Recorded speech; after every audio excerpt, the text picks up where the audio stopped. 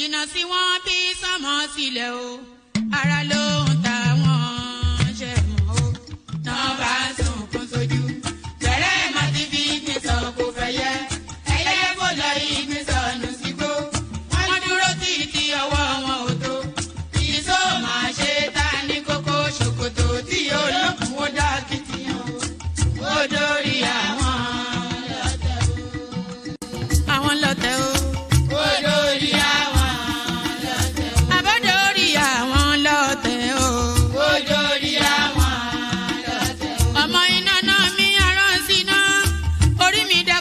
Ṣí mi lọ́nà o, mo tẹríba fàdàgbà o, àgbà ẹ foríjì ni, ojoojúmọ́ ni mo pọ́n wọn lé, mo ń ṣèyá sí àwọn àgbà o, mi ò fojú tí ń rìn wọn láyé, ọmọdé ẹ má fàgbà ṣe yẹ̀yẹ́, torí oníkọ́ tó yẹ ọ̀la ni, ọmọdé ń bọ̀ wá dàgbà o, màmá ń bọ̀ wá dàgbà o. Máa ń bọ̀ wá dàgbà o. Ọmọdé ń bọ̀ wá dàgbà. Ọmọdé ń bọ̀ wá dàgbà o. Ọmọdé ń bọ̀ wá dàgbà. Bọ́lájú kòkòrò bá gbẹ́ran nígbó tó bá fúnra ẹ̀ pín ló dára jù o.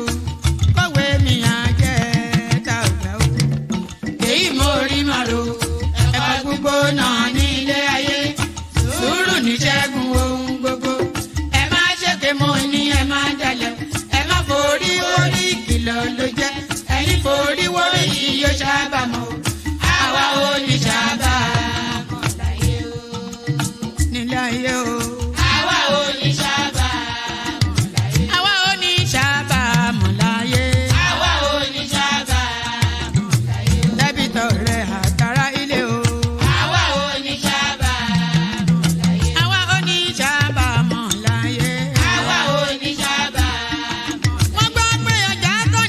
Ṣókótó wọ́n múra wọn sáré kẹrù sọ́kọ̀ o àyàn ọmọ ògbóògùn o wọn ò béèrè lọ́wọ́ orí mórí lọ́mọ mẹ́wàá lọ ìyàwó ohun tí ẹ wá lọ sí Ṣókótó ohun rẹ lágbo Ṣókótó mo sọ àkúnlẹ̀yàn ọmọ ẹ̀dá láyé kò lè yí padà mo ń tẹnu mọ́ o olórí làlá bàrò orí làlá bàrò olórí làlá.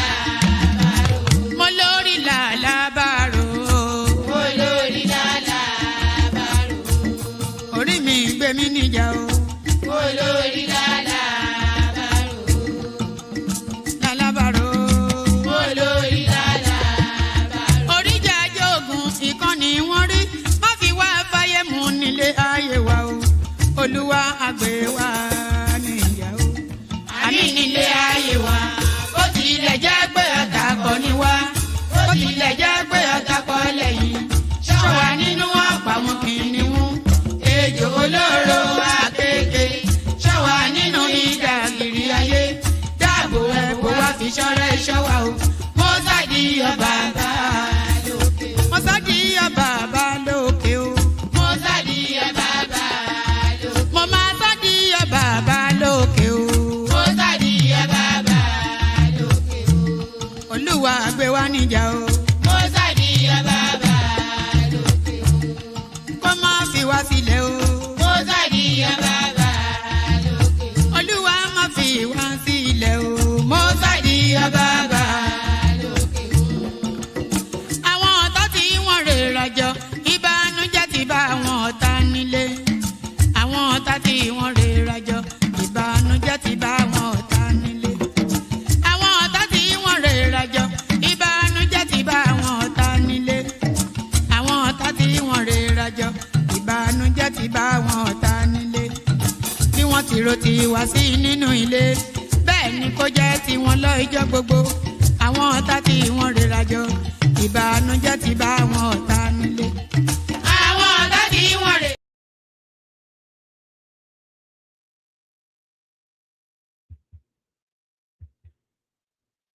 All right. All right. That music stopped so suddenly. I was in the middle. I was gulping on something and I was caught midstream.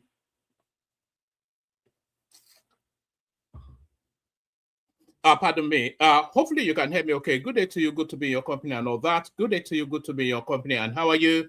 I hope you have had a gloriously wonderful day so far. The day continues to be glorious and wonderful. Spending it in the company of your favorite or your laughing man. That is me. I am an Oyo laughing man. I come from a place called Afidio local government area, Akimori, in Afidio local government area. So that's where I come from. So hold on. It is water. It's not vodka. It's water. The vodka comes later. So yes, glad to be in your company and all that. Thank you for being here. The protocol remains the same. Click on the like button. Just as I invite you to do so, please do so. Click on the like button. If you are not already subscribed, please subscribe. We're after 22 new subscribers today. Actually, let me put it up as a notice. We are after 22 new subscribers today to tip us over a particular threshold. So you be one of those. Tip us over that particular threshold by being one of the, let me see, 22 new subscribers in the course of the stream. Please be one. Hold on. Be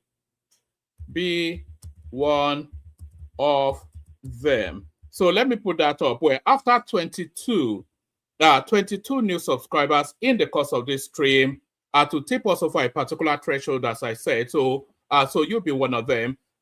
So yeah, like, share, subscribe.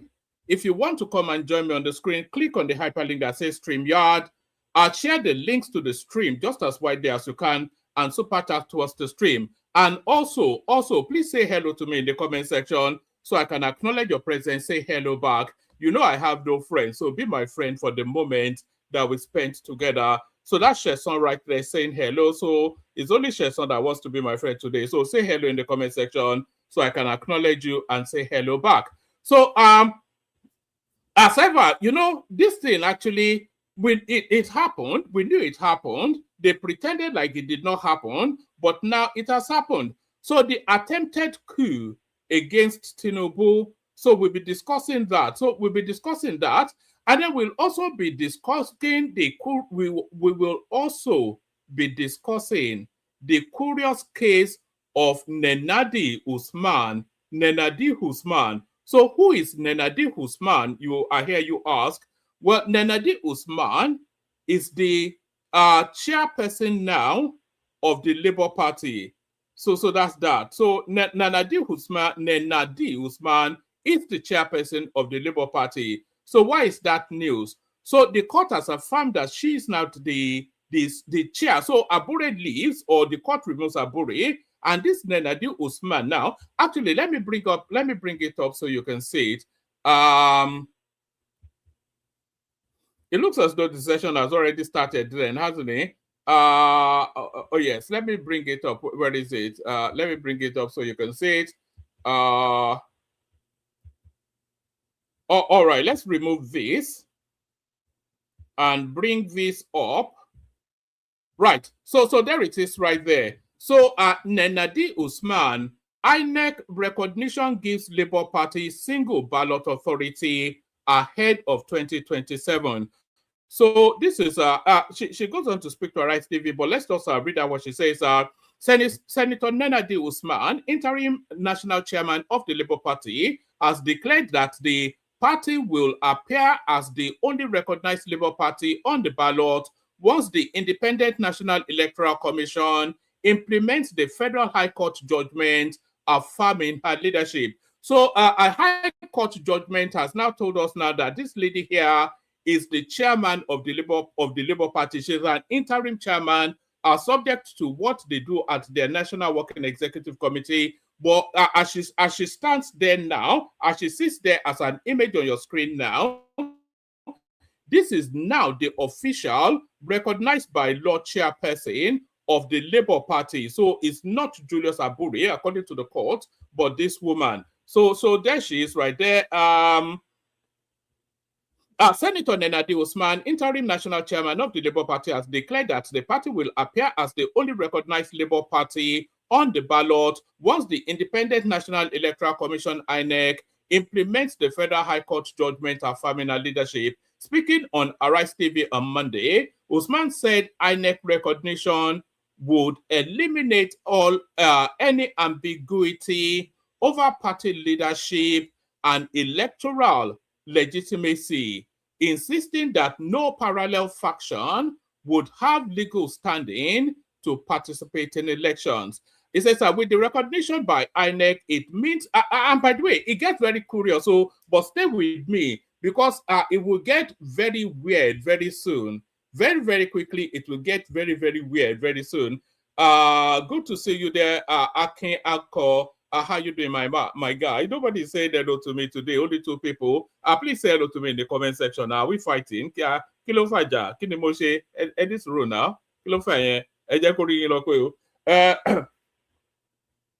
says with the recognition by INEC, it means only one party, which is my party, would be on the ballot. And it means we are the only ones who can write INEC, and INEC will come and attend primary elections we're conducting, or Congress, or whatever. So it means that there will be no ambiguity about who is the leader and which part of the party is the party. So this is it now. So the law now affirms that this lady now is the chairman of the Labour Party. But it gets even more curious. This lady, as well as being the chairman of the Labour Party, she is also the Kaduna coordinator of the ADC. So how is that even a possible thing? How is that a possibility? Who is your babe? I hope you're not talking about Chioma, can you afford Chioma? Look at this guy, do you have the budget for somebody like Chioma? Chioma is quite expensive, or private jets and all that. ADC appoints Senator Nenadi as Kaduna coalition chair. So it says the African Democratic Congress, ADC, has appointed former Minister of Finance Senator Nenadi Usman as Kaduna State coalition chairman. The party also appointed former Kaduna State Commissioner for Finance Bashir Saidu as etc. etc. Addressing a press conference, the ADC National Vice Chairman said the party is working on uniting leaders in Kaduna under one platform to strengthen democracy and political inclusion. So this is this same lady now. The chairman of the Labour Party is also the coordinating person for ADC in Kaduna State. So there it is right there. So what exactly is going on? That's the thing, because Peter Obi is a front runner in the ADC. He's moved over to the ADC, but he has not resigned from the Labour Party. And then El Rufai, he left the PDP to go to the SDP. He's now with the coalition, but he's not told us about leaving the SDP. So INEC needs to come in. INEC needs you have tests. We've never seen you super chat was. Look at this guy that wants to. That's Choma come or somebody wants to date you on this platform. The person with no budget. It was a sugar mommy, maybe. Do you want a sugar mommy, uncle? Is that what you're after? So yeah, it's just somewhat sorry, Akeako is distracting me in the comment section. It's somewhat convoluted, actually, the way these things are playing out. And I think INEC needs to come in and sanitize that space. So you cannot have in one instance somebody being members of 2-3 parties. Peter Obi is in the Labour Party still because he is not signaled any resignation from the Labour Party, but is also contending the coalition ticket. Nenadi Usman, she's the chairman of the Labour Party, as well as being the coordinating chair for Kaduna ADC. El Rufai is a member of the SDP, as well as being a member of the ADC. So what exactly is it? What's going on? You know, so this is it's palapalaism. Palapalaism. So that's what is going on. And by the way, there's not an abundance in the news today. So anybody that wants to come in, come in. But more importantly, we are after 22 subscribers. We're after 22 subscribers. So we'll be pushing that aggressively. If you're not already subscribed, please do us that one and subscribe. That's just what it is. Let me see. Let me send the link in. Anybody that wants to come in. If you want to come in early because like I said, there's not an abundance in the news, but I'm just opening up really so that we can have a chat. But if you do want to come in. So yes, right. There's one thing I wanted to show you. Actually, there's something curious going on in Nigeria, and it is the radicalization of an erstwhile placid space. Just go with me. I'm taking you somewhere. There's something curious, and it might not be irreversible.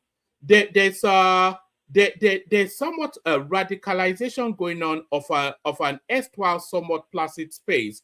So I'm going to be telling you, I'm going to be using this guy as an example of what I'm saying. This is a guy right here called Opeyemi Famakin. So Opeyemi Famakin is the guy, is his name. So who is Opeyemi Famakin, you are asking? You have no reasons to know him unless you know him. He's quite a popular guy on social media, though. He has what 107,000 subscribers on sorry, who's texting me? Is that Choma telling me or for highlighting? Hold on. Oh, right. Oh, is my house telling me that I'm being too loud? Okay, I'll turn down my voice. So sometimes I get stuck in the excitement of it, or everybody is asleep apart from me, in this house. So and they don't really need my noise. I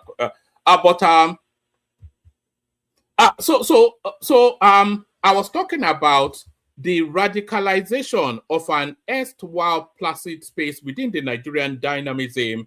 So just stay with me. It's confusing, but it gets clearer. So the radicalization of an erstwhile placid, just neutral space within the Nigerian dynamism. So a lot of people that don't especially care about politics or anything, all they just want is to live a good life. A lot of them are being forced now into politics and they are being extremely radicalized.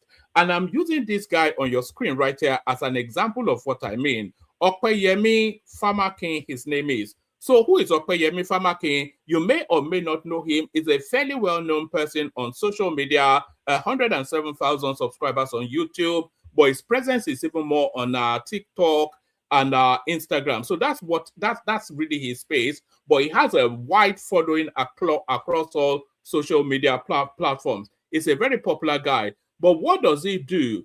What this guy does is food review. That's all he does. He will be rating people. Let me show you an example of what he does. So this is all of his content right here. Anytime you see him, I'm just bringing up one of his one of so so this is what this guy does. This Opeyemi guy. This is what he does. He will hopefully you can hear the sound on this one. So this is what he does. He will review restaurants. He will review picnics. He will review all these sort of things. And this is just one example of what he does.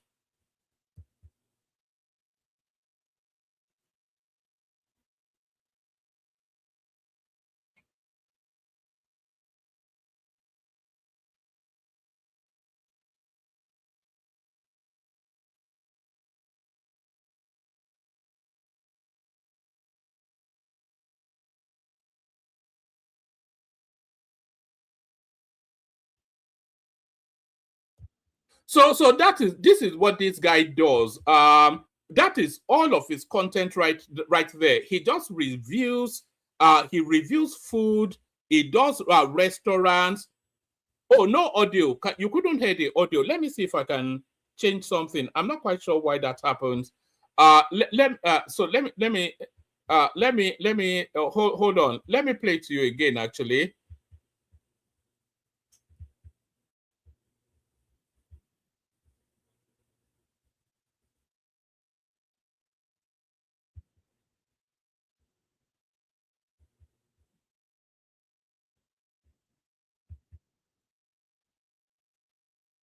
Can you hear it now?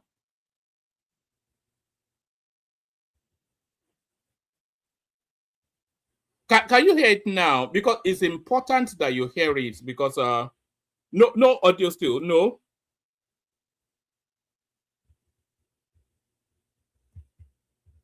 You know, if you can.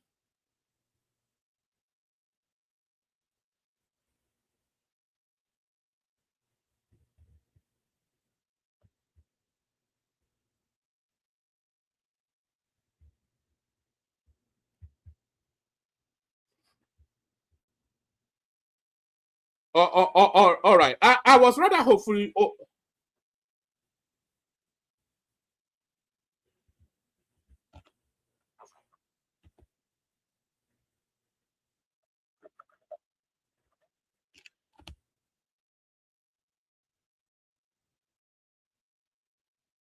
I really hate this thing, you know, the way it does sometimes. I'm not quite sure why it does do that. Let me see.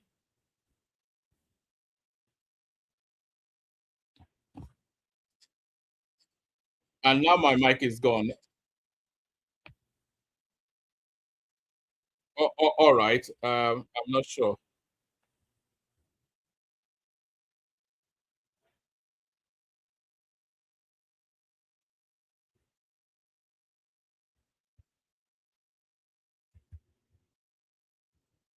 All right. You may or may not be able to hear it, but you certainly can see it. And what this guy does as content is to just do food reviews. That's all he does. So I'm going somewhere here. So somebody like this guy now has been radicalized by what is going on within the Nigerian political landscape. And an example. So this is an example of what has eventually radicalized this guy. So here is Peter Obi right here. Hopefully you can hear this one. Oh, here is Peter Obi right there, trying to call to caution his people. Tell me if you can hear this.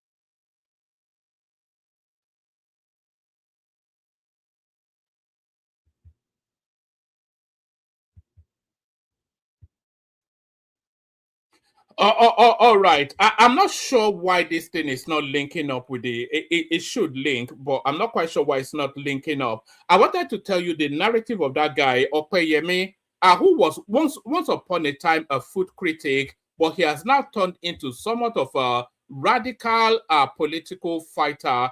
And this is I was going to land you on this one, which I suspect you may not be able to hear as well. This is the guy from Food Critic now fighting the political fight with the people running down Lagos. Can you hear this?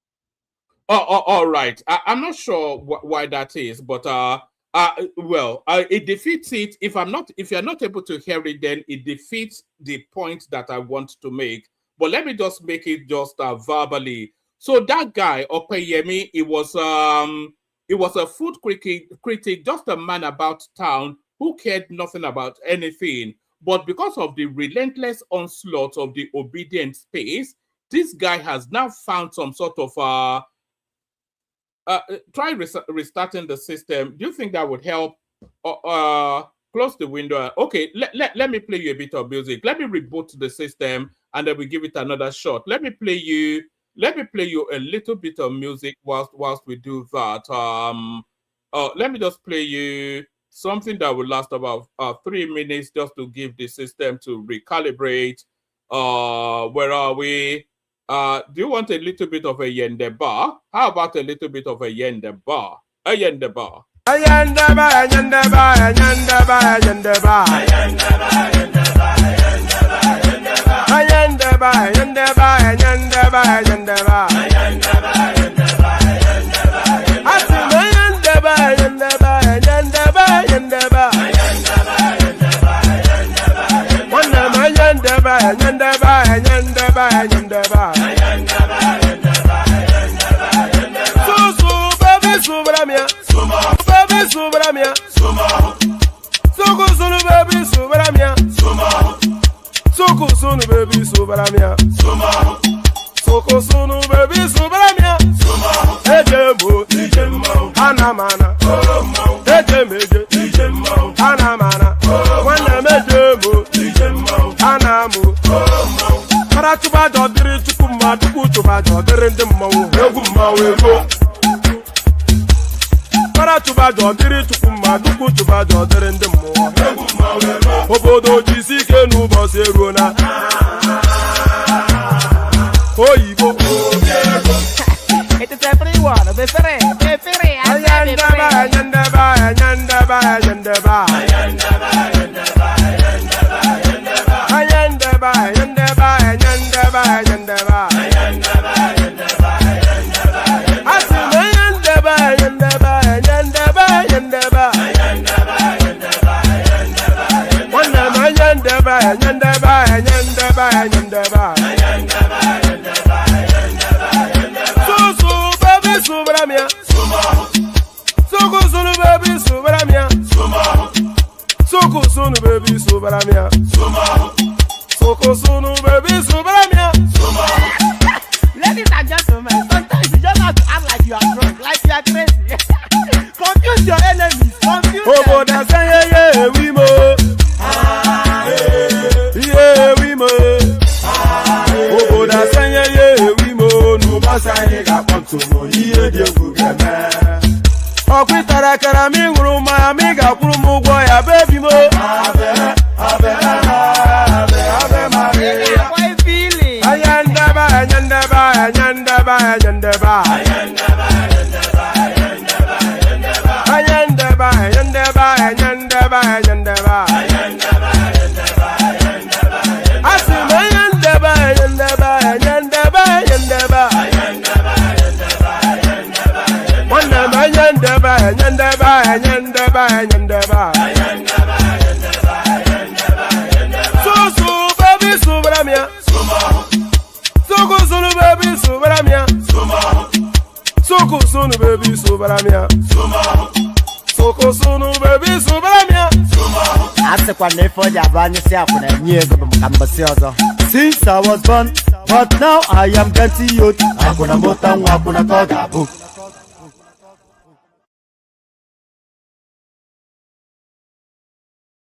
All right, since he was born and now he's getting older, so all of that. So let's give it another shot. It's very important that you hear it. Otherwise, the point defeats. So we were talking about an erstwhile man about town, some Yoruba guy, who, as the result of the excesses of the Peter Obi space, has now become radical. So that's what I was trying to bring to your attention. So let me bring this up. Let's see if you can hear this.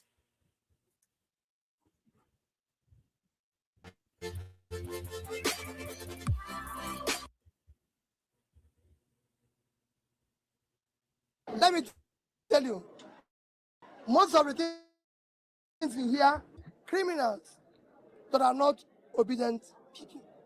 You don't see anybody who is calling anybody bad name. We are not asking for division. I personally do not in any way. You've never seen me call anybody bad name or anything. We are in ADC. We respect everybody who is in ADC. We can say, oh, we want to be this or want to be that. But as for calling people bad name, we are not part of it. I don't subscribe to it, and I'm not part of it. The people I met there, from the party chairman All right. So you can hear it now. So that's fine. So hold that as a thought. I was talking about how the excesses of the obedience space. I was talking about how the excesses of the obedience space has radicalized erstwhile neutral people who did not really care about politics and all that sort of stuff.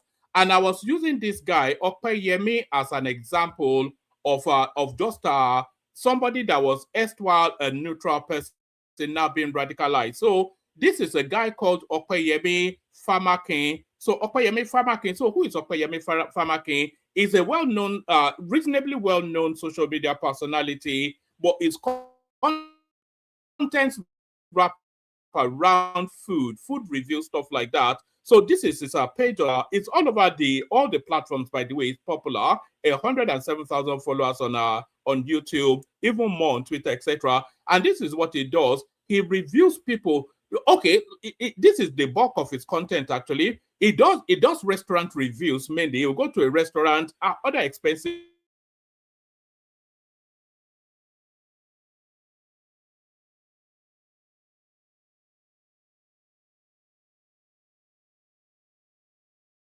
food, and then give. And this is just an example of what he does. We can go anywhere, but let's go to this one.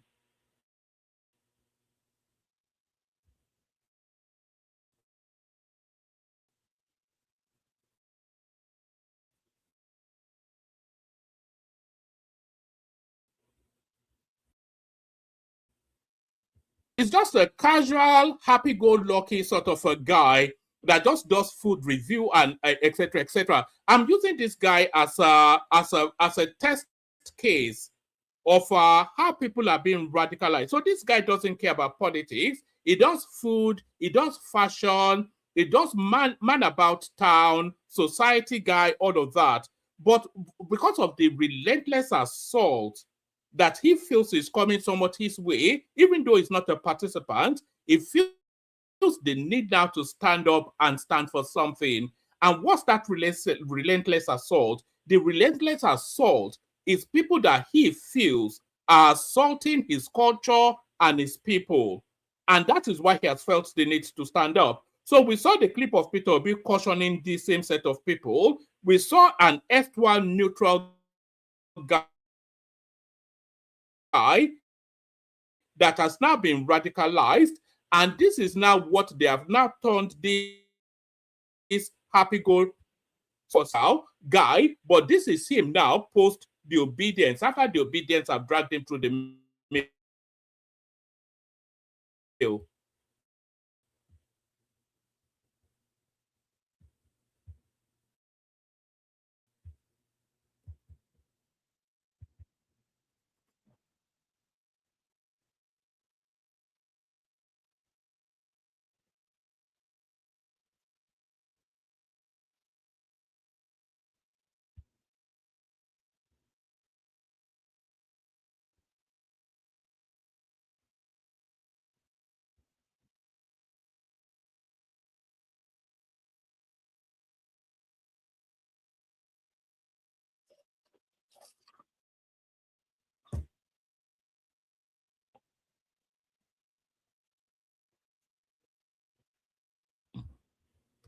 Oh, all right. Still no audio, but I think you get the gist. I'm not going to try and attempt at it again.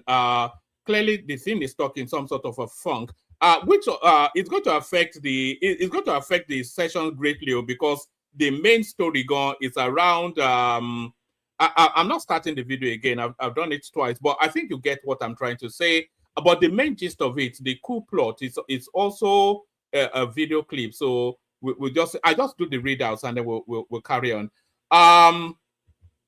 So that's that guy being radicalized. So we're going from that guy to this one now. So as early as yesterday's session, we were talking about Atiku's son backing Tinubu and supporting him. So from Atiku's son now, and also El-Rufai's son, by the way, but the daughters have now stepped forward.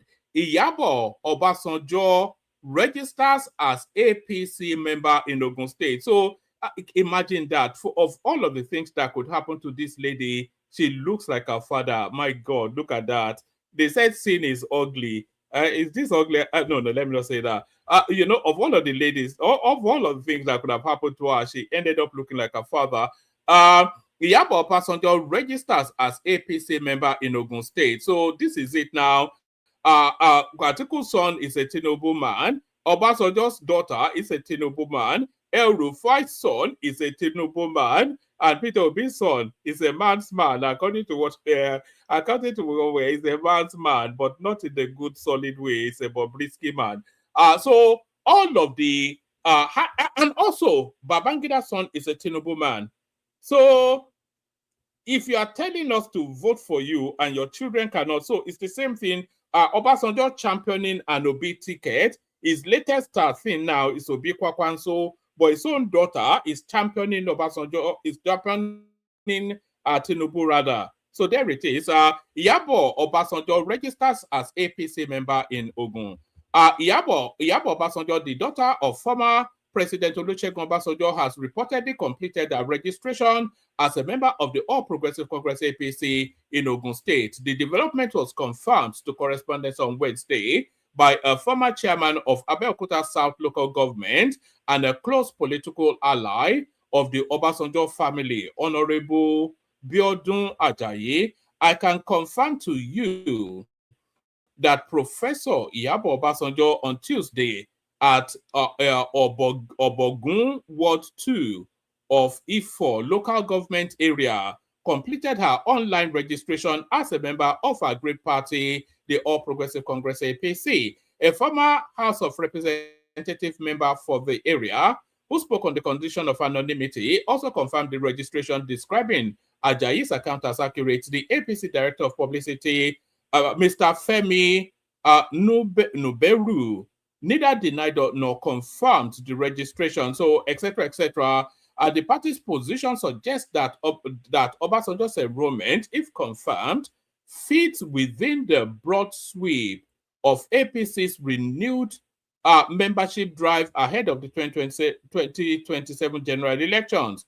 So Iyabo Obasanjo, an associate professor of public health at the University of Maryland, Baltimore, she has previously held political offices, including Commissioner for Health in Ogun State and Senator representing Ogun Central. So there she is right there. So there she is right there. Obasanjo's daughter, now a member of the APC. But it doesn't stop there, you know, it continues and continues. But the biggest movement now that we're looking forward to are still to, we've seen the biggest movement, but there's still some big movements to come. And these are likely movements still that will reshape the trajectory and permutations of 2027. So I'll give you 4 likely names that are likely to move and where they're likely to move to. 4 likely political defections that could shake Nigeria. This is the build-up to 2027. So where are the names? So yes. So Fintiri, that's the first one. Is the governor of Adamawa State. So that is that's the home state of Atiku Abubakar, by the way. So that there will be no surprises if he leaves to go to the ADC. It says Amadou Fintiri, governor of Adamawa State, remains a member of the PDP, although he has been linked to the African Democratic Congress ADC. So if he crosses over Adamu Fintiri, then that would be the first serving politician that currently holds a political office that joins the ADC. So that would be the biggest mover so far. I think we have a Yenaya Baribia, so but we're not counting him for anything. But a politician of serious note, if he crosses over, then he will be the first politician of serious note that's still holding a political office to cross to the ADC. Fintiri may join ADC. Amadou Fintiri, governor of Adamawa State, remains a member of the PDP, although he has been linked to the African Democratic Congress ADC. Fintiri represents the new generation of pragmatic northern leaders who blend traditional politics with modern governance. His tenacity during the 2023 elections, when he fought off a fierce APC challenge led by Senator Aishatu Binani Dahiru. Do you remember this Aishatu Binani Dahiru that she went and bribed and then had herself declared as the governor. And then this guy fought back through the court and all of the weaponries and all that. So not Issa Fintiri, but Ahmedu Fintiri, Adama governor to leave the PDP. So that would then leave the PDP with what? 3 or 4 governors. They have Sheyi Makinde, they have that Bauchi guy, Bala Mohammed, and who else do they have? I can't even recall who else they have. But if he leaves, then he leaves them with a complement of 3 or 4 left. So that's Issa Fintiri. Rabi Okwakwanso could join the APC. So this one now, it was very probable as early as 10 days ago, but it's still possible now, but the likelihood is not the probability it was about 10 days ago. All because of the dynamics going on in Kano State at the moment. It's been slighted and undermined somewhat, and is in a vengeful mood at the moment, which is to tell you then that he might not join the APC. But this speculation speculates to that possibility. Rabiu Kwakwanso could join APC. Rabiu Kwakwanso, former presidential candidate and national leader of the New Nigeria People's Party, recently lost his mentee, Abba Yusuf, to the ruling APC. Although he is presently displeased with Governor Yusuf's realignment, he recently signaled his openness to join the APC. According to him, such a move will depend on clear and firm assurances from the ruling party. Yes, Kwakwanso could still and should still join the APC, because if it doesn't join the APC, and we all know that the APC wins the next election, then he will lose all of his political relevance. So I don't even think he has any room to maneuver other than to join the APC. So the next one now, I'm not quite sure how impactful this will be, because this will just be another body.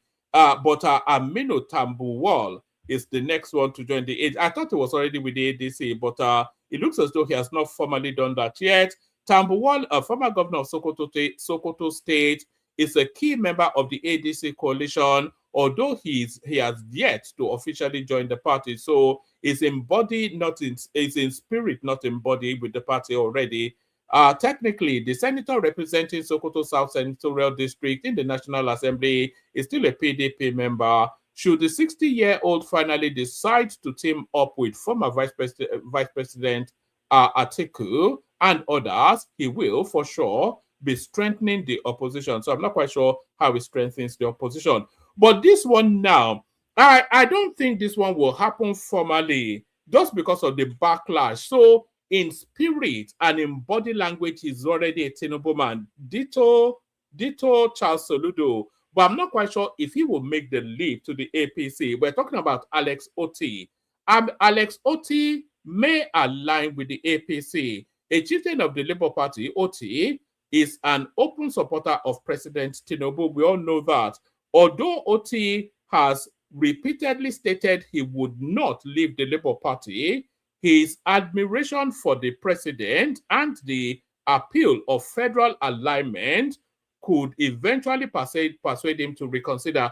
I think Alex Oti may well join the APC, but I suspect that would not be within, it will be post rather than pre the elections. I think that's the tidier way to do it, to get the Obi noise out of the way so that he can then follow his own political instincts.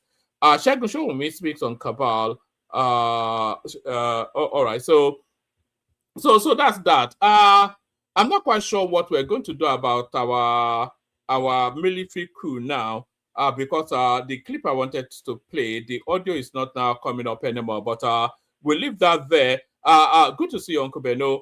We'll leave that there. Let's just let's kick off the show. Let's send out the links, kick off the show, and then we'll see where it lands us. Let's see. It says it says let me see what people are saying in the comment section. What are people saying in here? Hi, Big Head. Who is Big Head? Who are you calling Big Head, Chioma? Somebody, it was Wike who backed Fintiri against Benani. Yes, Atiku supported Benani. Yeah. So why is Fintiri now wanting to support Atiku? But although it's there's no permanent friends, no permanent foes. One man on Fintiri, you might be wrong because Fintiri is a Wike boy. He was in the UK recently with Wike for Wike's son's graduation. We will see though, because as we saw with Aminu Tambuwal at the last cycle, blood often thicker than water. But let me play you the Kegite music, and then I'll look for an article on the coup rather than the clip that I'm no longer able to play you. Then will you start to bring it into the conversation? So I'll play the Kegite music now. I'll send the link again for anybody that wants to come in. Hopefully people come in and then we kick off the session. We're still after those 22 subscribers, by the way, to tip us over a particular threshold. If you are not already subscribed, please do. If you've not clicked on the like button, please do. Water, only water, only water, where they see ma. Water,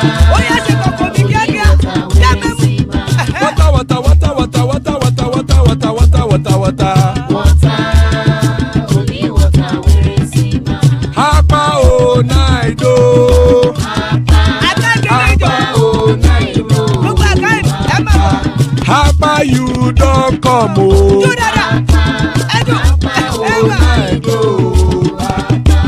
Hapa o naido.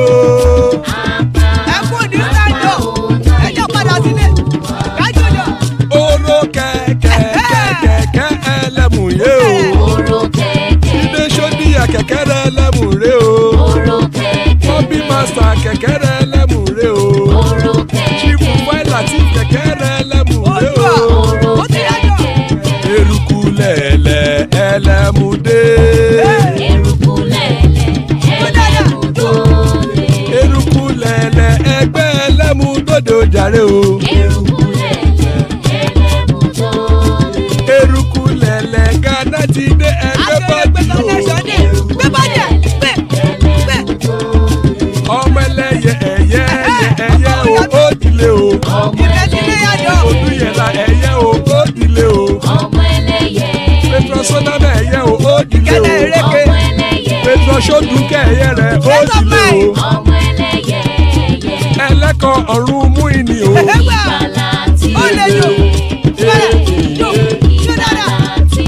Àkùkọ ọ̀run mẹ́kọ̀.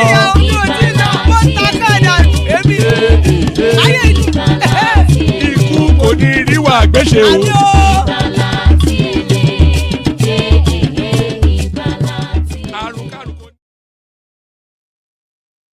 Right. Ikuko Neru Agbeche, may death have nothing to do with us. So let me quickly give you this because this is the headline piece. So I cannot not just say something about it.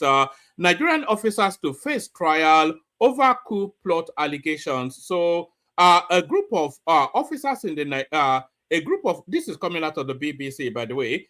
It's also reported by the Financial Times. Everybody's reported it. A group of officers in Nigeria are set to face a military court after being accused of plotting to overthrow the government of President Bola Tinubu last year. And an armed forces statement said. So this is actually confirmation from the military itself.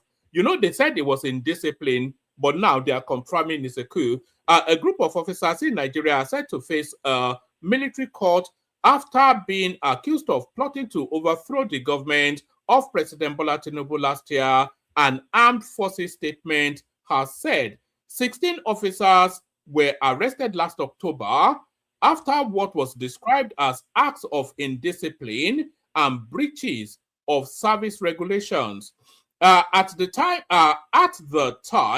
the military dismissed rumors of an attempted coup, but following an investigation, the authorities have acknowledged that some of the 16 will go before a military judicial panel. You know, with military coups, it's usually a death penalty, but under a civilian dispensation and with all of the pressures on the Tinubu administration, would they have the scope to come to that judgment? Because it's not going through a civilian court, by the way, it's going through a military court. And their rules are a lot stricter. The burden of proof is not as you would in in a civilian space. At the time, the military dismissed the rumors of an attempted coup, but following an investigation, the authorities have acknowledged that some of the 16 will go before a military judicial panel. Nigeria has a complex history of military involvement in politics, with multiple coups between 1966 and 1993, which has made allegations of coup plotting highly sensitive. It is not clear how many of the 16 will go on trial, but the military authorities said the process would ensure accountability and uphold the principles of fairness and due process. A statement added that trying to unseat the elected government was inconsistent with the ethics, values, and professional standards, you don't say, of the military. In recent years, concerns over instability, insecurity, and public frustration have occasionally prompted rumors about dissent within the ranks, rumors the military have repeatedly dismissed. Nigeria has experienced a period of unbroken civilian rule since 1999. The armed forces have consistently stressed their loyalty to civilian authority, often issuing public statements reaffirming their commitment to democracy. This latest development comes at a time when the West African region has experienced a resurgence of coups. Mali, Burkina Faso, Niger, and Guinea have all seen their governments toppled by soldiers since the beginning of the decade. However, Guinea recently returned to a democratic rule with the junta leader elected president. I didn't even know that, I didn't know that this guy had dropped his khaki and put on an agbada, the Guinea guy, Mamadi the president of Guinea. These events have created heightened vigilance amongst governments in the region, including Nigeria, which has traditionally positioned itself as a stabilizing force within the regional grouping ECOWAS. Within Nigeria, the military continues to face intense operational pressures, from fighting militant jihadist groups in the northeast to tackling criminal and communal violence. So essentially, the army have admitted that that coup did take place. Let me see if I can find the names of the coup plotters. Actually, let me ask ChatGPT's list the 16 alleged coup plotters in Nigeria. So I'll wait for as ChatGPT is bringing me those names. Let me bring up the people that are assembled. So we got Patoski right there. Good to see you, Pato. The elegant Chioma right there. Good to see you, Chi. And then, of course, Talk Now, who makes his occasional appearance. So good to see you, lady and gentlemen. So we'll kick it off with Chioma, who ladies first and all that. And by the way, we're still after those 22 subscribers. So if you're not subscribed, please do. Not a single person has yet. So kick it off and then let's get those 22. We need 22 in the course of this stream.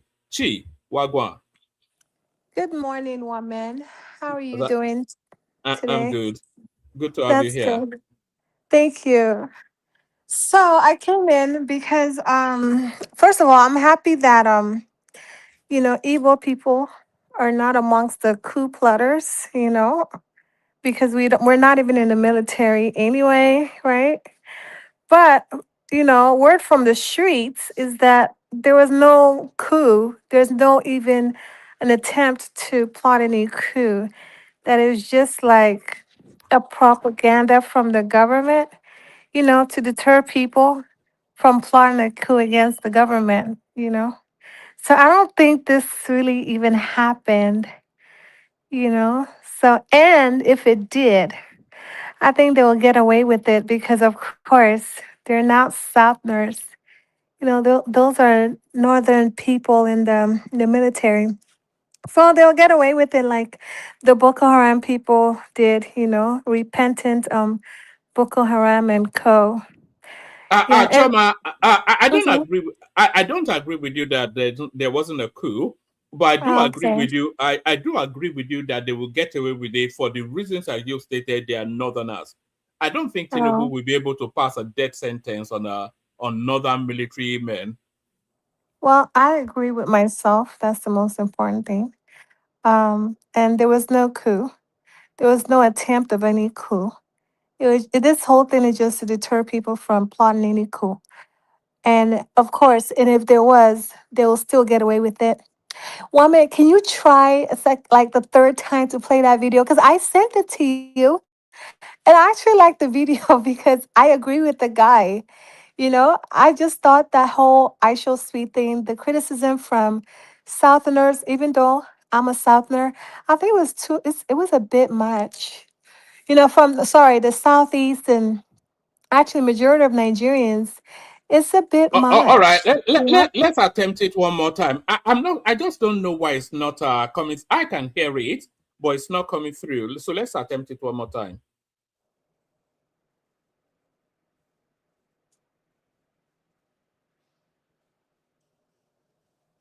Can you hear it now? I can hear it, but can you? No, I can't hear it. Well, that's the It's not- thing.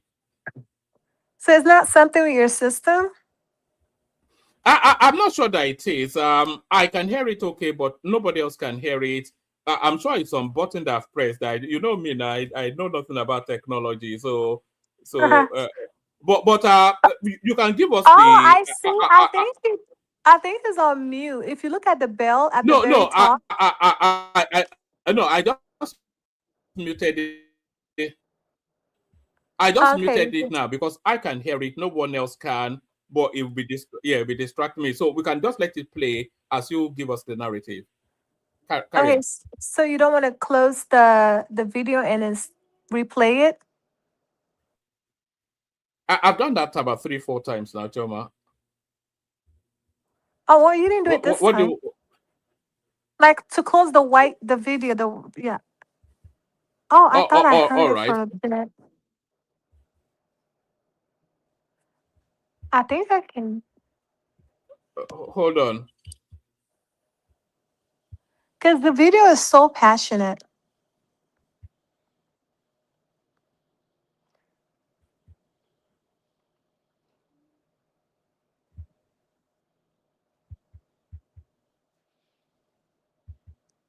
All right. Just tell us anyway. Just tell us because I'm not sure we get any joy from this.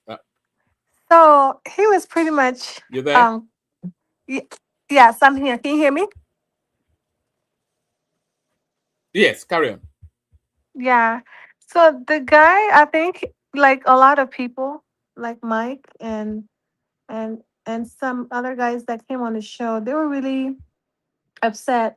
Mike and Baba T, they were really upset with what's his name, To Niger, and the rest over their criticism. They were too critical about, Aisha Speed's trip to Lagos. And I mean, and then the guy was just literally saying, compare Lagos to your own states. You know, there's really nothing to show for it. And he was right. You know, and I just feel like people should just stop. I mean, literally every blogger is talking about it. Oh, Lagos is bad. The trip was bad. They should have taken him here. They should have taken him there. But I mean, at the end of the day, he's with people that are like what is it, tourists, Lagos tourists, and also like promoters. So it's not much spaces. Sorry, Choma. The Lagos leg of his tour was badly planned. I'm not quite sure that anybody took charge of that to coordinate him through. Because if you look at all of the other countries that he went to, Ghana, they coordinated him. They did traditional dances. They did all of these things. They took him to monuments, etc., etc. Did to, virtually all of the countries that he was visiting, they were putting their best foot forward in order to highlight themselves. But Lagos was just ramshackle, area boys everywhere. After you, the all right, all this just rowdy, dusty, So, dirty, but the thing about it, I don't think that was his own plan. Remember, he came to Lagos for his birthday. I think he really came to turn up. I think he just needed to hang out, you know. And plus, the first person he wanted to speak with was Davido and all the stars. Because think about it, Nigeria has like all the stars, like big time celebs, African celebs. It's just Nigeria. Like there's no other country in Africa that has celebrities, just Nigeria itself. So he only came to hang out with celebs. I mean, he even called Davido on the phone. He was trying to speak with Wizkid. He just came to like get connected. You know, he wanted to get connected with the stars, African celebs, like the musicians and stuff. And plus, it was his birthday. I don't think he was expecting to really do like the tourist stuff that we're doing in other African countries. I just think he wanted to hang out. And I think he had fun, to be honest with you. I think Lagos was actually his best trip in the whole of Africa, to be honest with you. You know, he seemed like he actually enjoyed himself, whereas other places was like more educational and like a learning experience. And it's kind of boring. We have to learn at a trip, you know? You want to have fun. I think he had fun. And plus, he went to a strip club. So, you know, it's one of those, just the fun aspect of his whole trip. I think it was the icing of the cake was Lagos, to be honest with you. There's no other country that he went to a strip club, just Lagos. Think about it. And then he turned 21. So that to me, I think that's the best experience for him, you know? and that's a good thing. Taking a 21-year-old boy to a strip club. How is that a Well, good thing? mind you, his mom, I heard his mom came on a trip with him. Yes, that's his first outing. Okay, his first strip club. That's like the initiation into to manhood. Okay, you know, No, it's the I think big boys. I think he's already initiated though. Exactly. Well, yeah. Welcome to the club. It's big man, like the ballers that actually can enter into a strip club because you have to You you spray know you money. know You know what I you know mean? you know I wasn't even that aware of this guy until this whole African. I was aware of him somewhat, but I wasn't really. I Can just I thought it tell was you, just one man? another. Yeah. A lot of people were not aware of him until he showed up in Lagos. Because let's be honest, Nigerians we overhype stuff. All these times he was traveling to other countries, I mean, no one really cared. But the minute he landed in Lagos, oh my God, this, that, you know, no lights. The people are begging, you know, like we literally overhype things. That's what Nigerians are like. We just kind of we're trendsetters, if that makes sense. So we actually gave him more views. If you think about it, you know, we elevated his popularity.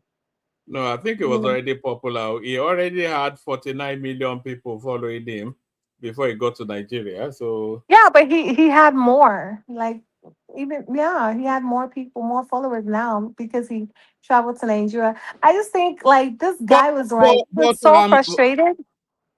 Choma, I do think that Lagos needs to be tidied up. I do, because Lagos Well, is it's becoming Lagos is secretly. overcrowded.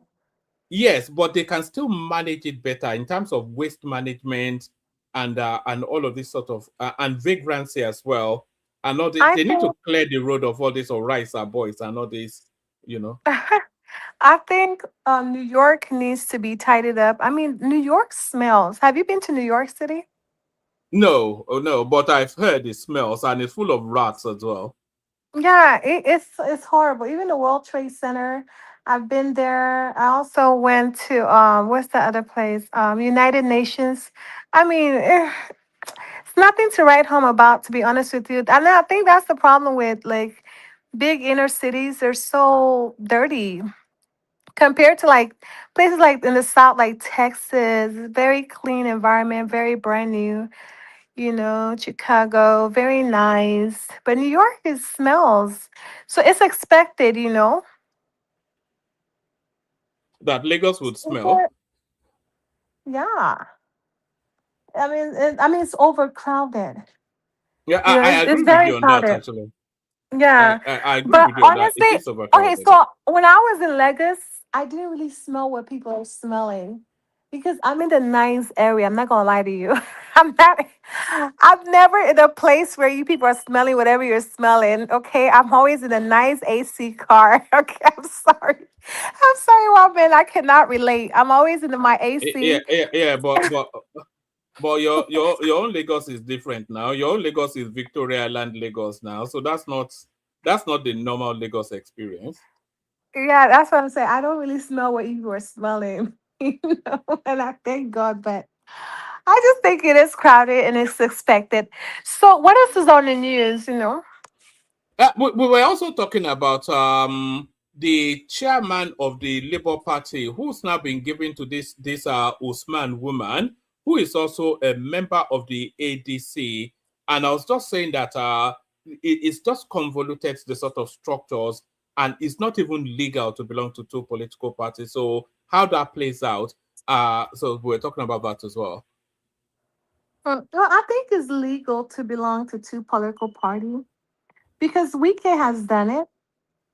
You know, he's a PDP member and Yes. also APC.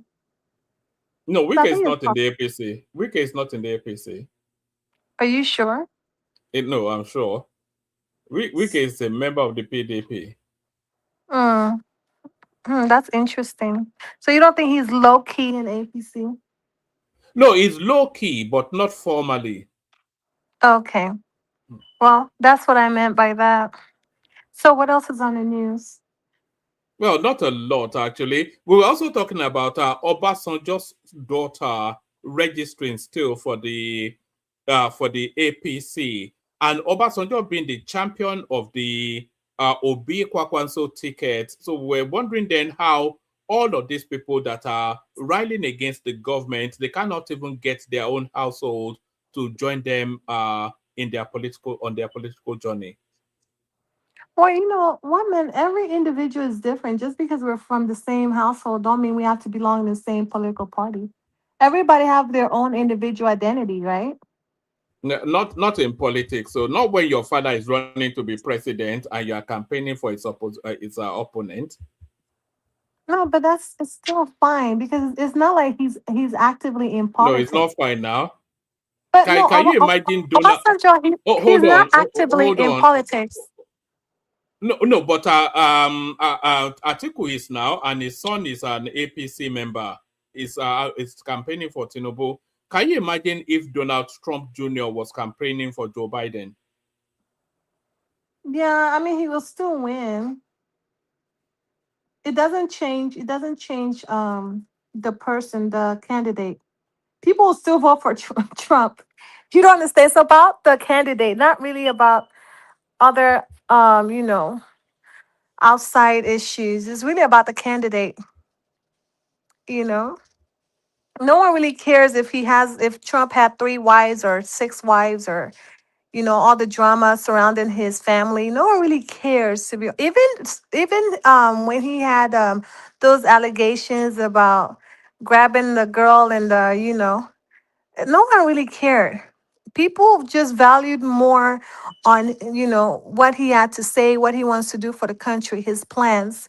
That's what people valued, and that's why people liked Donald Trump, not about all those issues, you know. Uh, So uh, I uh, think it wouldn't have an issue even with if his son is in an opposition party. no, He it wouldn't would have have a, it would have, of course it would have an issue now. Choma, Atiku no, is he asking us wouldn't. to vote for him that it's better than Tinubu, and his son is telling us that we should vote for Tinubu, that Tinubu is better than his own father. So who knows him better than anyone other than his son? Well, so me personally, if I was to vote for Atiku, his son is not going to make me change my decision. Do you get what I'm saying? Like it means it then means that you're a confused Are person. we hearing You you? Are need to you know. muted? What's going on? Can you hear me now? I can't hear you anymore. Hopefully you can hear me. Am I still here? Can you hear me? Yeah, you're here. Can you hear me? Woman, can you hear me? Yeah, I can hear you now. Yeah, you did for a moment. Okay. Carry on. That was so. So I was saying that Yes, it's all about, I can hear you now. yeah. It's all about the candidate. It doesn't matter, other factors like his children or what they believe in. It don't matter, if you have to change your vote because of who his son is, which political party his son is aligning with, then that means you're confused. Like I will still vote for someone like P2B regardless whether his wife is in APC or not. You get my point? I'm not a confused person. I know what I want. Are you confused, woman? Well, I'm not confused, but I'm not sure I'm vouching for you, though. You sound confused, Ajoma. No, but I'm saying that like just because one's family member choose an opposition party, that shouldn't make you change your decision to voting for that candidate. No, because it makes the argument less persuasive that you present a better alternative to the person you are fighting against when your own family member is actually fighting on behalf of that person. Well, the reality is people know that some family members are fake. So, I mean, that's His that. own It is what son, it is. his own son. Yeah, there are some kids that are spoiled. They're very spoiled and ungrateful. So, yeah, they can turn against you just to hurt you. And people understand that. Mature people understand that.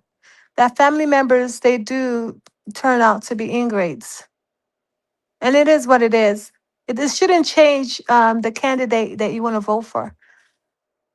You should stick to your decision and vote for your candidate.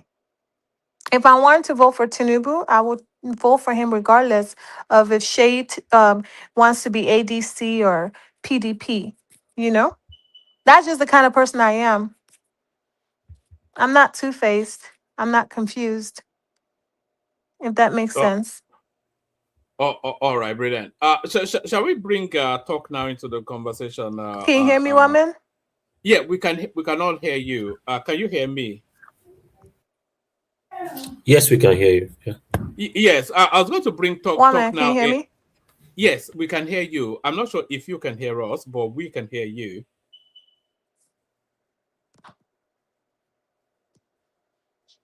Oh, all right. I think Choma having technical problems there. All right. Talk now. Let's hear from you. So we were talking about this coup that was denied, and now they've confirmed it, and then we're talking about this lady here, the chairman of the Labour Party, also now a person for the ADC. All of those stuff. The floor is yours. Let's hear from you. Hi. Good evening. Good evening, everyone. Good to have you here. Yeah, it's been a while. Yeah. Okay, let me pick it up from the. I think I'll pick it up from the OB space. Is that where we left off, or where are we picking it from? From the coup, or?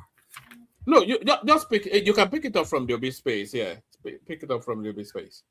Okay. Well, I have a feeling that people do not understand sometimes how politics works. I mean, I listened to several people feeling that obesity has a chance in ADC. I will say it again: ADC is on lockdown. Every other thing you see is a more like what they call it skits. So politicians can act drama for you. They already know the end point, and they will act the drama to just suit that purpose. That's what they do. So because they don't want to hurt the followers or some people that have some strong following, they will play the script so that it lands reasonably okay, so they don't lose a lot. That's how they run it. So the end point is already determined. Anyone that thinks that any other person will become the presidential candidate aside from Atiku is living in its own world. That's the truth. He's not on Earth, he's in Pluto somewhere. So that is a fact. That's not hidden. And so Obi is aware. I have a very strong feeling he's aware. But he needs to play it right. He just wants to get it right so he doesn't hurt his followers. So any other thing, he's not going to run for presidency. That's for sure. If he wants to run for presidency, most likely he'll go to another party. But that ADC is on lockdown. So that's one. Now the issue around Atiku's son leaving to Just APC. on that space, just on that space. Obi knew the moment he joined the ADC because everybody knows that ADC is Atiku's vehicle. So he knew already that if he joins that coalition, then Atiku gets the ticket. So Honestly, and his people say that he can't be vice. So I mean, what happens to him? Sometimes you can live in denial. Sometimes it's a safe space for the hearts to just live in that denial. But look, the reality is the reality. You can't use the headquarter of ADC as former Atiku's campaign office and now tell him he's not going to be the presidential candidate. That's how. He structured everything around himself.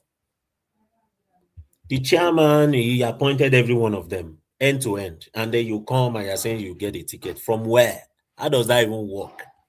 The Northerners are telling you that it's an open space that you're going to slug it out. They're not giving you any ticket. There's no free tickets.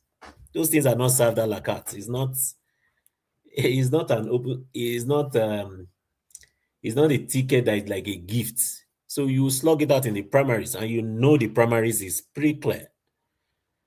So I wish them well, thinking Obi will have it there. I don't think so. Obi is he's a smart guy, he's playing them and he's flowing with it, with the emotion, he's flowing with it. So that when he lands in that space, it will look like, oh, let's just take it. Which is fine if that works out. But I foresee it may not necessarily work out. It might blow up. And you never know, It might some members of I feel like some members of the obedient if Obi Obi is losing a lot from his association with the ADC. So what's Obi's narrative? Obi wraps himself around this pious narrative. He told us that he was coming to dismantle the structure of criminality. So that's already gone.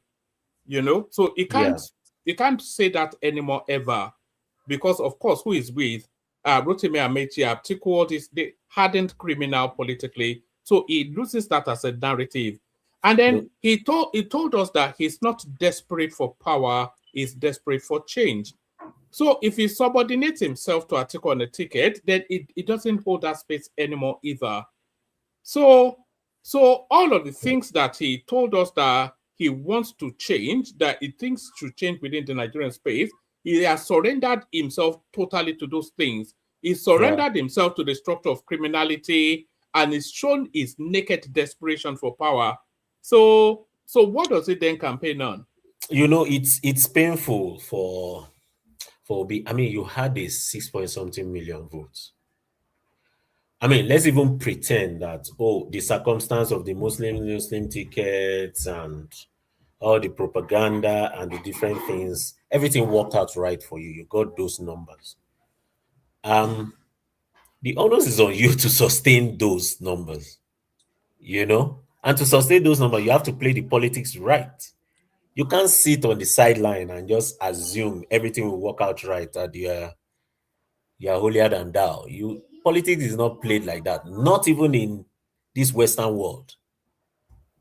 I mean, Trump got to the Republican Party, controls the Republican Party. It's just what it is. Also, you are exactly right, Tokna. And also, the narrative of the obedience space is that they want a change from the old guard to a new type of politics, which they feel that Obi will champion. So if Atiku is the president, it's not a change from, in fact, it's a retrograde step now. Atiku is even a step back from Tinubu. As much as they note Tinubu, all of the things that they claim against Tinubu, Atiku is times 10 worse now. So there's just no room. Yeah. So has one I say has one has P2B formally announced that he's joining ADC? It is there already now. He did that on Yeah. September the 31st. He did his That's when he grand. Yeah. oh really? So Yes, he's Yeah, no he's doing it. longer in Labour Party? no. He's now with Then the ADC. so who's going to contest for Labour? It's probably going to be Yusuf Dati Baba Ahmed. Okay, how about PDP? It will be Sheyi Makinde probably and Bala Mohammed. Oh man, is this election cycle is gonna be so it's just gonna be easy for Tinubu. Like he's just gonna clean plates basically because it's just there's no strong structure. You know, So it's just go it on. just seems like amateur. It just seems like a child's play. Honestly, It's they're not all a seven. no, it's not a child's play. You see, Tinubu is so strong, and the opposition space is so weak. You know, but and what makes the opposition space weak? Because it's filled with people that Nigerians have they've assessed over several decades, and they know who and what they are. There's no Nigerian that doesn't know what Atiku is now. Nobody thinks Atiku is going to come and change it. Atiku is just it's a desperate lust for power.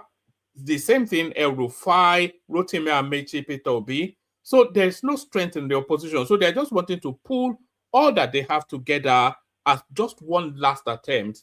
You know, that's So just it. one that It's desperate stuff. can you hear me? Yeah, we can hear you. Do you think Atiku has any strategy? You know, at least one last draw. Yeah, I think I'd say article strategy, and then we got to talk now. I think it was in a flow. But I think article strategy is one ethnic. He's going to play the ethnic card, and then he's going to go back to Tinubu's record. You know, he was doing a lot of court cases regarding, and he also hired investigators to go and investigate Tinubu, Chicago, etc. So I think we'll get a lot of that as well. It will be essentially a smear campaign against Tinubu. Quite how that will work, I don't know, because the guy has already been a president for 4 years. So I'm not sure that will work. But I cannot see, there's no strategy beyond ethnic politics now. You know, there's no plan that you can put forward that deviates from the plan that is already in place. So, or talk Interesting. now, would you agree? Yeah, I mean, to be honest, I mean, Atiku is a smart politician. Take it or leave it. He might have his challenges. He's very, whatever he wants, he just wants to go for it. He doesn't care about the odds. It might not be the very best, but he's smart. There's a lot. One thing that I can assure people is this, because I hear people saying, "Oh, maybe we'll leave it and give it to Obi." That's not going to happen. This is his last chance, really, really and truly. This is his last chance. Someone that has been contesting since 1992, 1992 against Babagana Kingibe and MK Abiola. That's the SDP. He's been contesting all the way. There's been no time where he didn't contest. Every other time they had to plead with him. In fact, Obasanjo's second tenure, they had to plead with Atiku for Obasanjo to get that ticket for second tenure. That's a fact. So he has always been a politician that believes he needs to be the president. That's the truth. So he's a strong politician. Take it or leave it. He's not a small politician. And you see, Northerners, the way they look at Atiku cannot afford to leave that ticket to anybody. They see him as the bigger person in that party. He doesn't need to make so much noise. When the primaries steps in, when they start the primaries, it's end to end. He's going to win it. So that's not. And that's what I'm saying because he came second place from the rigged election. You know, he was second place. So he actually has a chance if he has a very good strategy. Maybe if he gets Nnamdi Kanu to be his vice president or What are you something like talking about now? Oh, what are you talking about, Nnamdi Kanu? Talk now. Let's just in the realms of speculation for a moment. Let's have an OB ticket. So if we had that, if he surrenders that space to OB, Atiku Okay. cannot be vice constitutionally. But so then maybe El Rufai will be his vice, or maybe if Kwakwanso joins that party, he will be the vice. So Obi and one Northerner versus Tinubu. How does that play out? Okay, let me explain something to you. Northerners, when it comes to politics, are very sophisticated. I will explain that to you. A northerner who just owns a kiosk, even a wheelbarrow, will have his radio and is listening to BBC. He's listening to news. He understands the police, very grounded. Look, aside from anybody that is from a southerner against Tinubu, aside from what do you call it? This guy, Goodluck Jonathan, a northerner will not accept it. That I can tell you. It will be very easy for Tinubu to win. They are not going to make the mistake of Goodluck Jonathan where he wanted another term. They are not going to take it. That's northerners for you. They are too sophisticated. They understand the game. If Obi is in the ticket, he will lose. That I can. He's not going to have a northern vote. The corner, they are not going to It's vote. going to be a landslide, isn't it? It's going to be easy for Tinubu. That I can tell you. The tough ticket will be Atiku and Obi as vice, Atiku as president. That's going to be a tough ticket because the North will vote for Atiku. Of course, Tinubu will have it. He will slug it out fair and square. Tinubu is I don't know, he's like an octopus. So he will slug it out fair and square. There are some places Atiku will win. Katsina, for example. You know that governor is an Atiku loyalist. All those Masari, they are Atiku's loyalists. They are talakawas. They are very grounded. So he would have some of those places. Places like maybe Yobe, Adamawa in the States. Those places, he would have very good numbers in some of those northern spaces. And the only thing Tinubu can do is to slug it out with him with a close second. Get as much as he can. Maybe a 40%, 45%, win some, lose some. Just to balance it out. And if Obi performs, maybe in the east, southeast, and get some south, maybe that will work out. But the calculation for Obi right now is... Do you think with an Atiku Obi ticket, do you think Obi will command the same numbers that he did in the southeast? Absolutely not. No, It's not gonna I wouldn't vote for Atiku. I rather vote for Tinubu before Atiku because to me, Tinubu is like a family. You know, he's one of our own. No offense to the Northerners, but I would always vote for a southern president. You know, before a northern president. Yeah, I agree. Most people feel that way. And that's the way the Southerners will also think, you know. So they won't be looking at Obi anymore. I mean, we all know that VP is spent by Exactly. yeah. Well, They're not going to be they'll be looking at looking Obi. at They are Tinubu. looking at Atiku. Exactly. You know. So that's going to be the problem because Obi is not in the front of the ticket. If Obi is in front of the ticket, the problem is the North. So that's the challenge they have. So Obi has, and in all seriousness, politics is a bit tricky. You know, you can lose your followership very easily with your actions. So he has to be strategic. That's why he can't just give it out and say, I want to be VP. He would push it to the very end. So it will look as if, there's no other option. You know, that's what he's doing. So I think for me, the key states that I want to see the drama is number one will be Adamawa State. Number one. Reason is because Fintiri is in a confused state. Fintiri and Wike, they are allies. And that is Atiku's state. Atiku has a very strong hold on Adamawa state as a person. So the governor... But Fintiri is not an Atiku man, though. He's not an Atiku man, but it's a Wike man. It's a Wike man. Yeah, but the problem is he needs the vote. He needs his influence to win. So it needs Atiku's influence to win Adamawa? To a reasonable extent, yes. Okay. Yes. But Atiku was against him in the last cycle now. Atiku was with that woman, Benani. Yeah, Benani, yeah. Yeah, Benani. You know, Benani has been Atiku's, has been working with Atiku for a long time, but APC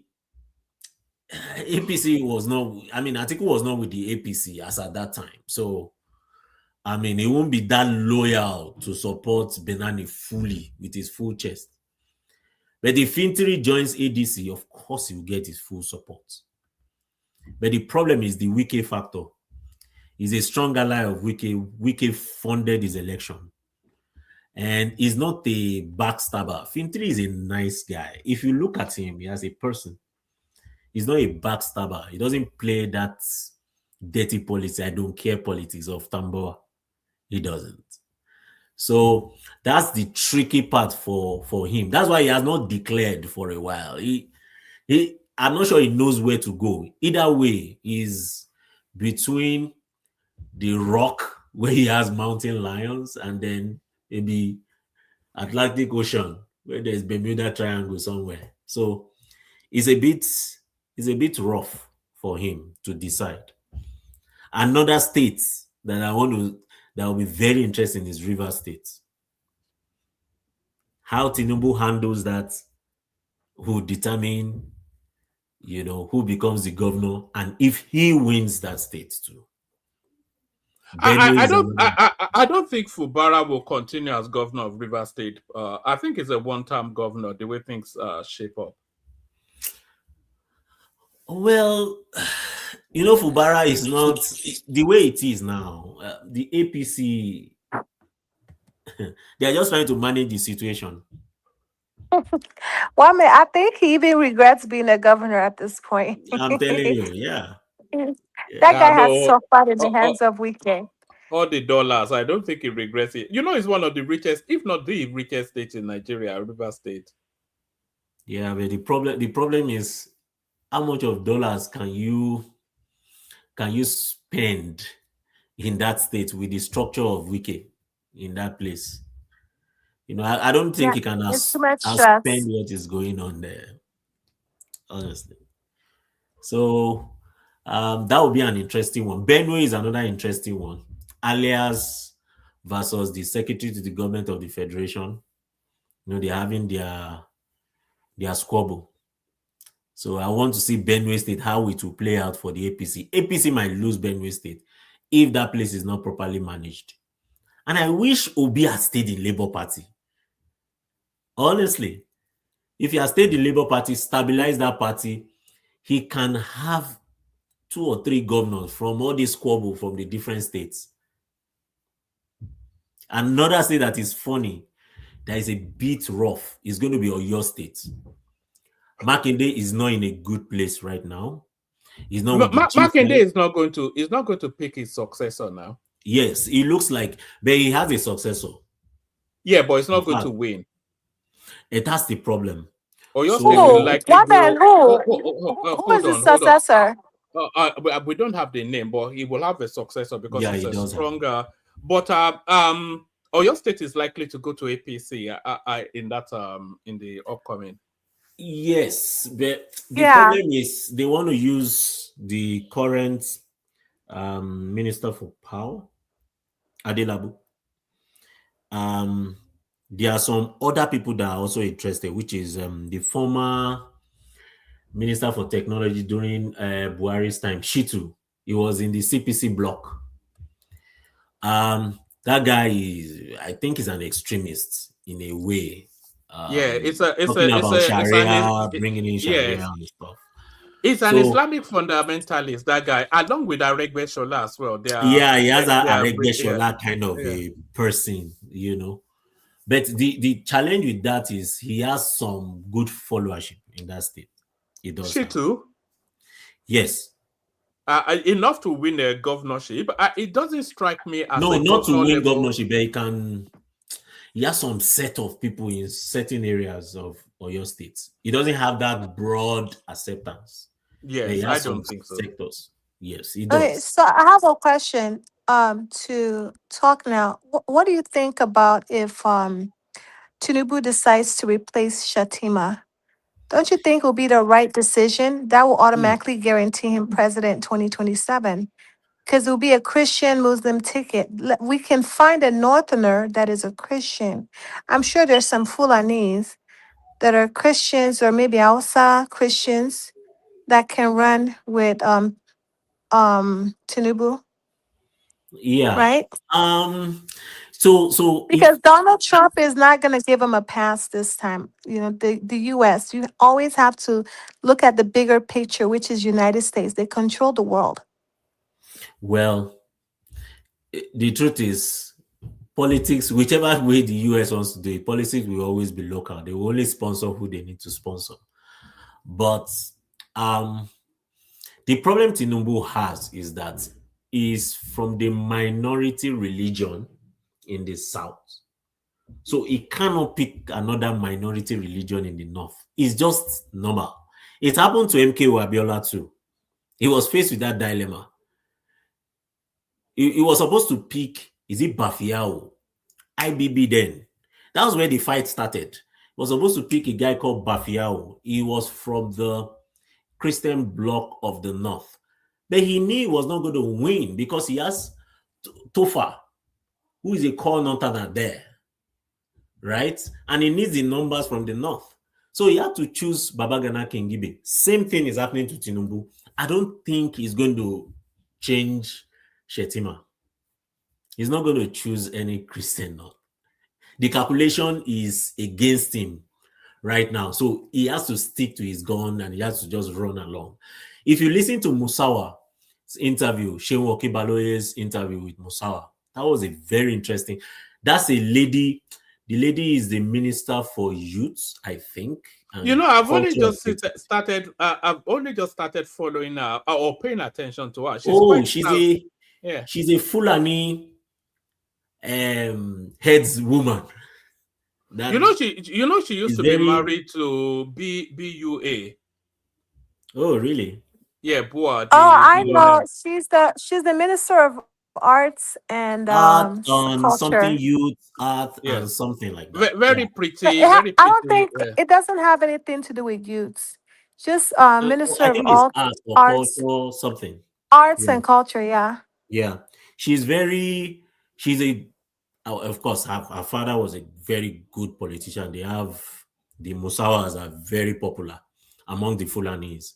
So she's a headswoman. She will tell you she's a Fulani to the core. She understands the politics. They asked her that question and she responded. Man, did you play the video? Hold on now. No, I didn't play it, but I think Tokna was in the flow of a thought. Carry on, Tokna. Yeah, so it's not going to be possible for Tinubu to try to remove Shetima at this point. Number one, who do you want to choose? You need the votes from Yobe, Borno area. So you need the Kanuris to follow you. You need some of those elites. The Kanuris are mostly elites from the north. So you need those kind of followership. So you have to balance it. The north is not a one-way north. So they have different aspects. You have the Hausa, you have the Fulani, you have the Fulani Kanuri. So you have to really manage it. So I think Tinubu will just stick to whatever happens. He will stick to Shetima. They try to change it. Everyone is aware of that anyways. They try to change it, but the calculation does not seem right. I know Tinubu is smarter than that, so I don't think. And that's what Atiku is going to use against him this election. Here's the problem. Article has whoever he chooses as his vice will most likely, fund the election. That's number one. We also, trigger more votes from the South. So if he doesn't have the votes from the South, what's the essence? It's going to be the same as Buhari of 2011. You will have some numbers. That's what it is. So that would happen in the North. That would happen in the North, but it's not going to be that much. So it's more of a calculation, Politics is funny. That 2027 is going to be interesting, but we need to see what ADC will do. Whatever ADC does, determine if they are going to crash, bend, or stand. So it's going to be an interesting one. Hold on, Choma. The ADC is going to implode after the primaries. It's going to. A lot of people will shed from that party. If he gives Rotimi Amechi the vice something, then the obedient movement leaves that space along with Peter Obi. And if he gives Peter Obi, Rotimi Amechi leaves with his billions of dollars that he's stolen. So who funds that election still? There are only two money spaces in the ADC. Rotimi Amechi that looted River State and looted the Ministry of Transportation, and Abubakar Malami that looted everything. So Tinubu has already tied Abubakar Malami to the desk somewhere. So it leaves Rotimi Amechi now. So if Rotimi Amechi doesn't get anything out of it, he leaves. So who pays for the elections? That's the thing. That's the complication. Do you know we may not even have an election? I don't know why you people think you know everything. The U.S. is watching Tinubu's decision. I'm sure that's probably one of the ultimatum he gave them. We have to change this. Yeah, you have to choose a Christian candidate. No, it's not. With all that is going on right now, leave that now. One man, stop being myopic and listen to me. Okay? Be serious. We may not have an election in 2027. So I want Tinubu to re-strategize and have a backup plan, because all hell will break loose.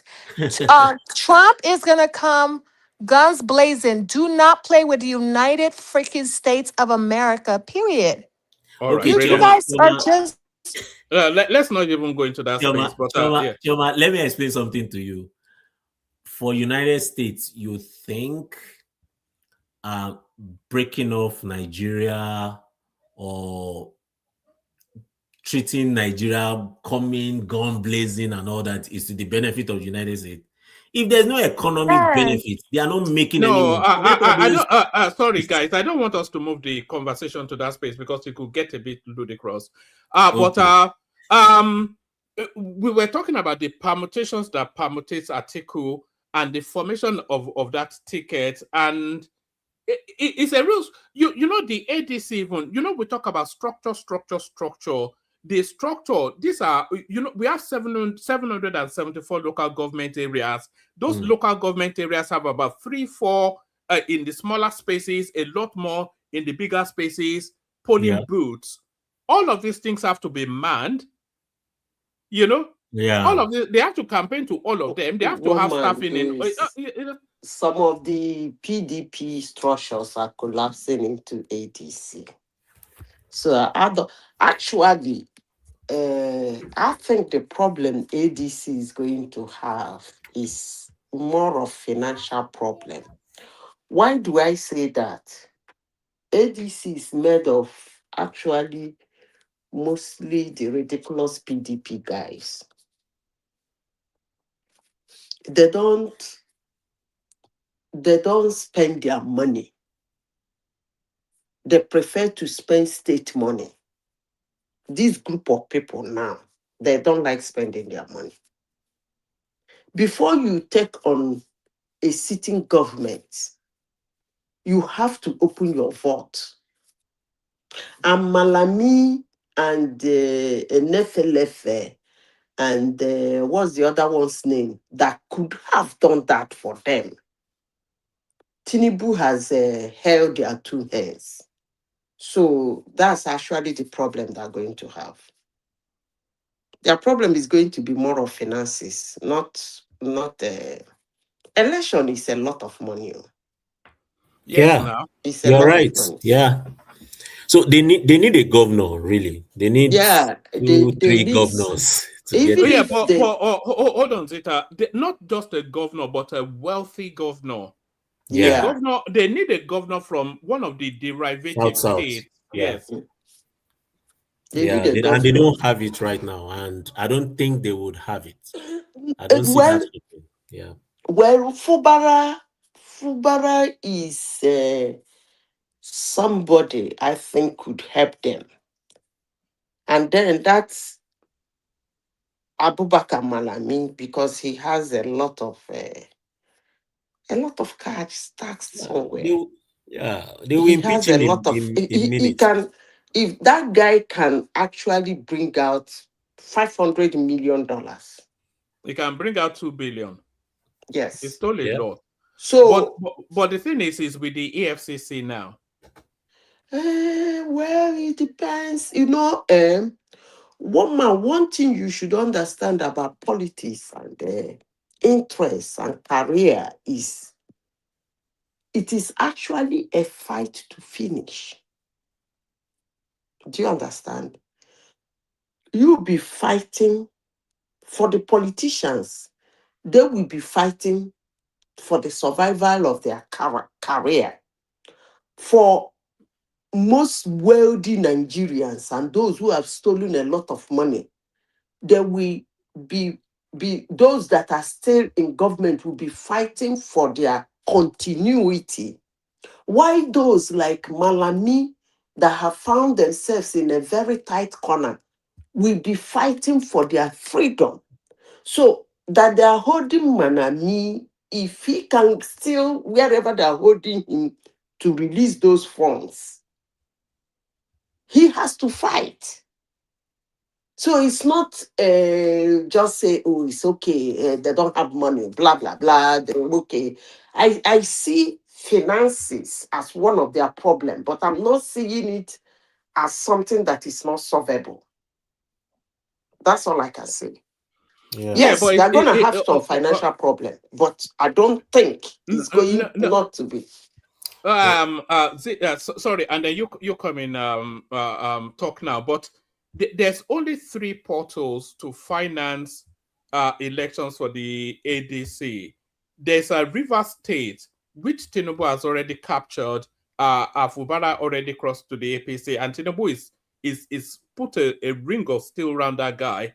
And then there's Abubakar Malami, who Tinubu has surrounded with all the anti-graft agencies. And then there's Rotimi Amechi, whose demand is either the ticket or the vice. So there's no money outside of those 2 spaces that pays for an election for the ADC. That's But the ones you know. yeah. There are so many Northerners that are money bags. A lot of them, the problem I have with the North, I don't know whether they do it intentionally. Some of them are silent trillionaires that are ripping Nigeria dry from minerals and all manner of things. Some of them have oil wells. Some of them have refineries outside of Nigeria. So the thing is, you see, why I said is something like survivor and freedom is that when you want to sponsor a party like ADC, you are taking a very big risk. You have to, the problem ADC, they have financial. Okay, woman, please forgive me. Let me rephrase my statement. They are going to have financial problem. They are going to. I'm foreseeing it because they are not showing signs of people who want to win the election. Why did I say this? If you look at 2015, when Tinubu got Buhari and they started that their shenanigan, when Amechi, Saraki, Tambawa what's the other Bauchi boy? When they saw the basket, the trap Tinubu is setting, they can't but see themselves winning the election. So the moment Tinubu opened his vault, all of them started opening their vault because they saw victory. You remember when Amechi in 2015 he did what do we call it in Catholic? He did oh come on, Azita. Is it benediction? No. That thing you do to carry cross. He actually carried that cross in River State that time. He was crying, begging God that if they lose that election, that Jonathan will buy him. Yes, it took a real gamble with his life. Even his life was on the Yes, line in that so election. it is. That's why I tell people that I don't really see when you don't overrule politics. Politics is a dirty game, but I don't really see that kind of determination, that kind of forcefulness, that kind of vision and dream and chase in ADC. That chase is not there. In 2015, if you be somebody who has been monitoring Nigerian politics, you will know that that chase, it was fight to finish. It was fight for survival. It was fight that if I don't win this thing, I'm going to die the next day. So all of them were opening their vaults with prayers, with connections, with anything they can lay their hands on. And it didn't start in that 2015. They started it way back in 2020, in 2014. So at a point, the whole Nigerians, even people who did not like Buhari, seeing their zeal, their determination, their forcefulness, they can't but join them. It became a war that most people who come to your platform to speak to them never saw that war. That's why they're looking at ADC and they're seeing a fissure in ADC. For me, I have never seen that, you know what I mean, one man. I'm not seeing that. I know what you mean. And by the way, can people push numbers up, please? We want 22 new subscribers in the course of this stream. We have a decent viewing right across the spaces we're streaming to. So push up the numbers, like and subscribe if you've not done that already. But exactly what you said, Zita, you were talking about silent trillionaires. So they are not silent trillionaires by being carefree with their money. And there's no verve, no punch, no potency to the ADC. So who am I hearing myself back from? Not me. Madam Zita, I have a question. So with all that is going on with U.S. involvement in Nigerian, Muslim killing Christians, Fulani terrorists killing Christians, the Christians this and that, you don't think they will involve themselves in the Nigerian election 2027? Is that a question? Oh, well, I really don't Yeah. want to. I don't want to take the conversation to America now, but She wants an answer. We give her okay. Yeah, an answer. I want an answer from Madam Zita because I The don't want an last answer from one thing, man. you see, Shoma, when you are very young, there is one thing we learn to be able to understand people and their mannerism. Looking at Trump doesn't look like somebody who is afraid of Tinubu or Nigeria. If that's what he wants, he's going to say it. He's not going to, even if they say it in their meeting, he will tweet it out. He's going to social it, but why? And he will put it in a way that he will make his own argument, whether you like it or not. And he will state the fact that, look, it's because of that man, they're Muslim, that's why they're killing everybody. So for you to drag the argument to that level, I've not even seen anything like that, or anybody saying anything like that, Vice presidents are not actually important, but they are important. So if they don't want Muslim, Tinubu should go. That's what they be saying. They don't have any business with the vice president. Most countries don't even know who the heck your vice president is. I hope I have answered your question. Yes, Yeah, I don't even know. I don't I, even know the vice president of America, but I, I think Zita is right. Honestly, United States interest in Nigeria is not about Muslim or Christian. Look, the fundamental issue is economical. They don't care about a lot of things. The things that we think that they care about, they don't. It just sometimes it's politics. Sometimes you need to rave its base, that is fighting for the Christian. There's a lot of things that are involved in that. It's not about the local politics. They don't give a rat about all that. It's not that important in that sense. Once they get something economical around it, they are good. The West does not care about whether it's someone from the north, a Christian, or is a Muslim. No. Once they can look, Saudi does not have, I don't think they do election in Saudi. But the US ally, one of their key economic supports that they have and partner is Saudi Arabia. Egypt is another. Tell me what they have. So You are not. so Okay, it's not finish. it's not about all these things that we care about. Yes, they would push for it, but it's not that important. I can tell you that.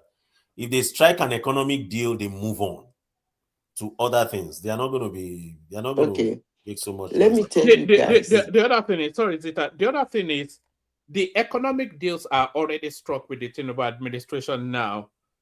Because the Tinubu administration is heavily synergizing with the Americans, and they are, rather than take a nationalistic sovereignty sort of attack, they are taking more of a collaborative, cooperative sort of attack, and a sort of a surrender sort of attack as well with it, because with Trump now, you cannot muscle to muscle him, so you just have to.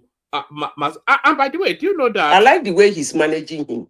Yes, I really do like he maneuvered himself to the right side. Now they are more like allies than Trump wanting to come and correct the country, and I'm sure he would have made a lot of concessions to the Americans alone. So they've already established something. So I don't see So, Trump one minute, wanting you to. don't think Chioma, let obedience? me tell you something.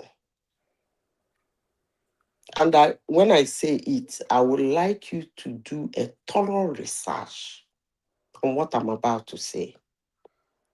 You see, when I hear Africans talk so much about America and what America is looking in them, to me, it's actually ridiculous. Do you know why I say that? Why? Years and years and years backwards. Take it back to how many years you want to take it. America has been the highest donor in Africa. They give a lot of things to Africa. And they give it to Africa like a beggar. When a beggar is sitting by the roadside, you just drop something in his begging pan and walk away. Whatever he do with it is none of your business. That's the way they have been loading money in Africa in trillions of dollars, way dated back. And let me tell you something, go and do your research. If they actually want something from Africa, they will get it. Because in every area of our lives in Africa, in economy, in health, in education, say it, they filtered it with their money. But for some reasons, they don't want to do anything in Africa. I've been trying to find out why. All these things, China will come and tell you, I give you 1 million, I build road, I take back my drone, I run it for free. America does not have anything like that. Their company come, they Yeah, run for because years, they work out. Zita, the American model is an extractive sort of a model. You know, I don't know what they're extracting from you. well, oil, resources, whatever. That's a company. Companies come and do their business and go. Yeah, but they pay I'm taxes in talking America. about American government funding things like China. China, all those Chinese companies that come into Africa are not actually companies. They are actually Chinese government coming in the name of company. That is the area Africans are not trying to see. There are two different ball games. That a country is dashing you money and your country have a business with a company that comes from that country. It's a total different thing. Yeah, no, it's still a narrative of leverage now. And by the way, can people please push up our numbers? We're still after those 22 new subscribers. We got 2. So where's the 20? It's a hold on, Choma, please. It's a different model. So the Americans, the Chinese come into your country. Everybody wants leverage and influence. That's the bottom line. So you Africans actually think very high of yourself. I rest my case. Chioma, go and do the research I told you. And when you come back, you tell me why they don't. So here's the thing. I just feel like let's have one voice. Yeah. Atiku is going to have Trump's backing and obedience to sabotage Tinubu. Tinubu needs to have a plan B. Honestly, it's not about being political expedient or whatever. He has to have a backup plan and choose another vice president to be on the safe side. Because Atiku and obedience, they will use that as an advantage to sabotage Tinubu. And when I tell you, Tinubu may not win 2027 if he does not choose a Christian candidate. All right. And one bet I want us to bet. I'm serious about this. We have to think out. No. 1 man. It's not about being political savvy. You have to think outside of the box. There's other influences. Tinubu needs to be careful. Chioma, why can't you tell how we're stated now so that we can move on from this American stuff? Let me tell you guys about Chioma. Sorry, everybody hold on. So we acknowledge what you said. Tinubu should, but I don't think everybody accepts that. But we don't have to label that too much. But Mike, come in. You know why Choma? You guys don't know. You guys don't know why Choma keep talking this American thing, right? You know, Choma is in Texas, and those Igbo Union people that are lobbying U.S. government, listen, they are in Texas. They are Texas, so they are Choma's people. Choma, I'm pretty sure Choma's family, because they have a Igbo society in Texas where they are very connected and things like that. They know what's going on. They always, do this thing. So that's why Choma keep talking this. I'm sure Dad is probably a member of those organizations. They're lobbying US to come and do something in Nigeria, but you're wasting your time, man. But anyway, what I want. We're losing you somewhat. Hold on, Mike. We're losing you. Are you driving? It's dipping in and out. Yeah, I'm driving. But can you hear me better? Yeah. All right. Make that point, and then we'll go back to talk now because it's quite Bocarian. But Parazita made a statement. You said the US companies in Africa, that's not US government. What kind of statement is that? Is it how do countries use what should the country use to get what they want from other countries? It's not through their companies. Trump right now is already went to Venezuela. Hold on. Right now, who's Trump talking to right now to go and take the oil in Venezuela? Is he not inviting all the US oil companies? And since it's US, so is it Trump that will go there and be mining? Okay, is the American government that will go there? Their politicians that will go there and be doing the mining. Okay, hold on. when you are watching what is happening, watch it very well. Trump asked their companies to go there to mine. Since their company is US government, why didn't they go? What do you mean? Ask you a Why didn't simple they go? question. You said that if a company is coming out from a country, that is automatically the government of that country. Okay? No, I didn't And say the now you company is the made government. reference I of said Venezuela. Let me finish. You made reference of Venezuela. And I'm telling you that a company that is owned by a citizen of a country doesn't make it the government they of are the owned by country. corporations, Can not I citizens. finish? Oh, God Go of ahead. mercy. Okay, go ahead. American companies are corporations. You understand? And that's the corporations. In fact, they own the American government. They are the ones, in fact, that said the American government to go and take over places in other countries because they want to go there and make the money for America. America is the corporations own America. They are the one that even sponsor the Democrat and Republican and all those things. They are the engine of America. They are the one that own American economy. So they are the one that work with the US government to tell them which country they want, what we need, and to boost the economy, the resources we need, and where they have to go and conquer so they can go in and establish. It's not the US government that will go there and be One man, I trained. The know US they do government, this kind the of. United States Can we go government is back not a to company. Nigerian They politics, are please? politicians. So just to correct you, Sha. So America Let's is go taking back more. Let me to. just make this point. United States is taking more from Africa and they are giving. So this idea that they are throwing us money, this and that, they are in Nigeria. There is the Western companies. They among them and the British and the French and them. They are the companies that they want, and our oil is just they are just giving our government a royalty. But they are the ones selling it, refining it. They control it. They're the one making the wealth of Nigerian oil. Unfortunately, Nigerians can't get that together because we are too busy seeing ourselves as the enemy of ourselves. The people in Nigeria believe now, who get now. Don't believe in the real people making the wealth of that oil now the companies of the Western countries. So, and Chama, for your information, as long as they are there, the Western American companies are doing okay in Nigeria. They don't. I don't think they have more to lose forcing There's Nigeria. no American company in Nigeria. All right. Hold on. Guys. Let me tell you this. There's no American Last companies in Nigeria. statement. All right. Last statement. Let me tell you something, man. I At this hate that point, you guys Nigeria have a underestimate card. Oh Trump. God, Because guys. if Oh no, Nigeria right I'm now getting. decide to join those I'm Sahel overwhelmed. guys, trust me, West Africa is the West have lost West Africa. Unfortunately, your leader just most of them have American green card. That's why they are paddling to and British You passport. guys That's why they are really paddling think to. highly of yourself.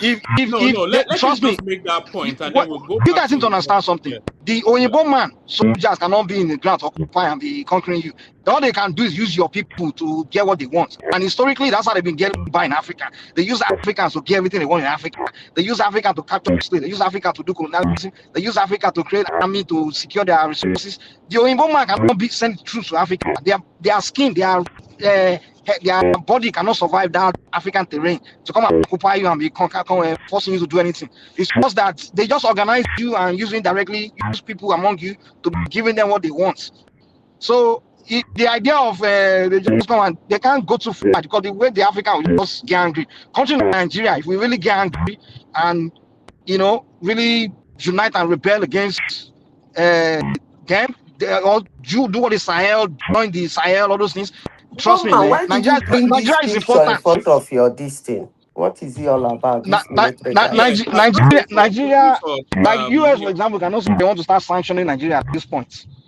Because if Nigeria sanction them back, they have more to lose, than we have to lose, honestly. So One that's the man, point I what got is to the make. military security conflict you are talking about? All right. All right. So let's get back to So, Choma, all your lobby money, you guys are wasting your money. I see you guys there in Texas, you and all those It's not Vietnam me, Union, all of Mike. you. Start It's not. lobbying, wasting your money, It's not spending millions, me. giving Ted Cruz money. It's just taking your money. They won't do anything. They just take your money.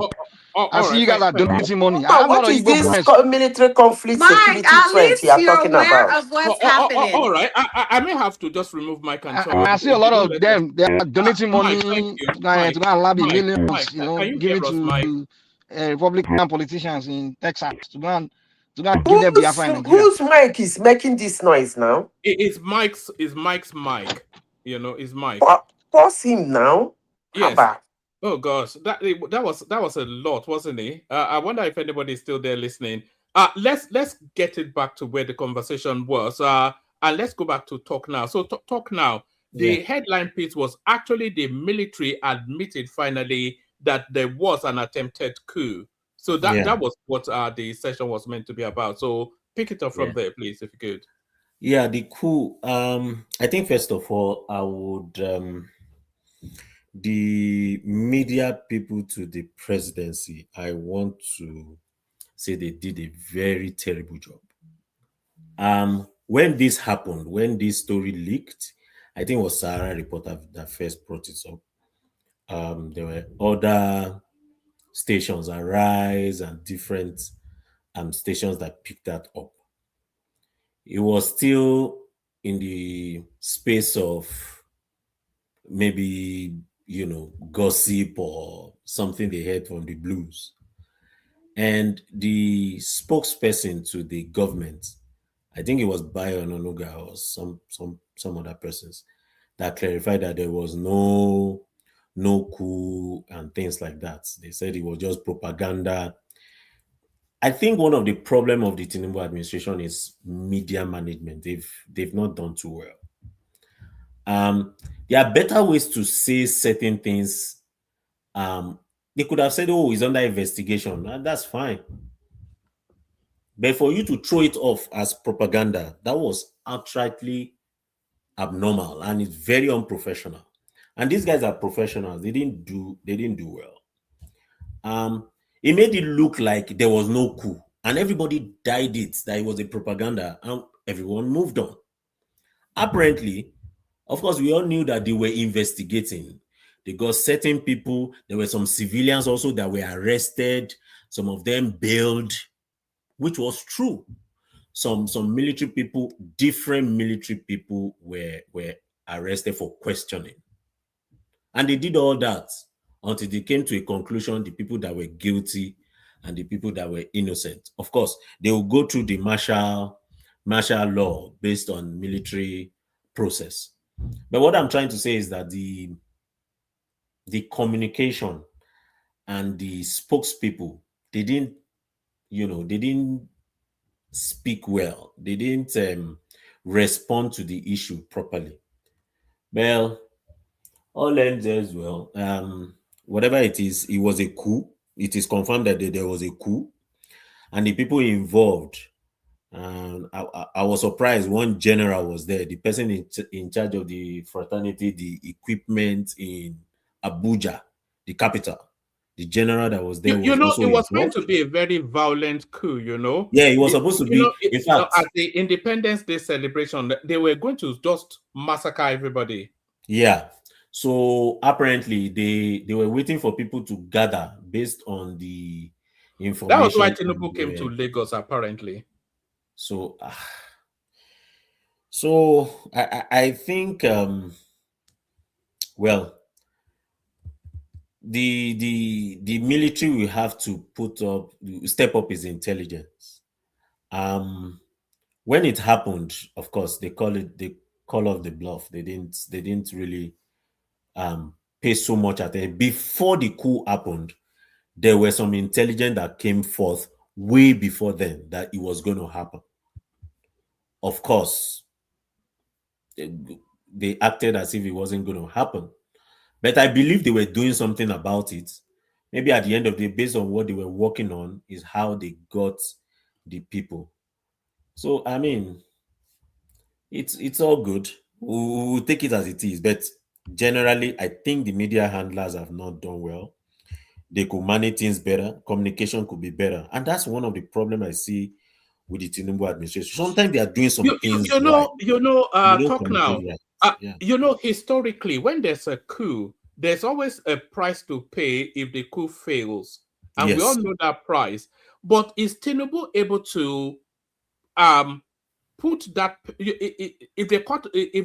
it's a military something, and they're already before the military judicial structures, and it's usually a death penalty after that. But is Tinubu able to follow through?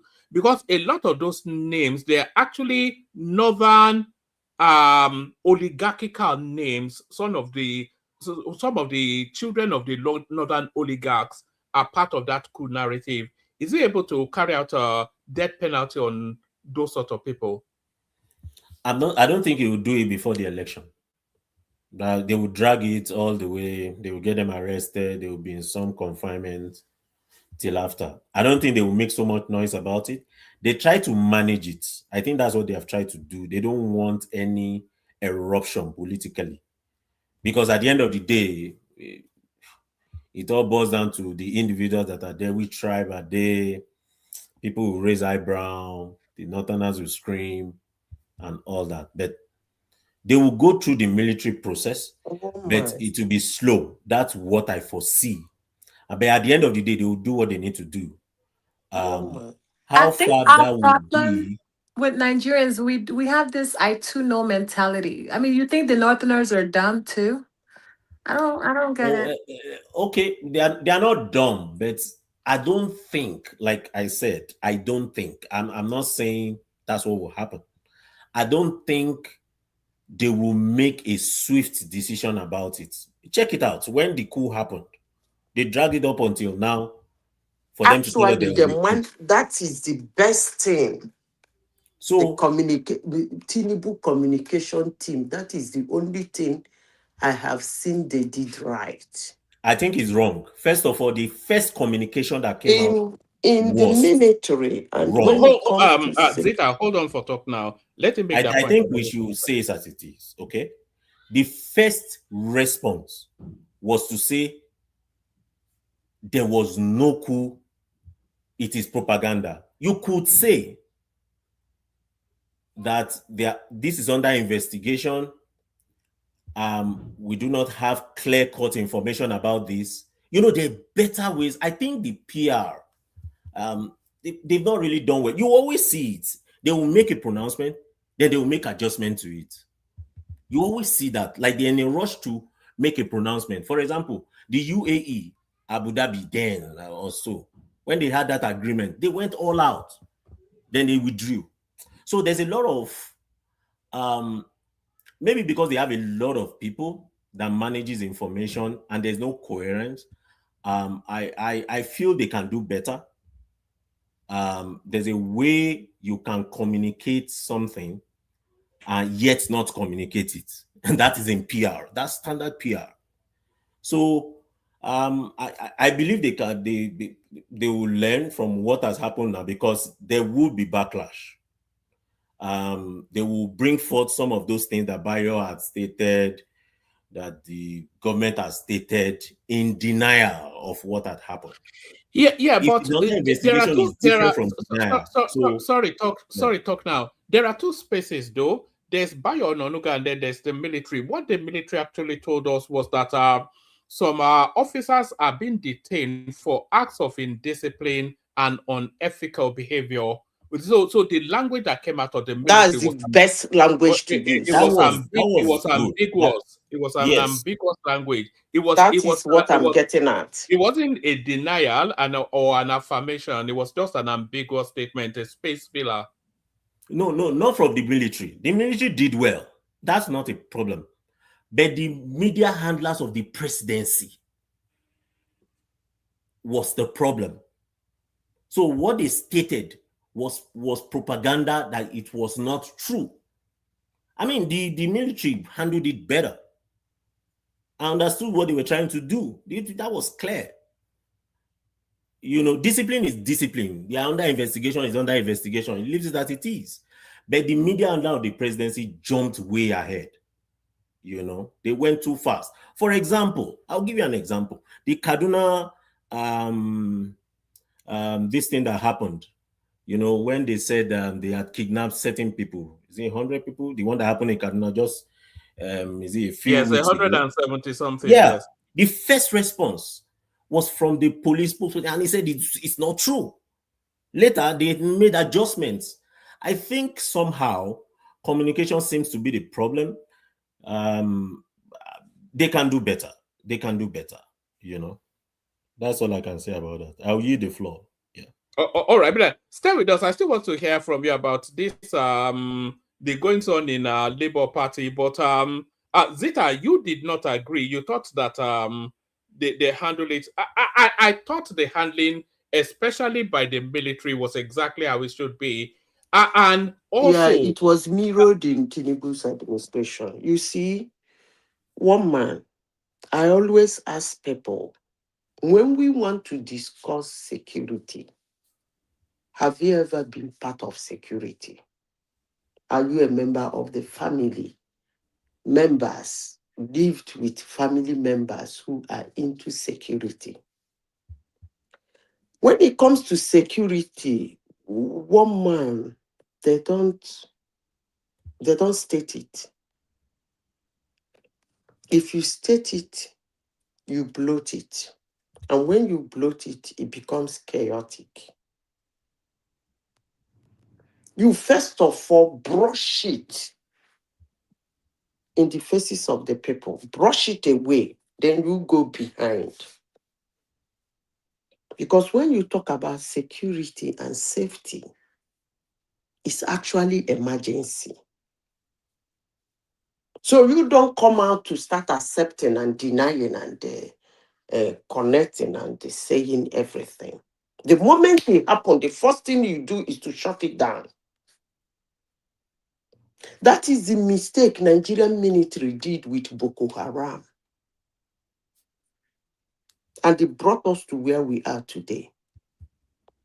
Such security incidences are being handled at the backyard. You deal with it decisively. Don't give them that publicity. It is not allowed in safety and security. When you make them so much, make them important, it becomes chaotic. So in Tinubu's administration, they are just, those people he hired are just a bunch of ridiculous humans. But for that Coup, they handled it perfectly well. They removed it from the faces of Nigeria. They removed it from our ears and they went to work. Because such things in safety and security is not supposed to be given publicity. That's why during the military rule, you will see coup, counter coup, and counter coup. Why? Because the moment you do the first attempt, it fails. You publicize it. The people at the background will see the loopholes and they make amend, they come and hit again. So it's not something you do. You don't make it a jingle bell. You don't need to jingle it. There is a queue. Somebody peeped and saw there was a queue. Announce it, you shut it down. The whole Nigerians goes about their normal business. Then you go into your this thing. Nigeria is facing enormous insecurity today because the people in power, when Boko Haram started, did not handle it well. They did not handle it well. And Obasanjo just said it. If it was when Obasanjo was there, that thing would have been a decisive secret action. Wipe all of them out. I will tell you a story. I used to give River State security as an example. Their insecurity, rather, because that was the one I witnessed. You see, when that their Niger Delta blah, blah, blah started, nobody was saying it. It wasn't publicized. That's why most Nigerians did not know what the mayhem that happened there. When they pick Asari Dokubo, the wife started granting interview. I can never forget that incident. I know the two, one policewoman and two military officers, female military officers that were sent to her. They got to her house. I'm saying this in a global platform. Anybody that says I'm lying, come tomorrow and report for me. They got to her house by 2 a.m. in the morning. They told her to open the door. She opened the door. Do you know what they told her?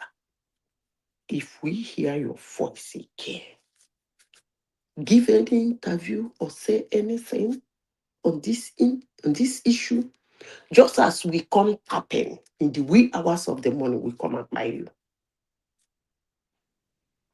And that is why we're still backwards. No, that's how it's handled all over the world. You want me to No, tell? no, you're dealing Excuse with me, human beings. Shama. People You will want me to shout, people tell will you make the ones? noise. Do you People will want me to carry posters when there's Hold on. 200 missing children and Hold you want on. it to be brushed under the rug. Hold on. No, you're dealing with Hold human on. beings. Hold on. Do you know how many Obama died? Do you know how many Obama died like that? I want to call him. I like calling him because he's a Democrat. And most people believe he's their favorite. So whenever I want to make reference, when I say something and people want to refuffle me, I will use him because he did a lot. He buyed and buyed and buyed United States citizens. That was how far he went. 2, not 1. Born in the United States, he bought them. And never come to explain anything to anybody. It was his, I think his, what do they call that guy? That the reporters were running to him to ask him. The answer he gave them was based on the information we have in our hands. Period. And some people will come here and say an American president cannot buy an American. That thing was dusted. You have to research to know that such a thing happened. So that's how it works. Period. So let me continue with my story before you interjected me. She was even lucky they have to give her a warning.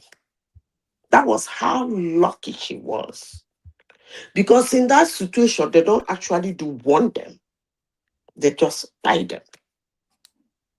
So she was very lucky. It has nothing to do with Nigeria. It has nothing to do with anywhere in the world. That's just security for you. So when that Americana was doing the shenanigan, they didn't want him. They just wasted him. 2 of them. And they didn't stand to give anybody explanation why an American president has to buy an American. Never heard of. So don't come and tell me that's why we are backwards. That's how you hold down security. The people that manage the Boko Haram did not manage it well. And look at where it has landed us. You don't outgrow your government. No, you don't. That's just the truth. But if you try to, you will be wasted. So back to politics. One man. Just with this Coup something, a lot of the things you said, I agree with. Like the way they've managed the information to remove it from public glare. One, because it gives oxygen to this narrative that the unpopularity of the government, and then it also puts out there the idea that the military should take over. So there is that, but then. So they've packed it to one corner.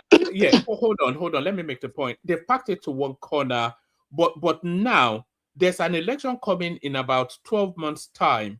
A lot of these people, it was a northerner-led coup attempt. So a lot of these people are northerners, and we all know that the price for coup plotting in Nigeria is the death penalty. So they have to manage this narrative. And like our talk now was just saying, and take it all the way through the elections so that the verdict doesn't come in. I don't think the space can handle them putting to death about 16 northerners for coup plotting. One man. As I said before, even if they're going to buy them, you're not gonna know. Those things are things that are done in the backyard. No, it'll be released though. So they'll be Listen, leaked. hold Yeah. on, please, hold on. Anybody that released it might be bad. He won't live to finish the story or to bring his evidence. They will keep them somewhere and their family will think they are still somewhere. By the way, the funny guy in the comment section that said I'm lying, I want to read the comment. He said I should give him the names of the American cities in Obama died. It's actually very stupid for somebody to ask that question. One man, you know why? Yeah, you're You have attacking our your viewers. search engine. We are after new subscribers. You are calling them stupid, Zita. Wait, now let me Oh, that's finish. Dewale, by the way. That's Dewale asking you the question. You know Dewale. Please, let me finish. It's actually very ridiculous and silly for anybody to ask that question. Because today, you have your search engine with you. And then Madam Zita screwed bullshit. All you need to do is to go to your search engine and say, what is the name of American citizens that Obama died? Period. So why are you asking me? I said something, you did not believe me, and you are still asking me to give you the second information. Is that the one you are going to believe? Come on now. So, I Madam said Zita, something, you didn't believe me. but On the Madam, surface of just saying it, you didn't believe me. You didn't make any research. You didn't ask any question. You didn't search. You just said, she's a liar. And one man is saying, why should I call you stupid? But it's good you call me a liar. Come on now. Is it That's because I'm Dewale. keeping quiet in You this know platform? you know People just Dewale say now. anything to me. Oh, was that Dewale? What's Dewale? He just wake up and call me a liar Oh for no, that's not something Dewale. Oh. That's a he, Mark something or the other. That is not he Dewale. for something he has not even searched the answer. Come on now. People should not be doing this. I know that people used to say that Nigerian men don't respect their women, but bringing it to global platform actually makes it you guys look more Now you want ridiculous. to start you want to start gender wars now, Zita. No, Eh? no, no, it's not a gender war. It's not. Don't woman, don't go there. It's not a gender war. Honestly, sincerely speaking, somebody will not just say something. You've not searched. You just say she lied. And after saying she lied, you now say she should give you the names. Come on now. And I called you stupid. One man said, why would I call you stupid? When you called me a liar. Ah, shit. Madam Zita, don't take it seriously. Yes. I know it's annoying. You know, sometimes I keep quiet in this platform. They just screw trash, but I wouldn't have. I was trying to make a joke out of it, but when one man said this Adewale, I was like, Adewale too? No, but it Is wasn't it Madam like Adewale. Zita, this? Madam Zita, it Zita, wasn't Dewale. I just you checked. guys It's a hear? guy called.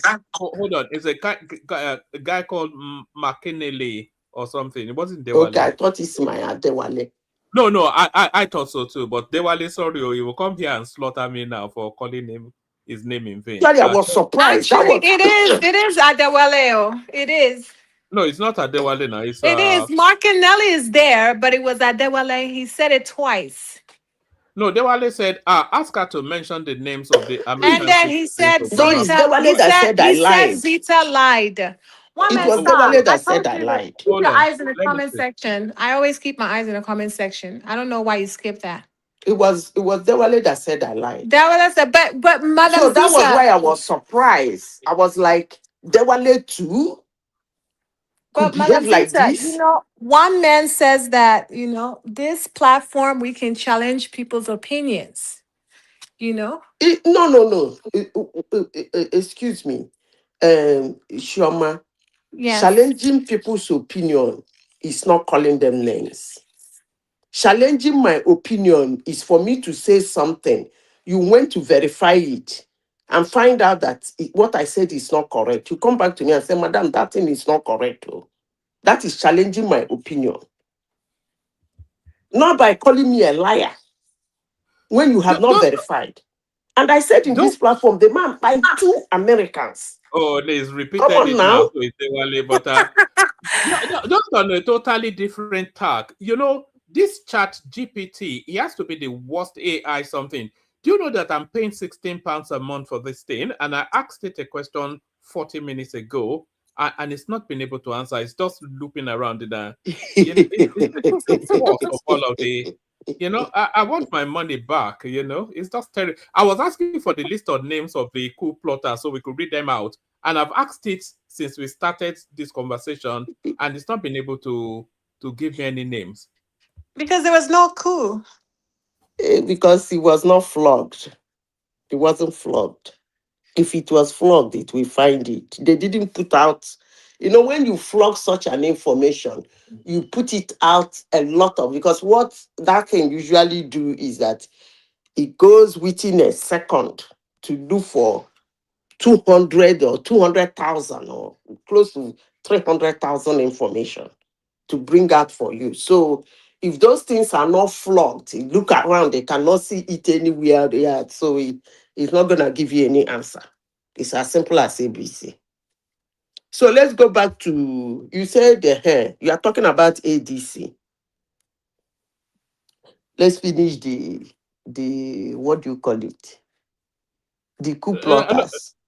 That one Yes, is yes, I think yes, that one is to be continued, isn't it? The coup plotters, because we don't yes. expect any movement there pre the elections. He'll come post the elections. But I'm still curious to see if Tinubu will have the courage to give them the death penalty. That'll be that'll be something. But I'm saying it won't be yes. publicized. Whatever be their penalty will not be publicized and shouldn't be publicized. It shouldn't. Maybe all right. from their family members, if they get to know, they can say it, but it's not something you flog. So back to ADC. So I think it will go through the military process. You know, the military process, they don't publicize. They will keep it, is it hush hush, they call it, within their space. Yeah. It's not going to go beyond that. That's the last you hear about it. That's it. Anyways, I'm one man. All right. Did you want to? Yeah. Yeah, I just wanted to chime in something. So I wanted to say that there is some things going on in Abuja now. If you heard about the strike and all that with Wike. So there's an election in February in Abuja, and that is managed by INEC, not some of these states INEC. That is managed by INEC. That election is like normal, is as good as presidential election. So local government election is big in Abuja. So that's an interesting one to see. Excuse me, sorry to come in. Yes. When has Nigerians will not kill me? When has local government election in Abuja become like presidential election? No, local because government election. Wike is the minister for FTC and Tinubu is president. That's how it became important and it became common now. No, in Abuja, you can be in another party and another party will win. For example, when Buhari was there, PDP won some local governments. Because it's managed by INEC, it's centralized. So it's not like a state INEC. I don't know if you understand what I'm saying. So the processes is run by central INEC. So a Labour Party can win, for example. An ADC can win in Abuja. Abuja is a very funny place to be. You can win it all, but it is competitive. So there's a likelihood that the current strike that is ongoing, you know, they made 14 demands. They said they've met around 10. For them to continue with this strike, I think there's a bit of politics also going on in the background they need to shake up Abuja a bit before the February. It's going to be held this February. And it seems some things are shaking up. Let's see how it goes. And Obi was there in Abuja too. Yes, I saw him today. He did campaigning. some, yes. Yeah, you're going to see some interesting things going on there. But I know Wike is formidable for sure. Yeah. Yes. Is this Obi testing his spurs with his new party, trying to show its credentials? Because all of the elections since the presidential election that Obi has allied his name to, they have all lost. You know, he doesn't have a track record of supporting somebody to win. Well, he has to do something for ADC. I don't know. So, to the speaker, is it true that they were chasing Wike? Well, they said so, but he denied. Well, he said they chased him out of his office, but he denied. Well, you know, politicians, I don't know. I think they chased him because I saw videos of him running. Really? I didn't know he could run. Wike can run. No. Yeah, Can't I run saw. My man, are you telling me? Are you calling me a liar? It must be AI generated because Wike cannot run. Wike can't run now. He can I barely saw with my walk. own Never mind run. eyes. He was running. I suspect that Tinubu is even fitter than Wike, which is saying something. We have all these, you know, death door politicians. But just as I have the window now, let me quickly, because I was determined to give you the name. So these are the list of the coup plotters. Brigadier General Musa Abubakar Sadiq. This is Baba that got it eventually. Baba is more effective than ChatGPT. Brigadier General Musa Abubakar Sadiq. It's a Nasarawa guy. Colonel M.A. Maiji is from Niger. Lieutenant General Bapa is from Bauchi. Lieutenant Colonel A.A. Hayatu from Kaduna. Lieutenant Colonel Adangnan from Plateau. And then there's an Almakura from Nasarawa. Ibrahim from Gombe. Jiba from Katsina. Usman from the FCT.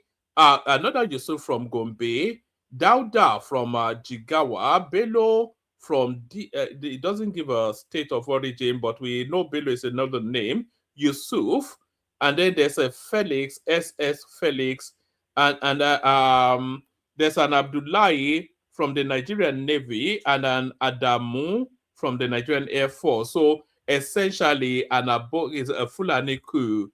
They cannot abide that they are not in power. Yeah. Did you notice that they didn't put the names of the civilians?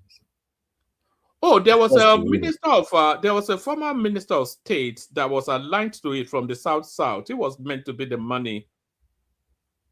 So they didn't put the names of the. So there were some civilians also. So there's no coup that would happen without civilians, because there will be some key funders of coup. Yeah, so exactly. That's another point there. So there was no coup on one man. I was right all along. All right. All right. They're just making it up. All right. Did you want to speak to the ADC space, Zita? You said we've got Ola with us as well, Zita.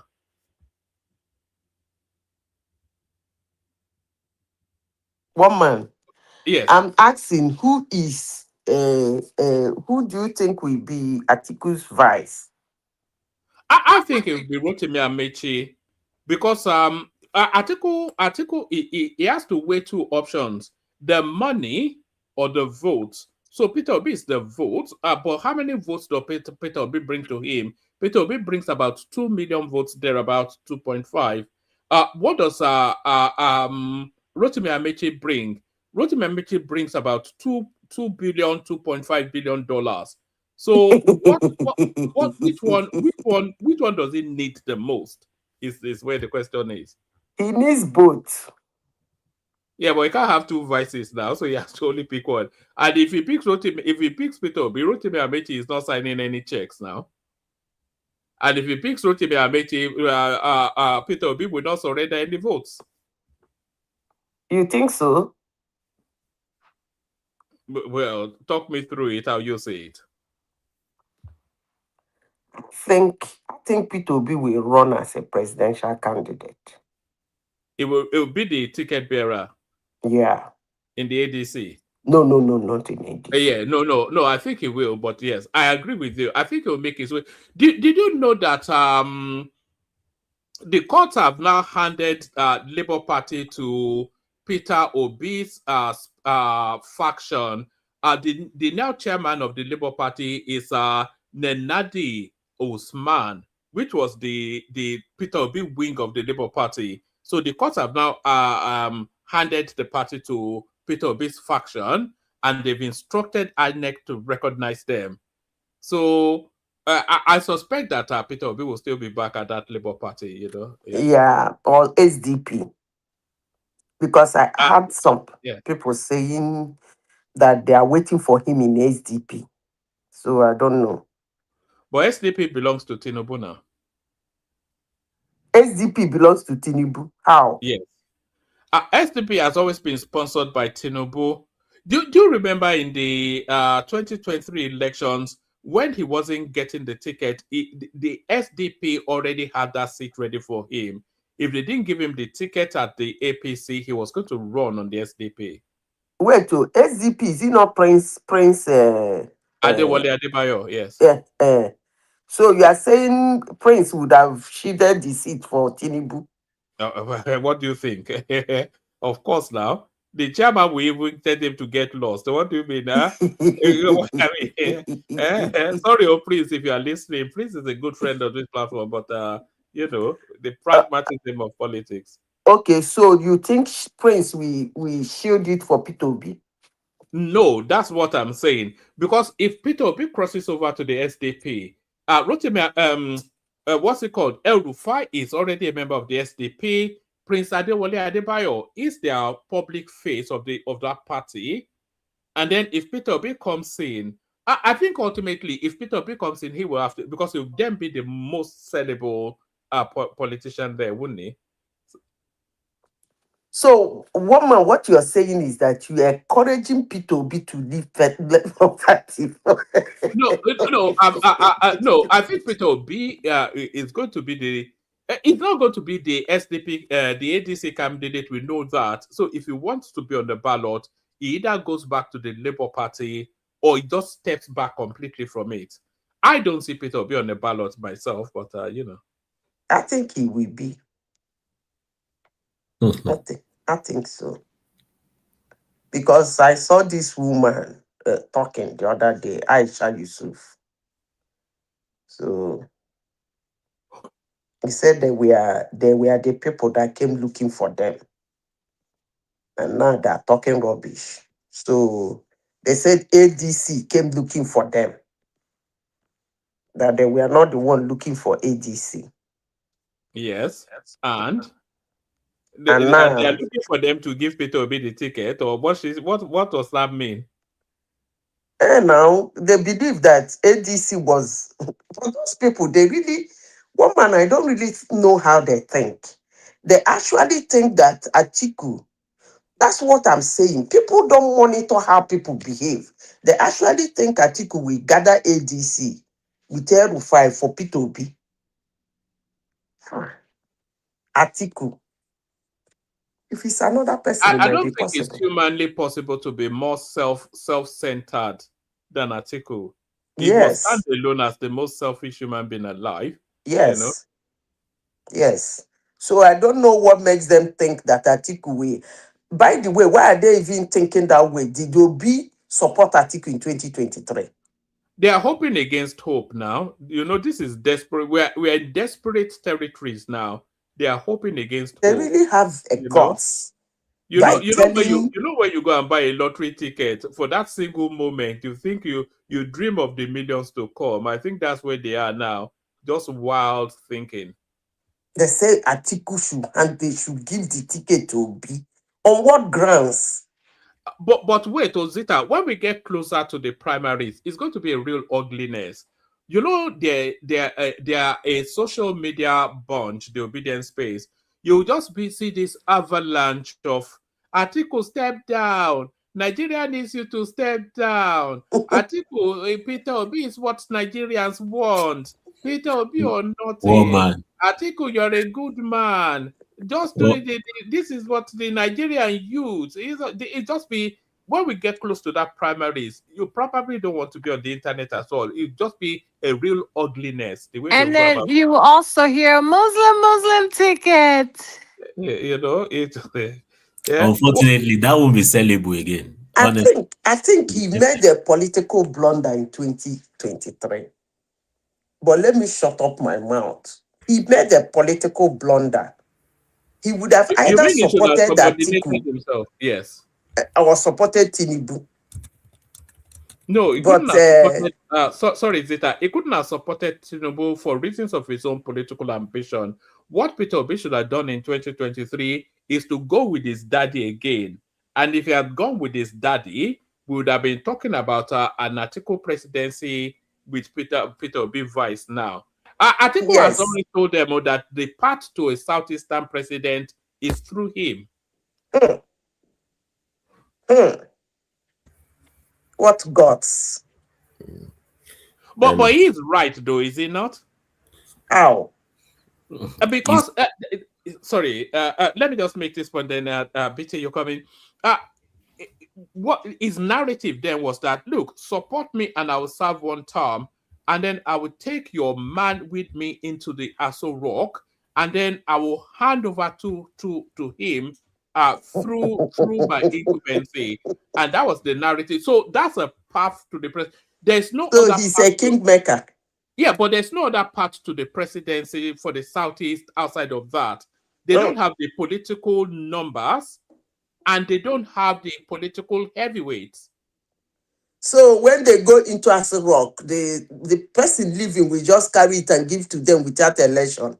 It will be easier. That's how they did it for Jonathan, is it not? So they No, the guy died though. They keep the drive for him. Oh yeah, Dua. Okay. May his soul rest in peace. I wanted to make a point, just for 30 seconds, if you don't mind. Anyways, good evening, everyone. First of all, congrats to our Abeokuta Egba daughter, Omawumi, for our first Oscar nomination for Best Actress. Proud daughter of our hometown. I hope she wins. I started to notice a trend here, in the political landscape of Nigeria. Maybe I'm the only one. All these so-called opposition members, they have their children in the APC.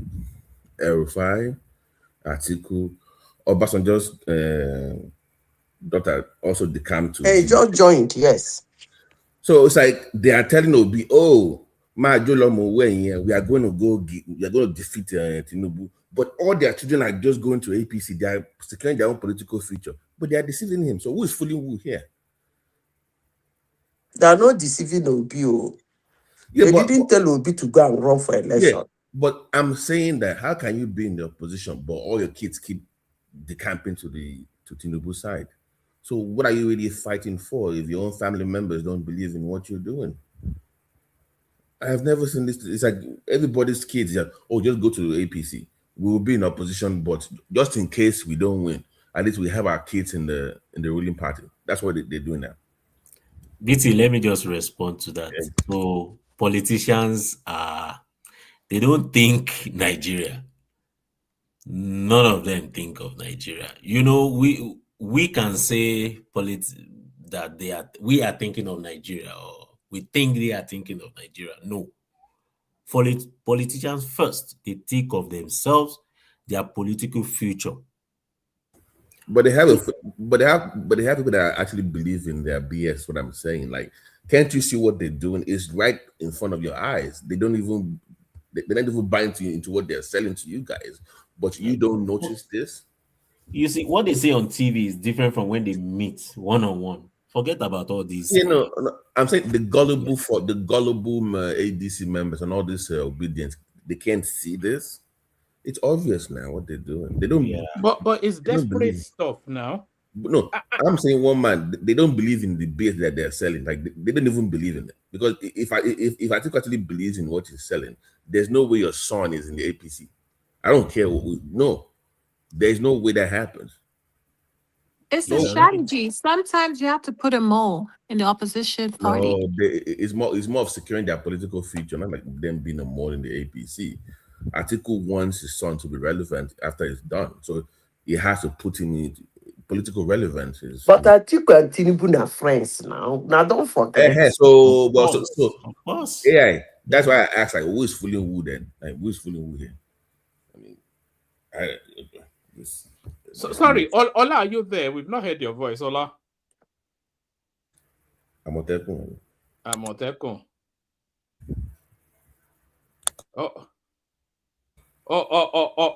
All right. So does anyone have any thought about this lady? So she's now the chairman of the of the Labour. You are there, Ola. Yeah. Yes. Okay, why to be dark so much? Usually you'd have chimed in now. No, I'm doing something. That's why I am. Your voice is a bit low. When you say something against ChatGPT, I was going to tell you maybe you subscribe to a very fake ChatGPT, because ChatGPT gave me the list of the list you could not get. It gave me that same list less than 2 seconds. There's a fake version. One man, check your this is virus. I'm paying money, £16 a month. I'm paying for this thing. No, you said that you probably subscribe to the fake one. There's a fake one out there. Is it? Okay, maybe I just cancel the subscription then. All right. Let me build then. Since Ola is there, shut it down when you're done. Thank you, everyone. See you tomorrow. No super task to report. We're still after 22 new subscribers, by the way. So if you're not already subscribed, please do that. If you've not clicked on the like button, please do that. Ola, bring it on when you guys are done. Thank you, everyone. See you tomorrow. Okay, thank you. So, yeah, I mean, I continue the topic. Me, I don't know the thing you know the talk because Ola, with the talk say you say Atiku go pick Obi. No, Obi go pick Atiku as vice president. That's what you Ola said. How about that? you know that is impossible. I've said it that ADC is a party funded for Atiku and for Atiku ambition. So that man has never shown any shame. You know, he doesn't care whether he is a destabilizing factor. So he has always been the destabilizing factor. So and it's not ready to down tools. So he will continue to be the destabilizing factor. So I'll be surprised. You actually see that if ADC even pick Obi, then our suspicion should even raise again to exponential value. You know, as well as if let's say comes to the primary time and that party pick Obi, that will be the time that Nigerians should even get worried. Because when you see the congregation of people in that party, you know, they are the one that put the country down to the level we have now. So if Nigeria made a mistake just because of the imbued hatred, and you now say, okay, ADC is the person you want to vote for, then you look at it very well. Who are those people in that ADC? Who are they? Because when you are picking your president sometime, you look beyond that particular person only. You look at those his lieutenants, those people that surround him, those people that will be in power with him. So those are critical. Look at what we are battling today. Malami, for example, people did not pay attention while voting for Buhari then. So to me, number one, I would never believe that ADC will give Obi ticket. If they give Obi ticket, then I'd even be more worried, be more concerned. We'll give or give. Why can't you just win? Why when it comes to Obi and the ADC, why is it always like a charity case? Why can't you just go to the primaries and just win it out? That is the problem I have with them. I don't understand this gift ticket. What is gift ticket? Wouldn't they do primaries? That is this the way out they are looking for. And again, if we are very serious in Nigeria, like I said, and if we really want to move forward, uh, even though you see, we discuss about the president every day, and that is why we have our governors escaping with all this looting and all those stuff, like I keep saying. So let us focus on that presidency, and Obi should just forget this thing. Otherwise, as a southerner, I'm beginning to see Obi as a saboteur already. So That because thing he did in 2023 was actually, let me shut up my mouth. That thing was actually very, if he had done otherwise, it would have been a big statement to the North. That's why Wike is still jumping up, because Wike gave the North a statement, which they don't like. He told them it is the Southern turn, and the South or nothing. exactly. So to me, well, beyond this, I think we Nigerians we should even get more serious and stop allowing anybody to take us for granted.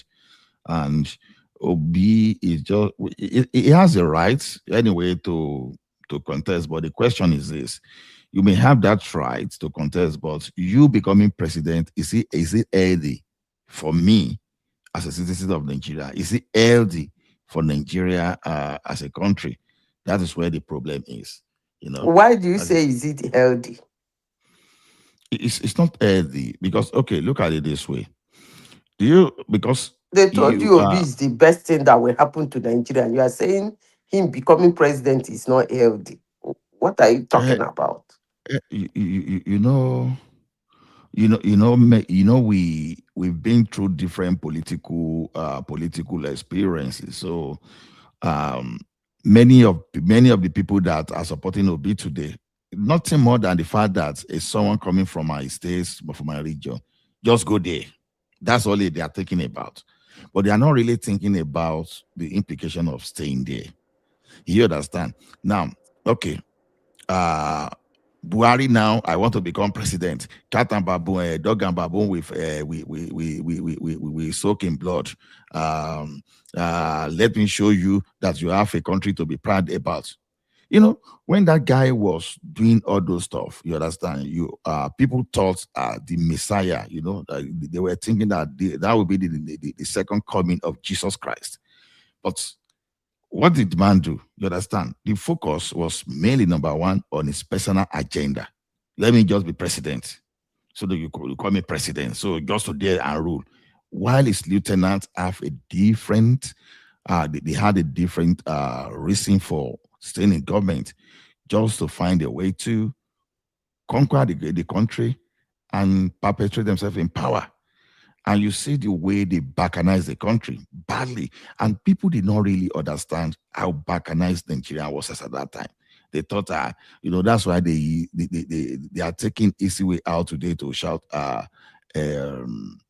Tinubu, and the shake, all those stuff. Very easy for them to say. Because you see one thing, if to say there is a situation to be allowed in this world to simulate how the life of Nigerians would have been without Tinubu today, and with continuation of with continuation of a Fulani, a person like Atiku, or maybe they allow the kind of Obi to stay there, they will have seen different thing entirely. Now, let me tell you something. Look at this. Do you know that? Although I won't take this one as a standard thing. Do you know that hadn't been that Obi was the president of Nigeria today, probably we won't even be having the current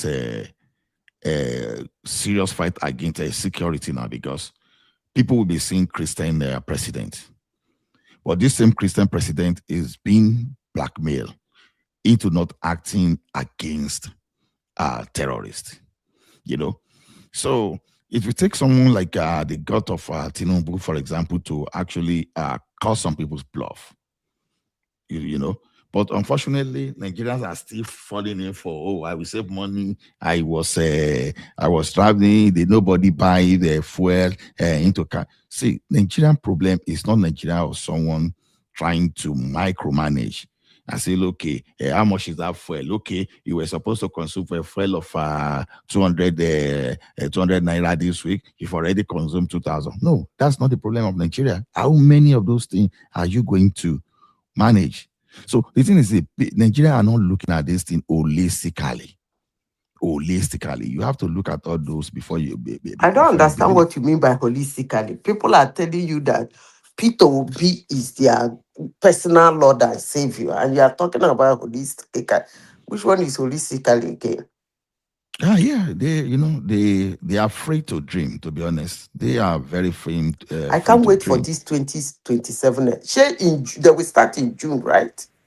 Zita, Eh, Zita, good question. Man, Good question. If because I'm reading from Barbara in the comment section that they're trying to trap Obi in the ADC. If he leaves before the primaries, like he did before the PDP primaries, what do you think is the best political party for him to then come to again? oh, So, he will go back to LP now. LP now.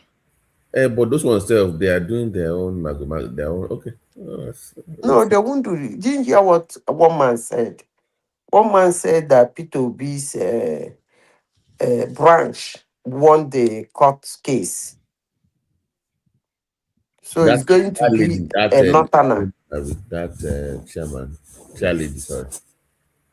Okay, all right. So So, Arabambi will not disturb that one. That's what so, that woman is saying. is Nigeria even a sane society? How can somebody just go to PDP, ADC, come back to Labour and not tell you I'm not, and nobody will just say, and we're supposed to be okay with that? Our guy, welcome back. Oh. So they have turned Labour to side chick now, Abi. Is it that? No, now what I'm saying is that he did not. I don't think he denounced his membership in Labour Party, Yeah, but did he? no. I'm saying the optic, like you are clearly going in the ADC trying to get their ticket. If you failed in that regard, you then go to Labour. So you have turned Labour to your side chick then now. Now, the Labour people are they not the one that decided to make him their sidekick? No, now he's a member. Can't you be a member of two parties? Where under what constitution that But he did it in 2023. Now, under what constitution did he do it? no, he left PDP. My But dear, leave you all know what those interests me things. though, to your point, interestingly, this so-called declaration in Enugu that he's a ADC member, they never showed us proof that he actually joined ADC, even up till now. Nobody, we can't really verify that he actually joined ADC even till now. They said he picked ticket now. He picked card, right? He registered. Also he registered, and so he's left Labour officially. How would I know now? I'm asking now. I don't know what the law In says in that. 2023, we all knew that he was a PDP member, former vice presidential candidate in PDP. When he ran out of PDP and was using his female voice in Channels television. I don't want to say. They were asking him, is he going to run for presidency? Did he answer that question? He didn't answer it. The next thing we heard, is he not Obi Kerenke, Obi Kerenke, Obi, he's in Labour Party. Immediately, no election, they say, hey, this person step down, I'm this just person step saying down. that as if I'm a Labour Party member, I mean, somebody just left us to go somewhere. That person will not come back and say, "Okay, I'm back. Oh yeah, oh, give me ticket." Oh. I'm like, from where to where? I foresee two things happening. It's either P2B is vice president to Atiku, or he goes to Labour Party. to run on his own. These But are just the two things that will happen. I agree with you. That's the only part to it, but it just this thing does they do somehow. But I think there will. I don't know because he's not. He's not a candidate that is generally accepted. He's not a candidate that is generally accepted. So if you pick him, you will lose support. And also, next question: people I'm hearing this rumor about them possibly dropping Shetima, and that Minister of Culture came out that interview where she said people don't understand the complex nature of the not of politics or whatever. Like if Tinubu, she was pretty much threatening her boss. Like if Tinubu should try it, No, Tinubu Tinubu must be a political. He must be a political tsunami for him to try such a thing. I think Tinubu has a lot in his hands than to try that. He has a lot to contend with. His problem is not Shetima. He has a lot of things facing him, not Shetima. But if he decides to abandon them and face Shetima, I wish him luck. So you say Tinubu can pull through. Let's see how he will drop a vice president and pick another one and pick I would not Tinubu. advise. I would not advise him to drop Shetima. I think it still has political value. And we can still win in some areas and not. I don't even know what makes people say he should drop Shetima. Yeah, I mean, Shetima won his state. Tinubu did not win his state. Two of them who is supposed to drop each other. Come on now. What is all this heaping? Shetima supposed to drop, say, oh, God, go and sit down. Go back to Lagos. You that couldn't even win your state, you are still talking. Oh, God, go back home, I beg. Between him and Shetima, his name is on the ballot as the president, but Shetima made him part in his own area. A whole Tinubu losing how many states in Southwest? It wasn't funny. I hope Yorubans will not try that shit this time around. I will keep saying it too. I hope they will not try that shit they tried in 2023. We always have to be liberal, very accommodating and very understanding. We want to hear both sides. That's the Yoruba nature, to our own detriment sometimes. But that's just the way we are. That's not your nation. You people that pack gold to give. You pack all your vote to give. What's his name? Olufalaye with his half pass. You had pass 4 eyes. You had 2 Yorubas running now. By the way, where is that Olufalaye self? Last time I heard from him, some Fulanis they burnt his farm and he was kidnapped. That's the last time I heard. Of Olufalaye? Yeah, they kidnapped him. The Fulani herdsman. They came to his farm and burned his farm. And you don't mean it? Yeah, that was like years ago now. And it was still released. It was complete. Why didn't they pick Obasanjo? Obasanjo no dey go farm again. They can't go to their boss farm now, not that now.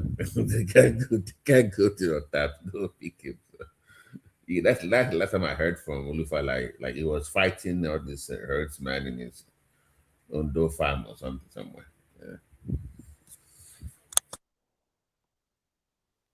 Yeah. You are very funny. Is Olufaye still alive? Let me even check because that's the last time I heard. Let me check. I think he has really been silent.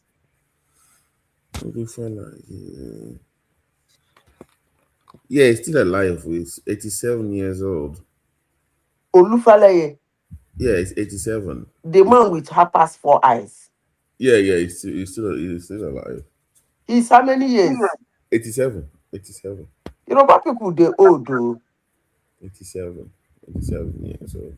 Yoruba people they old well. 87. Honestly. 87.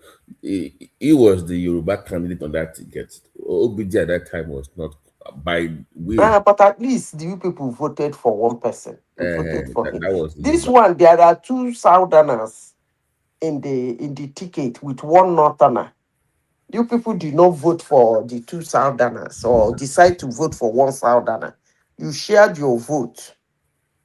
Because that Adeleke, I can never forget that election. No. Adeleke did that election within 3 hours. And called the result and gave it to PDP.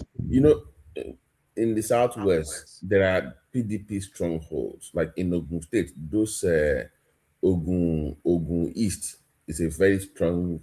The Jebu side is a very strong PDP hold. Osun is a strong PDP hold.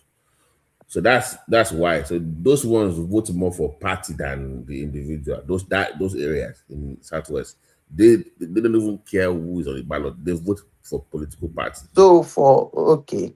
So that's when are they doing Osun election? Let me even check because they are still fighting for their 130 billion local government funds. Let me see. Local government state election. I think it's coming. It's going to be August 8th. August 8th. Yeah, August. About 6 months from now. So by next month they will start campaign. Yeah, in 6 months they should start. So they've all have their candidates, right? Who is APC candidate? No, they don't even know yet in APC. They don't have. I think the only person that we have right now is Accord with the incumbent, like with the current governor. Everybody else is still scrambling. No, I mean APC, not ADC. No, not yet. Though. I don't think APC has anybody yet. What about ADC? Aragbe Mustard said he's going to disgrace Tinubu in Osun State. He should go and sit down. Why are you saying he should go and sit down? Okay, but no, they don't have anybody yet for other political parties. That's troubling though. For APC? Yeah, they don't have. They are still fighting for. I think it's Oyebanji something, but they are still out. The old Oyebanji that was thrown out. Yeah, he wants to return. No, it's a different Oyebanji. Okay, it's a former commissioner. Oyebamiji. It's not Oyebamiji. It's a former commissioner of finance. Yeah, he's the one running for. Yeah. Is Diwali there or something? Diwali Chiwambe. If they don't take time, that Michael Jackson will win again. I'm here. Are you hear me? So, Oga, good evening. How about I do. Hope the ice or snow is not too much in your Houston. No, it's good. You're good. You're good already. So what's up with your Awujale? They have turned it to it's INEC now running. It's INEC and this is now running the throne now. They locked up the palace today. Who locked up the palace? The state governor. It's the governors that elect them. They appoint them now. So they have turned royal to INEC. It's quite unfortunate what is happening in the Ogun State. By the way, let me just start first and foremost. Madam Sita, let me apologize for the choice of word that I used earlier in my comment that you liked. Even though I disagree with what you said, I shouldn't have used the word like. But the fact is that I stand by the. Checked? It's okay. Oh yeah, I totally know what you're talking about. No, but have you checked? Me checked.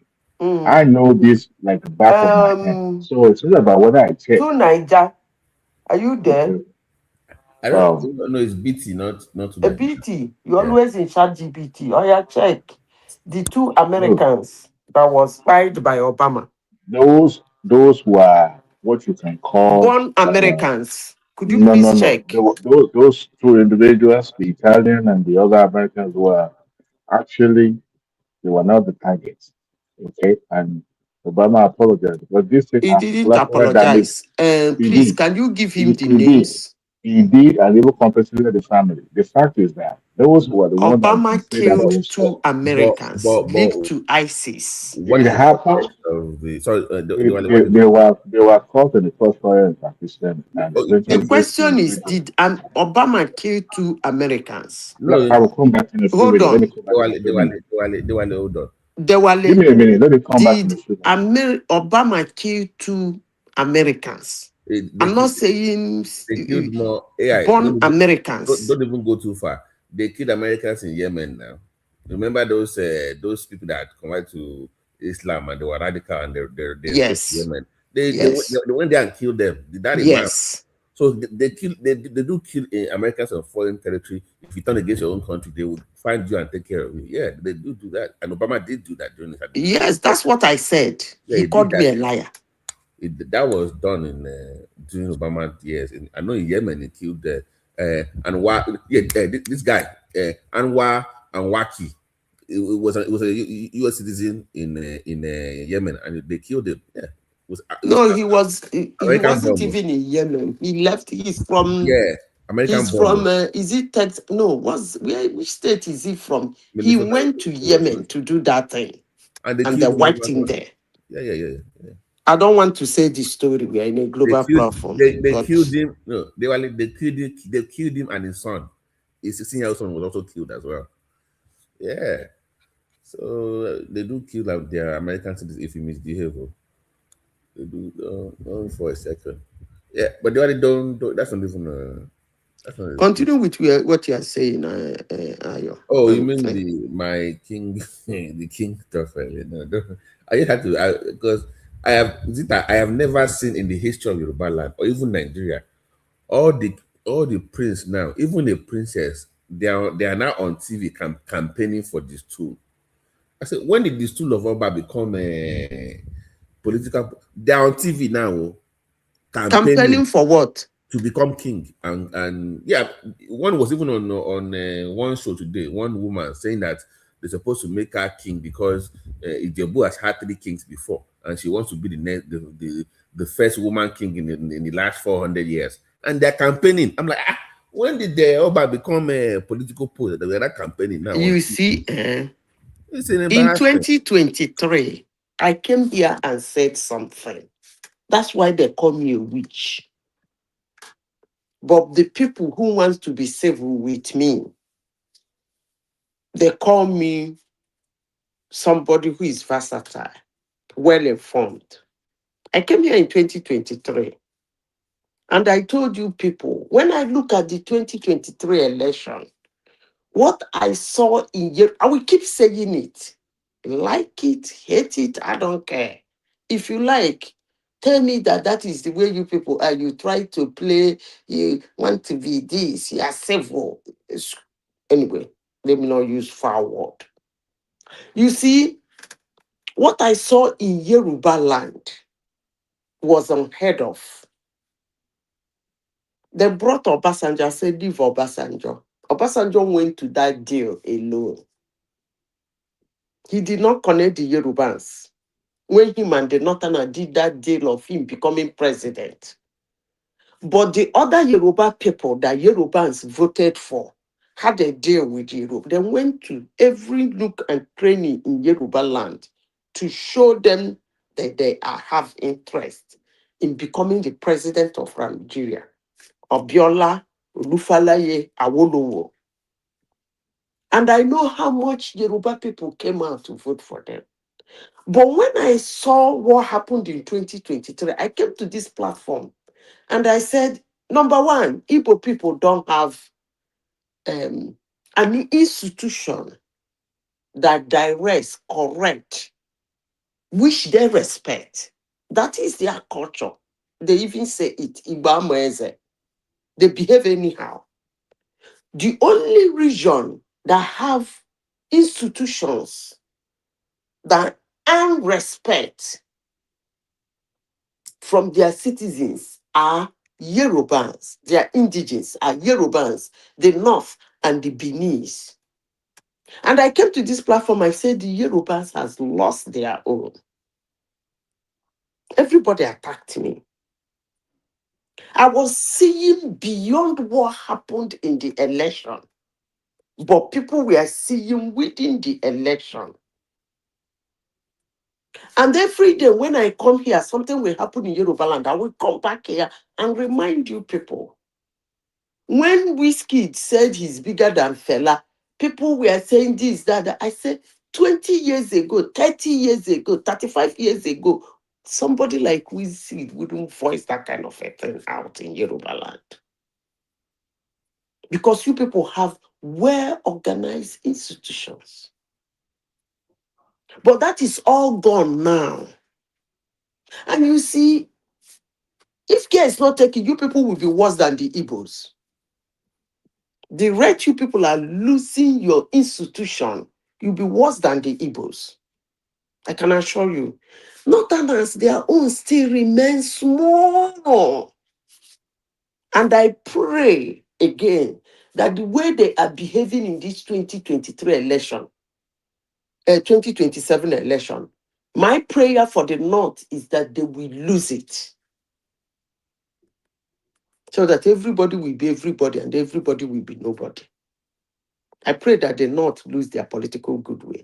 Look at Oba. Oba in Yoruba land now sit out with e-money them and all these funny guys, and they drink champagne and chew meat together and hit they do what do you call it? They do I don't want to use the word Nigerians used to do it. Okay, let me use the word so that Nigerians listening will understand. They do shock knuckle. A Yoruba Oba. So don't come and tell me that Oba is campaigning. You people have lost it. Tradition state that a king does not actually shake. You're supposed to have your irukere in your hand. That is what people will hold. You don't shake people's hand. The irukere is in your hand is what they will hold to show signs of reverence. Let me tell you what I was taught in history in Nigeria when they were doing kingdoms. I know a lot about Benin Kingdom. I know a lot about Yoruba Kingdom. I know a lot about the Northern Kingdom. They taught us all those things. A Yoruba Oba sits down. He doesn't get up. You come as a visitor, you see him sitting down, you pay him obedience, you talk with him, he says everything, he's still sitting down, you go. Today, Obas in Yoruba land escort their visitors to their car. You guys has lost it. I won't be surprised if one of these crazy governors in Yoruba land will pick one of your Obas and go and throw him inside the cell. I will be having a good laugh, and it won't be long before it will happen. So forget that they're contesting Oba. You people have lost it. This institution is no longer there. It has been desecrated by the young people. So it's no longer existing. Forget it. All thanks to our politicians. I mean, it's not politicians. No. No. Okay. Look at. Let's more. Don't want to shy away from what you just said, but look at what happened in Kano. How they balkanized that too. You split an emirate into 5 because you don't like the person sitting on the throne. They've never fully recovered yet. Even when they brought it back together, it's not the same anymore. It's lost its prestige. Let me explain to you. I will give you example of what is happening in Africa with what happens in the West among the immigrants. The first thing you experience if you leave Africa, okay, let me not use the word Africa. You and I know that every land has its own spirit, right? We all agree. Yeah. That's why the world is a beautiful place. For most land outside of the United States, which seemingly look as if they don't have their own spirit because they brought everybody in. Every other nation have their own spirit. The first thing that happens to you when you leave your own spirit land to go to another spirit land, the first thing that happens to you is the clash of culture. That's the first shock. Now, over the years, the elderly ones that came before us, they have what I will call value. They were able to separate the two. They tried to separate their own spirit with the spirit they are trying to have contact with. They don't put the two together. They went to school. I'm talking about people like Zeke, people like Awolowo, people like Sadrana of Sokoto, people. They all went to school, they learned, they studied, they came back. They were able to draw a line and say, this is the spirit I learned. This is my spirit. So they used both spirits accordingly. But this then present generation, they don't have the patience, the knowledge and wisdom to be able to separate the two. They call it civilization. But civilization does not remove the spirit of a land.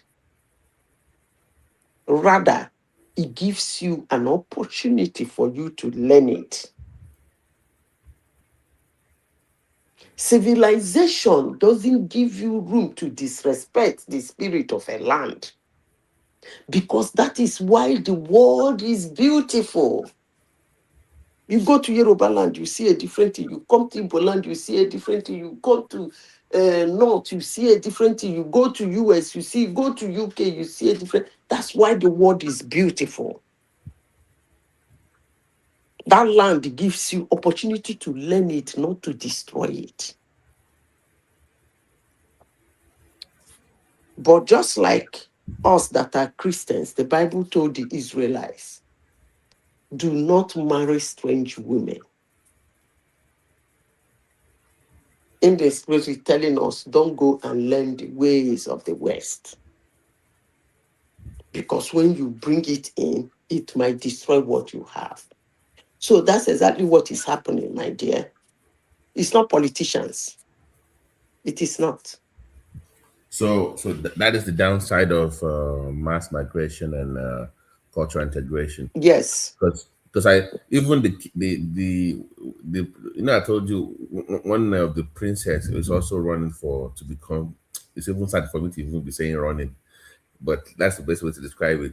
She was campaigning on the show today, and she said, "Well, we need to anglicize the Ijebu land." I'm like, anglicize Ijebu land, really? And she was, because she studied in the UK. You know, they say UK people when they come back now, they think everywhere should be like in it, you know. And she was bragging about how she wants to anglicize Ijebu. Can you imagine? More than I'm like, and you want to be a king of your own. So she was pretty much You bring the spirit of another land to destroy your own spirit. You know, but they hide that under this word. We want to modernize our land. That's what they always say.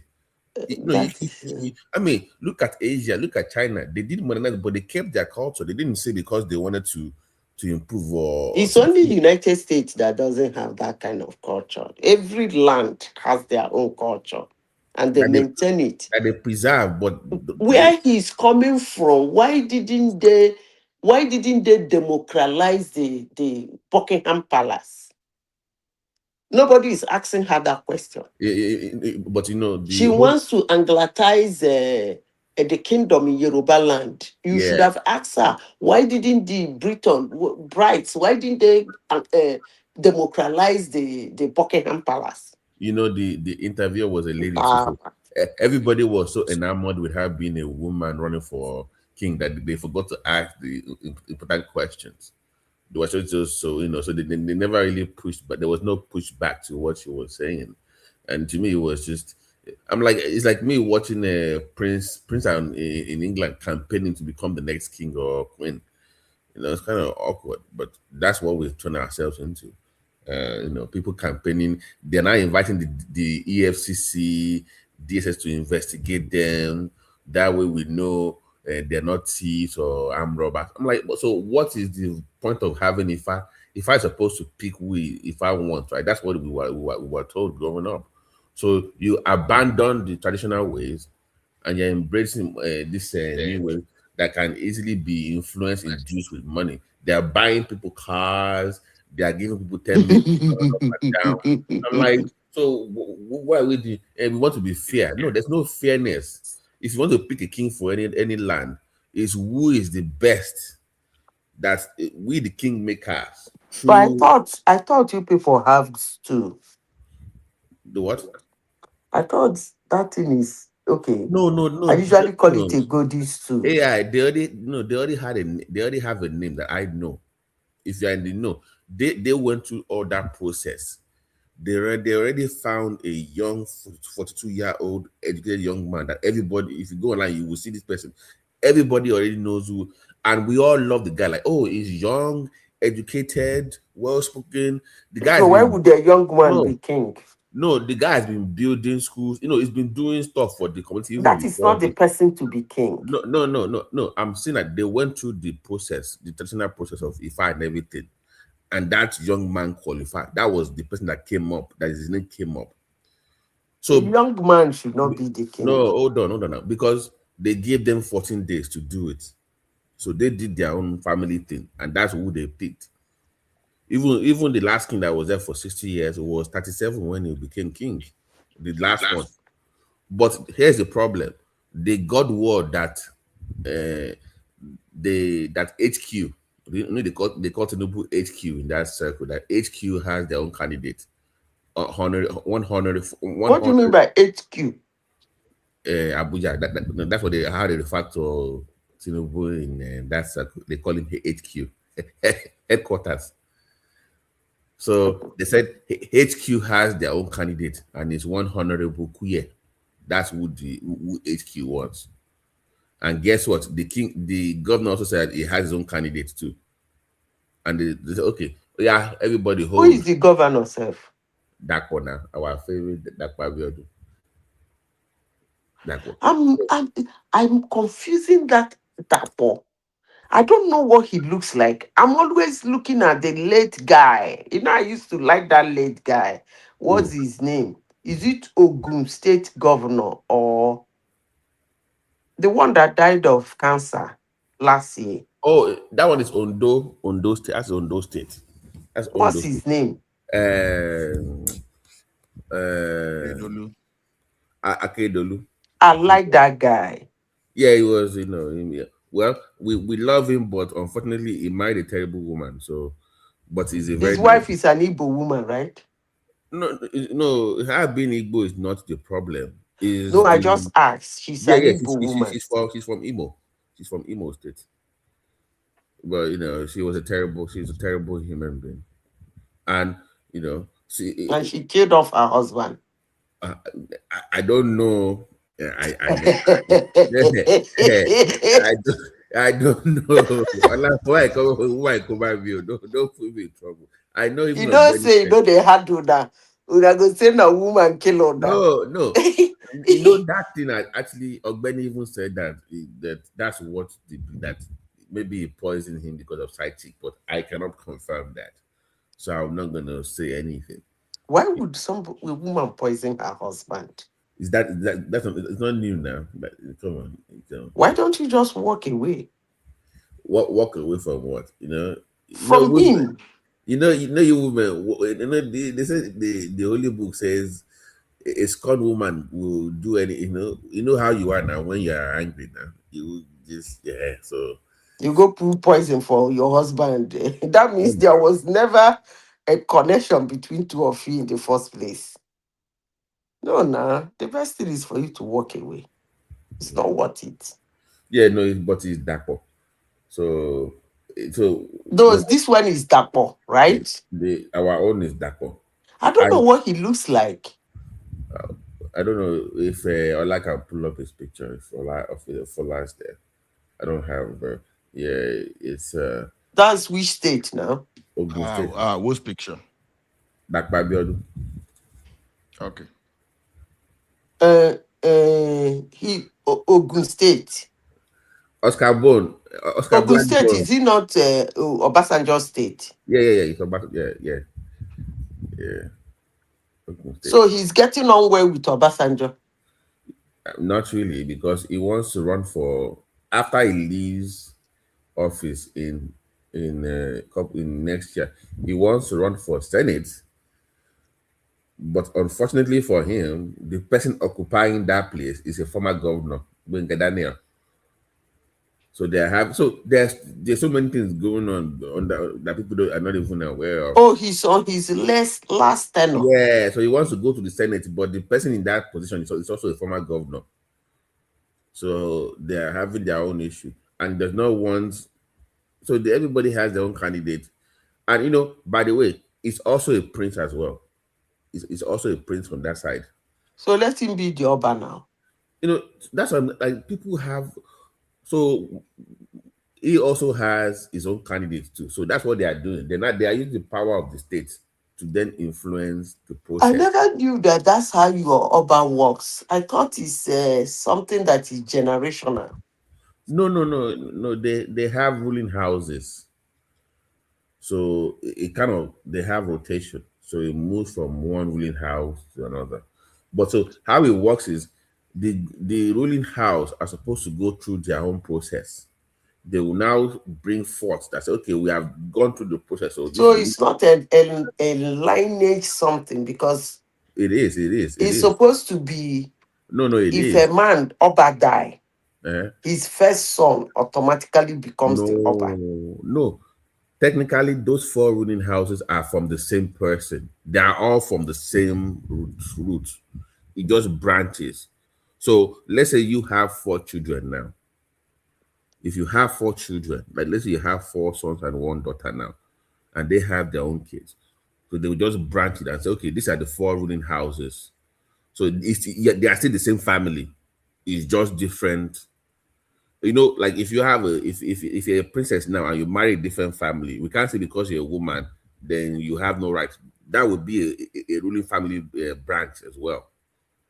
So you have the 4 main ruling houses. Then beneath that, you have all these families that would now. That's how they do it. So they are all still the same people. It's just because they have multiple kingdoms and stuff like that. That's the reason why they do it that way. That's why. So this is Dakpo. Prince Dakpo, by the way, Prince Dakpo. Olau, they have not even in his own hometown in Remo, they have a pending court case, and they have the stool on hold for now. So there's no king in Remo as well right now. And thanks to him again. Maybe he wants to become king when he's done with governor. I don't know. So that's, I'm not gonna hate on him, but that's where we are. Maybe he wants to be very careful so that you don't have a Luwo situation. Oh, no, but Kilokon, why is he interfering in the process? Why? Mm-hmm. They already they already picked on a banjo now. They already picked. That's who the family picked. But Zita, what's funny? Is this the governor? Yeah, this is the governor. What's his name? Dakwa. I've not seen him before. You know what's funny? Yeah, you know what's funny? The person that they picked now, maybe sometimes life goes. The young man that they picked right now, the family picked, his own uncle or late uncle, how do you even call it, was the first governor of Ogun State, and that one wanted to remove the last king until the military took over. So maybe they still have something against that family tree. So it's a lot going on behind the scenes that When Nigeria spoiled is when governors become part of who becomes a king and who becomes an eze. That's the ridiculous aspect of it, honestly. And they are, look at, okay, don't let me bring up our own, but let me just leave that alone for now. But that Kano one, in my opinion, they can never fully recover that Kano. Can they also lose prestige, Ola? That Emirate. Which one? When their former governor broke it into 5, that Kano Emirate. when you mention Kano, me, I have my own sentiments. Because if you want to follow what is known in the public, you ask yourself question, is the person occupying that position really merit that position? Knowing that if that guy was caught by Abacha at that time, Abacha would have pied the guy a very long time ago.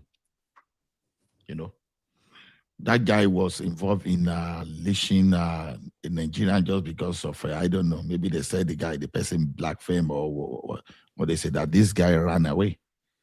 So to me, when you have your traditional rulers leading violence in a such a situation, so will you want to say such kind of a traditional ruler is worthy of the throne?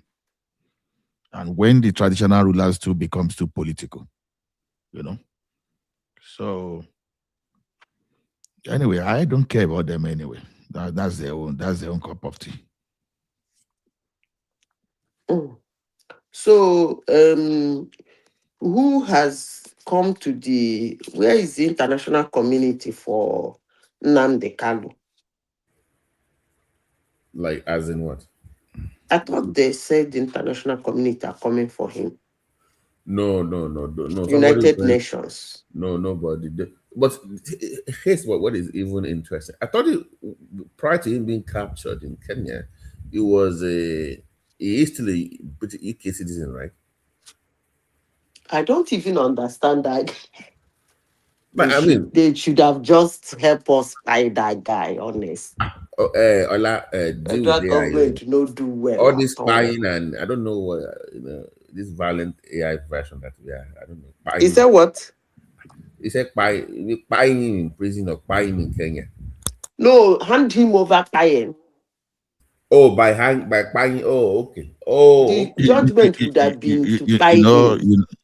To be honest, prior to the government designating IPOB as a terror group, one thing is how Kanu started. I did not really see anything bad in how he started until because he only crossed the line when he started talking during the NSAS that they should go and attack the security architecture of the country. That thing you were openly declaring illegality, which is why that some of us just dissociated from his cause. But other than that, I think his cause right from the beginning was a very good one because you see in Nigeria, it only takes a matter of time before your tolerance will be breached, and if care is not taken, someone can easily become the like of Kanos. There will be many of them, but this guy was initially fighting for, fiscal true federalism.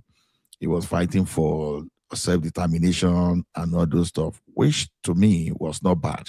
He only crossed the line when he now said, "Oh, go and do this." And when the IPOB now started causing their own menace, that is where he crossed the line.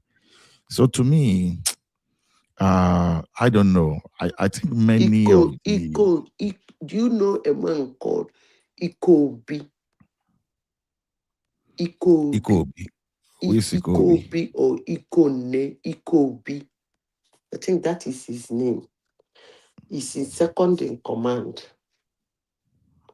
to Nnamdi Kanu. So when I look at the cause, okay, yeah, I got your point. When you look at the original cause of that guy, with the cause that he was pushing, it was not bad, to be honest. It wasn't bad. He said what? The cause that Kanu was pushing, initial cause, it wasn't bad. You understand? True federalism. Let me tell you something. So why did it change into the radical thing where that's the problem? He became a radical. The guy has mental problem. Listen, you don't take instructions from a madman. Ask me to be that one. That guy is mad. he is not the first that fought this cause. And probably he's not going to be the last. The only thing was what they did before Chagari removed it to do presidency. The only way to stop the mayhem Nnamdi Kanu has set up in Igbo land is for Congress to disagree discussing that thing as a sacrilege and put penalty to it. But before they do that, if the need be, they should do something like reconciliation to make it look civil. And then Congress should pass a bill. That bill they passed to end the Nigerian Biafran war, to end it and kill the discussion. Anybody, that was what they did about that Nigerian Biafra until I think it's Sheikh Shagari, right? That removed that thing. Remove what? Because Remove waiting. there is a law that was passed. We did it in history. It shouldn't be discussed. That Nigerian Biafran war, there was something that was passed against it. Nobody should. You mean the no victory, no vanquished? Yes. And then they said it should not be discussed. Like nobody should resurrect it again. I will remember what they called it. How we should when he's here. It was Shagari. I think it was Shagari. It's not Shagari. It's Shagari that removed it now. Is my brain failing me? It was Shagari. Because he wanted to Canada, yes, and then when he removed it, Ojukwu supported him. I think so. He removed it for Ojukwu to come back or something like that. I can't remember, but it was Shagari. Whatever be the case, it was Shagari. It's Shagari that removed that hook on that thing. So they should put that hook again. That's all I can say. They were taking instruction from Nnamdi Kanu is a madman. Have you seen somebody sitting down to give such orders? Have you guys bothered to listen to that guy? Yeah, like a god complex where he will say, "I have given the order." Even in court when he said, "Who are you to deal? Do you know who I am? Who are you to deal me? I'm talking. You are talking." Clapping lawyers in the courtroom. That was not normal. I think people looked over. That's some kind of psychological. But in Nigeria prison, somebody is psychologically disoriented and he's issue. But AI, did they do any psych eval for him? Here they will have done some psych evaluation to see where he is at mentally. I don't think anybody did any psych eval for Nnamdi Kanu, honestly. Like to sitting down and just see where he is, because it's like a delusional grandeur where he thinks it's telling you complex. Ikone police, they say police by the Ikone, he's second in command. This guy said that they should get 2,000 humans to bury Ikone. And as at the time of arrest, they already have 100 in my own country. Jeez. And he gives those orders, they carry it out. Honestly, sincerely speaking, what that guy did is unforgettable. Do you know why I feel the way I feel? You guys don't know Igbo land very well. It's a fun place to be during Christmas. I miss it. Christmas is fun in Igbo land. That guy single-handedly destroyed it. Anyway, I don't even know why they're still keeping him alive. I don't know. They are hoping for. But overall, I think we should reassess the cause which that guy is fighting for, because. What do you mean by cause he's fighting for? No, at least it started from somewhere before the thing degenerated. Now look at what is happening now. 10 years ago, they were telling Nigerians that some people had agenda against Nigeria. Many Nigerians will argue. And I think after 10 years, I think we know better, except for some people Which that one do don't you really say? Who want is to. saying they have the agenda against Nigeria? You know, Nnamdi we've Kanu. already, no, yes, now we've got this agenda that people want to Islamize Nigeria. They You want to forget do that all those thing. things. Nnamdi Kanu was just talking out of random. He know nothing. Forget that rubbish. Yeah. When I used to listen to some of the broadcast once in a while. So, but even though I didn't support what he was saying, it didn't bother me. The When he started to worry me was when he started lecturing different tribes about their own history. Say, okay, you about let me tell you about your own history. I'm like, no, just stick to your own whatever you are doing. Just stick to it. Stop telling other people what their history is and that you are going too far I with. pray that if You know? Tinubu win a second time, they should appeal his case. No. He wants. You see, here's the mistake. He wants to appeal his own case. No, I don't want him to appeal. He can't appeal. I want the government to appeal that they're not satisfied with the judgment that was given. He want to send all these Ipobians into. Yes, and he deserves to be hung. No, I think at the end of the day, I don't know. You see, things are not balanced in that country. You understand? I know that he committed. All I don't know where you are taking this issue, because for Okay, you to okay. say that somebody is fighting a good cause, I don't understand what you mean by that. I said he was Because fighting. No, don't say he was fighting a good cause till he derailed. no, You understand? no. He When you was. talk about, let me come in here, because we are saying something that is running through my veins. I don't know what you mean by he was fighting a good cause before he derailed. The only person that made an attempt on this so-called cause you called good was Ojukwu. Ojukwu was the one that made an attempt, in the sense that he declared the war, declared the secession, fought for it, failed, and went and moved on. Owazurike did not make any attempt. He collected money, collected money, collected money. When his pocket was bursting, people started attacking him. He printed fake Biafran notes. That was the only attempt Wazirike made. He started giving people fake Biafran note. That was why he was arrested. Now come to Nnamdi Kanu. This your good cause you are talking about. You want something. There are legal good way, because before you call something a good cause, it must be handled in a good way. There are ways to present cessation. It's not by owning a radio station and start abusing people. That is not the way. And that was how he started with his Radio Biafra. He was, according to you people, if you look at his history, he was somebody when his brain was okay.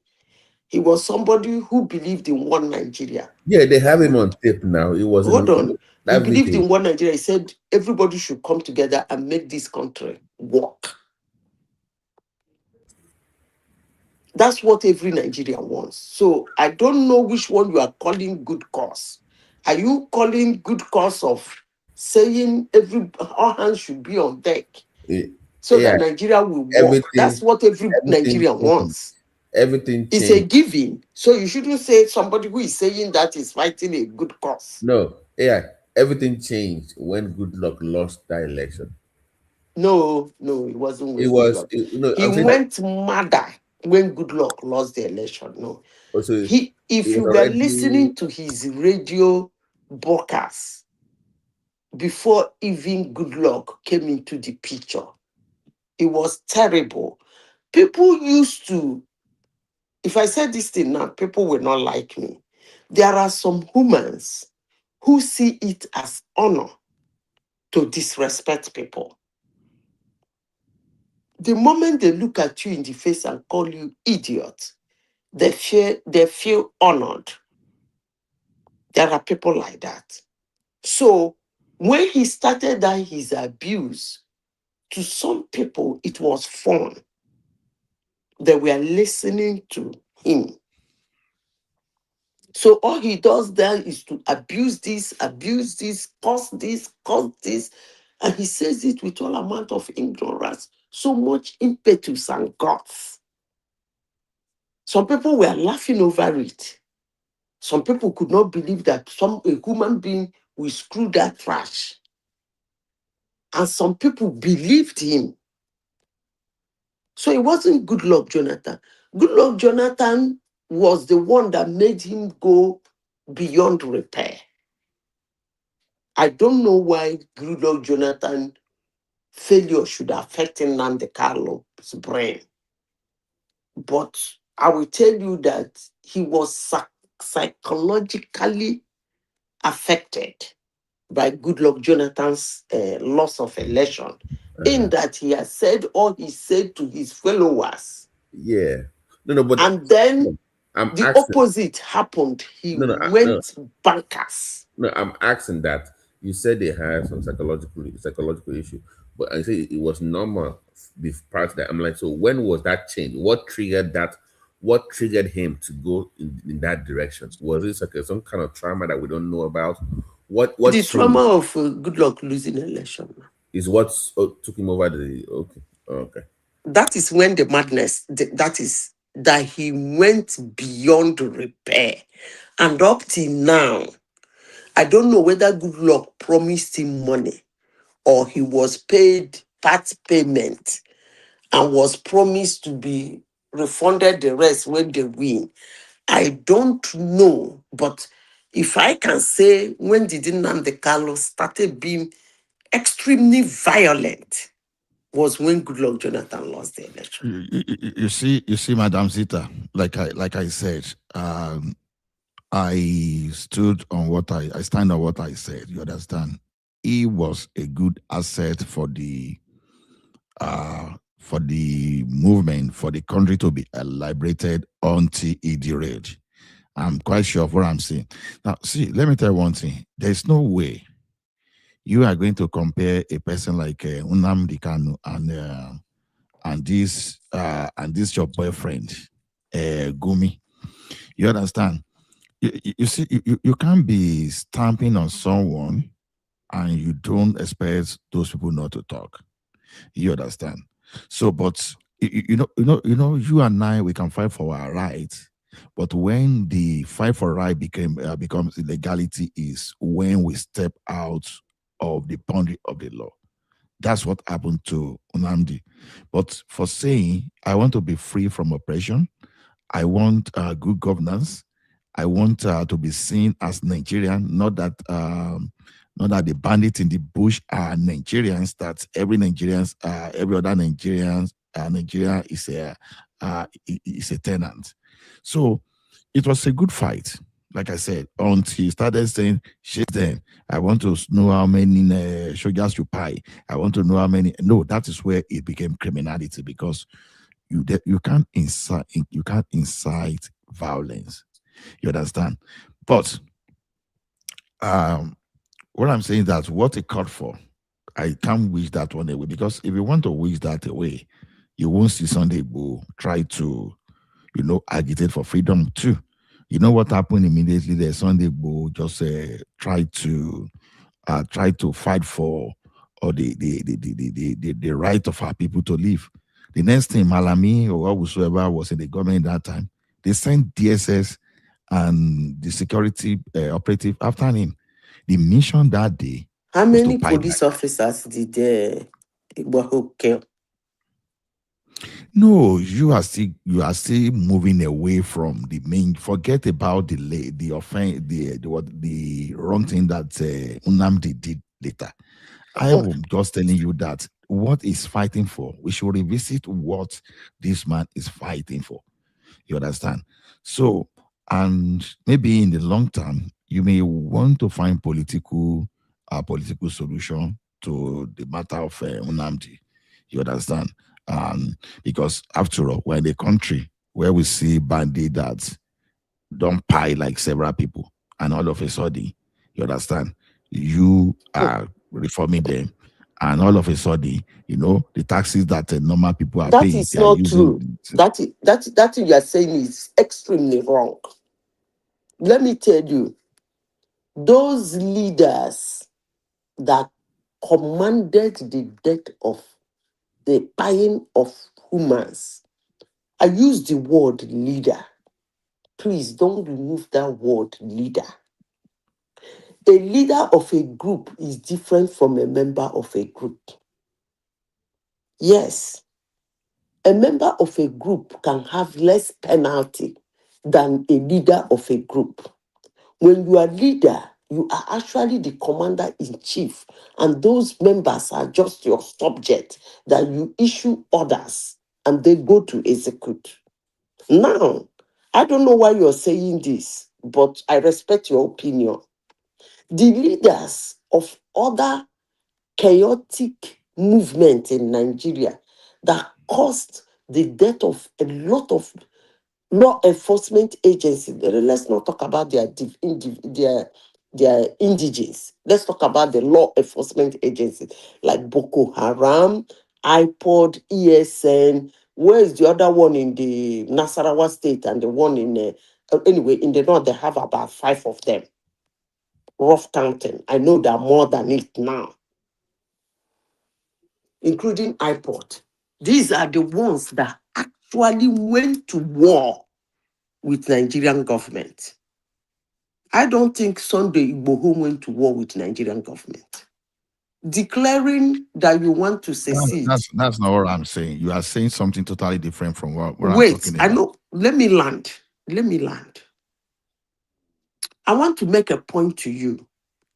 Those leaders that went to war with Nigerian government, their own penalty is eye at sight. So I don't know why they're giving Nnamdi Kanu this kind of leverage. Their own penalty is by a sight. If you go to the north, the military do not see them to arrest. The moment they sight them, they arrest them. So why is Nnamdi Kanu's own different? That's the question I am asking. See, let me tell you my own concern, madam. You see one thing, I will tell you something today now. The fact that I'm not necessarily saying in explicitly that that's the reason. The fact that this your boyfriend, Gumi, was saying, no, you should forget collaborating with America. You should go and look at a country like Turkey, go and look at countries like Pakistan or whatever, blah, blah, blah. That my commander-in-chief now somehow was in Turkey. Do you think I'm happy with that? No, I don't think I'm comfortable. You understand? And why? Whether true or not, there have been this rumor, you understand, that Turkey may just be complicit in how some of these or terrorists, you know, I won't be calling them bandits, are getting some weapons, you understand, they are using in that country. Now, when you look at some kind of trajectory, I will not focus on, say, oh, because maybe Kanu just went off the target and get his attention distracted, and I will now ignore the real issues. Now, what led Kanu into that situation? You understand? Even Showore, something gave Showore some kind of energy to be fighting for what he's fighting to today. Then I know the old Afenifere and the Nadeko with pro-democracy group, you understand? We know exactly what we are fighting for. You see, the type of structure we have in that country today, it does not recognize even you and I that are speaking today. You understand? Because, okay, now, are you telling me that it is fair? It is fair for Northeast, for example, to be contributing less than 5% to the economy of the country, and for Northwest probably to be contributing the same thing as Southeast, maybe about 10% to the economy of that country. And now you now see that region is the one giving us headache, is the one where it is the one sapping our energy to 85%. That's taking us backward. Now, when you now see the criminal they breed in that region being pampered just because someone speaking from the southern part, to the point that that person was frustrated, to the point of okay, I will even go a step mad, or madder, you understand? And that person, the focus now went to that person. Now, the question I'm still telling you is if we could match the energy of Nnamdi Kanu by doing whatever the country is doing to him now, when will the country deal with Gumi the same way? When will the government deal with Katsina State governor the same way? That one was even telling you that if you are not okay with him dealing with the bandits, you can go and do your worst. Now, when we have even local government now budgeting for bandits, you understand? So now, you now have to Honestly, go back. sincerely speaking, I don't understand your argument. I'm getting Because you frustrated fail to on this understand. argument, No, honestly. because you fail to understand, madam. I Just calm don't down and understand. listen to me. Gumi was Calm down, not commanding the buying of people. calm down and That's listen to two me. different things. Calm down and listen to me. He was not commanding the buying of people. He was not commanding the buy of people. But this Gumi told you that he knows where the bandits are. This guy was pleading on behalf of bandits. Okay, pick your immigration form today and ask you whether you know some terror group and whether you've at any time advocated that they should show them mercy, and see what will happen to all those countries. What will happen to Okay, your so visa P2B application? is not supposed to be the president now Hold on, because madam. he has shown mercy to Hold IPOD. on, madam. Forget about what Nnamdi Kanu Please, did. Forget about what he did. Let us go back to his message. Is what I'm talking about today. The message is fiscal federalism. The message is true federalism. Then, if true federalism cannot be achieved, let everybody go his way. Let everybody go his way. you are saying a So, total different thing. I I'm am not not saying. saying everybody should not go their different way. What I am saying, a citizen of Nigeria having the guts, either in the name of Boko Haram or in the name of iPod or in the name of anything, commanding the buying of citizens of Nigeria. That's what I'm talking about. Madam, I've heard that one. I don't want to No, dwell you on didn't. that. I want us to go back to that message because you know this thing is no longer funny. Yesterday, Boko Haram lay ambush and they kidnap 13 soldiers, including a commander, a commanding officer. And now the question is this: we still find a region of that country that instead of doing total elimination of these guys, they are still telling you that we should take it easy with them. They are now even budgeting. Why now? You know what it means that okay, maybe you work for an organization in Nigeria today, maybe you earn like 50 million in a year, and they are cutting 25 million out of your money. You can't even move up and down in that country, and they are now catching that criminal. And someone is saying, "Oh, let us negotiate with them. Let us pamper them, even with your tax." Why those people are not adding anything to you? The only thing they are adding to you is insecurity. The only thing they are adding to you is for you not to be able to work at any time. At least they were caught. What about the ones that were not caught that are roaming around in Igbo land? It's not the problem No, of Ali. They were caught. no, don't tell me that. They were Don't caught. They do were being that. released. No, Don't I do will do that that. because you do that, of not course. have an idea of what Igbo land was like before Nnamdi Kanu came. You don't have an idea. I know that's not even my point. Hold on. At least forget about Kanu for and Boko Haram. Let me finish. I'm happy you said that for Boko Haram, they are being arrested. And they are saying, give them leniency if they repent. What about those that have not been arrested, that are still roaming around Igbo land with their arms and ammunition? Madam, Why don't you say arrest them too? Let's see whether they will show them leniency. Okay. Let somebody speak for their leniency. Okay. So what you are telling me is that Peter Obi is not supposed to be the president of Nigeria because he spoke like Gumi for the iPod, and people like Soludo and the Oti should not be governors because they spoke for iPod. Come on now. No, madam, it doesn't. Forget about. Just calm down. I won't. That thing will not calm me down. I'm telling you, Ulysses, go back to whatever message Nnamdi Kanu is preaching. Go back to whatever message was preaching rather. Let me be very careful. Go back to the message that Nnamdi Kanu was preaching. Go back to what this that Nnamdi that this Ninas guy is preaching. Go back to the message that Sunday Igboho is preaching. Go back to the message that pro Nadeco and other pro democracy group were preaching. Let's stay on that. Let's forget about whatever crime that Kanu has committed now. The question is this: if some people are more Nigerian than you, if some people are saying you cannot live on your ground, and unfortunately, Nigeria have started paying taxes to all these terrorists indirectly, and you may not know. Forget apart from those Excuse people me. that they. Excuse me. Where is Shakrau? Madam, don't No, let I'm us asking you. Where is he? Don't let us derail from my topic. No.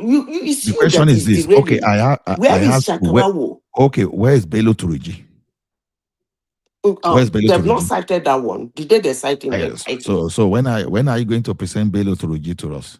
They don't present such people. They buy him. So are you think? No, they don't present such people. Forget about presentation. Are you think all these people those their leaders? They don't present them. They don't. See, the day the military will have a contact with set their eyes on him, they waste him. So why is Nnamdi Kanu still living? No, well, I'm not judicial officer, no matter what. But what I'm still telling you is this: look at it this way. Look at it this way. We were in Nigeria. Someone, the S-Men, they destroyed someone's farm, and that person fought back, overpowered that person, and pie that guy. And now, what the Nigerian system would do was just to give that guy death penalty, and the Supreme Court even affirm it. Now, you tell me within that system that okay, you overpower someone with a weapon, and someone you and I say okay after overpowering, so the thing is you should just run away. How does that make sense? How are you so sure that okay, this person you overpower does not even have another weapon? Just listen, let me tell you no, something. madam, let me learn. You don't know anything about buying people. Buying people is deeper than this thing you come here to say. I'm talking of the injustice in that country today. We need to revisit that message. Forget about Nnamdi Kanu as a person. Forget about his personality now. His message before he derailed is what I'm talking about. So don't let us intentionally ignore my point. What was his message? Self-determination through federalism. Understand your argument. You understand? You are saying you understand? You are saying I should hold on. What you are saying is that a criminal that was caught, you are telling me I should forget his criminality and look at the time when he was not a criminal. Olabeg, I don't have such. See, we've discussed what. Ola, okay, go ahead, Adewale. You see what Madam Sita is saying. If you want to overlook what the message of Nnamdi Kanu, simply because what he was agitating for before was justified. Action, however, his later action now derail the entire message that it was pushing at the beginning. The point is, Exactly. his later statements, his later actions actually shows that even the beginning was just a starting point. You know, when a madman is about to start getting crazy, they don't start going to the market. They will start small by running out from the house, doing some crazy stuff. It's not the first, it's not the second person that will agitate, ask, and request that we start practicing true federalism. It's not the first. And those who were before him, they didn't take it to this level. So what snap? What changes? What Madam Star is saying is that those people, say Kabiru or whatever that name is they hands laid on him just like they did to the is it Shekara or what is it, the former in Maiduguri, what's his name? The one that started the Boko Haram thing. The way federal government would lay their hands on him, that would be the his last day on earth. Now, what Madam Sita is saying is that what changes for the federal government to spare the life of Nnamdi Kanu? What changes? Why even Buhari of a person did not take his part in? What changes? Look, this guy has said things. Even though the true federalism, I mean, the message should have been taken to the people who was representing his constituency, but he knew where he was heading to. He just started from that angle so that he can gain prominence and then start saying all those things and start, taking action thereafter. So after he had gained prominence, is now in the conscience of every Nigerian. Then he started utilizing that to amass wealth. Because this movement is not just about, oh, it's beyond his online thing. Right now, I turn my television on, I'm seeing a Biafran television channel, 24 hours broadcast. I don't know where they're broadcasting from, but it's on cable. I can watch it right now. Okay. So where Mr. Star is coming from is the fact that he started well doesn't mean that his action is justified. Even agitation for secession is a treasonable felony in Nigeria. It's a crime on its own. You can't just Why? wake up and say, Why, "Oh, why should it? because my people are not well." Why should it be a treasonable felony? It is. Go and look it up. It I'm is. asking a question. I'm not saying it's Well, not. Why should it be? the people that gave us the constitution did not include that in the constitution. So if anybody wake up today and say, "Today I'm declaring my people independence," they will first of all throw that person in jail before you realize that he's having a bad dream. Yes, Adewale, the let me likes of tell you yeah. something. Let me tell you something. So if you look at it from that perspective, that's what I'm trying to let you No, know. no, yeah, I understand you. Let us look at it from this perspective today. See, a legal professional can tell you that the constitution we have today is illegal because when we're having our independence, we agreed to different constitution entirely. And that constitution was the one that we got before independence.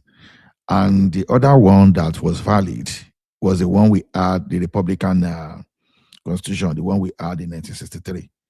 See, any constitution we have had since 1979 to date, you understand? They could tell you that they were all illegal.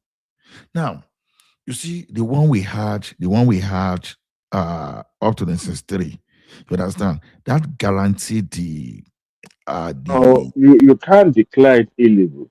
You know why? no, it is illegal, and I will tell you It why was they are illegal. what makes it illegal? What makes it illegal? It was You talk, adopted and it was, and hold that's what on, is being used, recognized.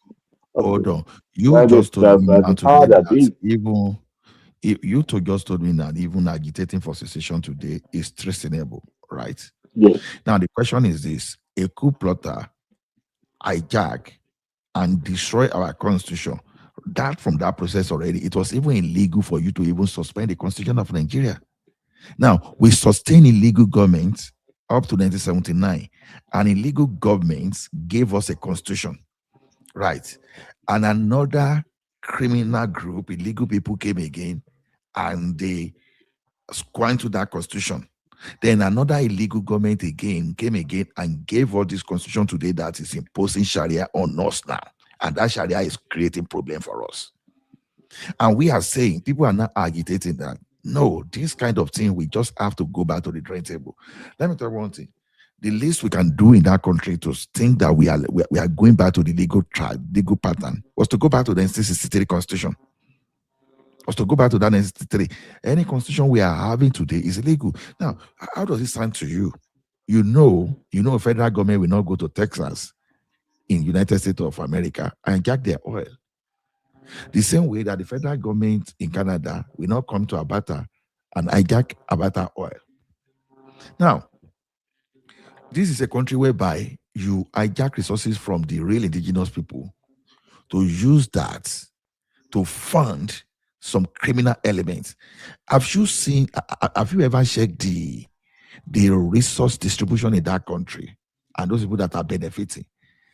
You may not even like this statement that I'm talking about now, whether you like it or not. The Southerner in that country now may think that you have freedom. You don't have freedom. The Southerners, they are slaves to the northern region. Because when you look at that northwest and that northwest and northeast that are creating problem for us in this country, they are both contributing less than 20% to the entire economy. You understand? Okay, if Northwest is contributing less than 15% and Northeast is contributing less than 5%, now go and look at the resources we are spending on them today. It is all about them.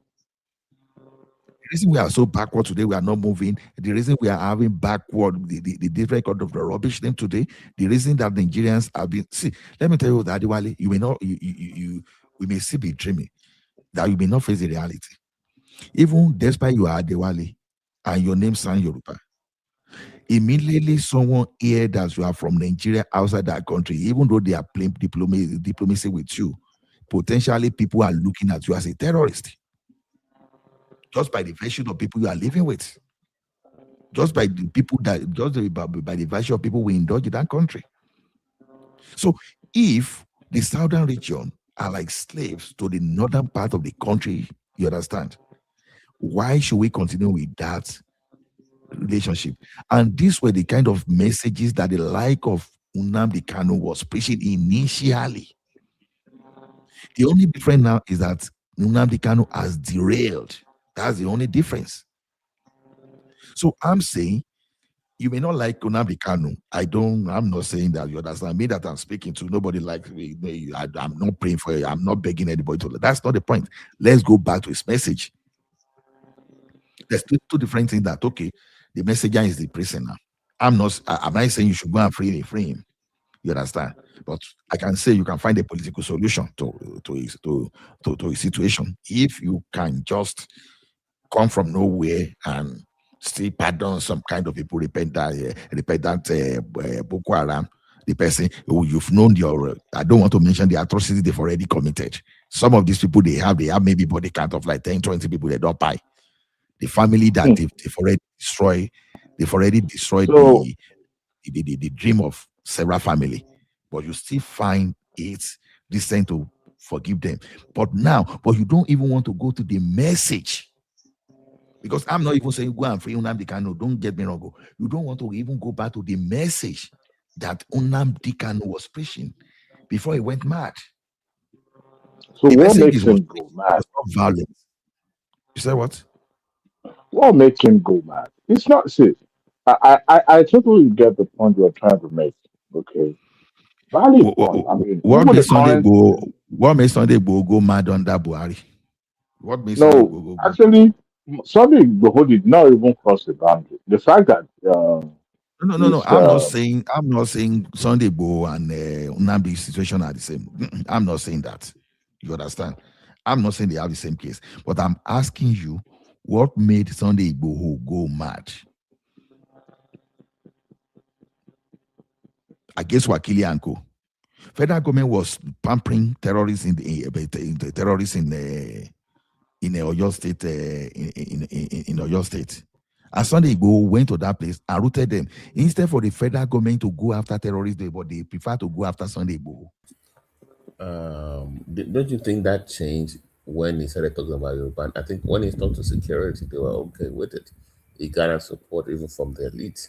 I think when some interested parties from the UK, I won't mention his name, started pushing so they would start chanting Yoruba nation is when it kind of flipped over. So And the Akikoya, is he allowed? no, they don't even put his name out there. You know, the guy from the UK.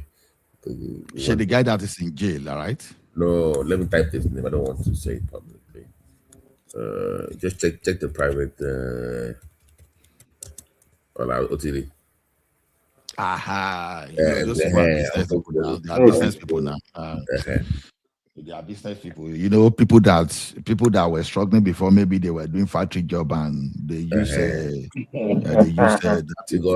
No. They were honestly when Sunday Igbo went to that village, Igbo and Igbo gone whatever. You saw the support. Even Soyinka was supporting him. Everybody, we want him to secure our territory.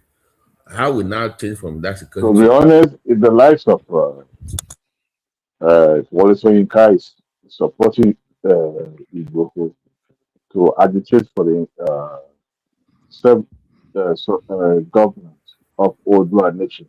To be honest with you, I'll be highly disappointed because somebody like Igbo was pushed in a way that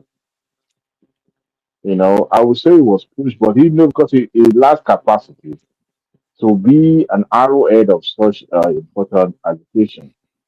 Not that as a Yoruba man is qualified, but the fact that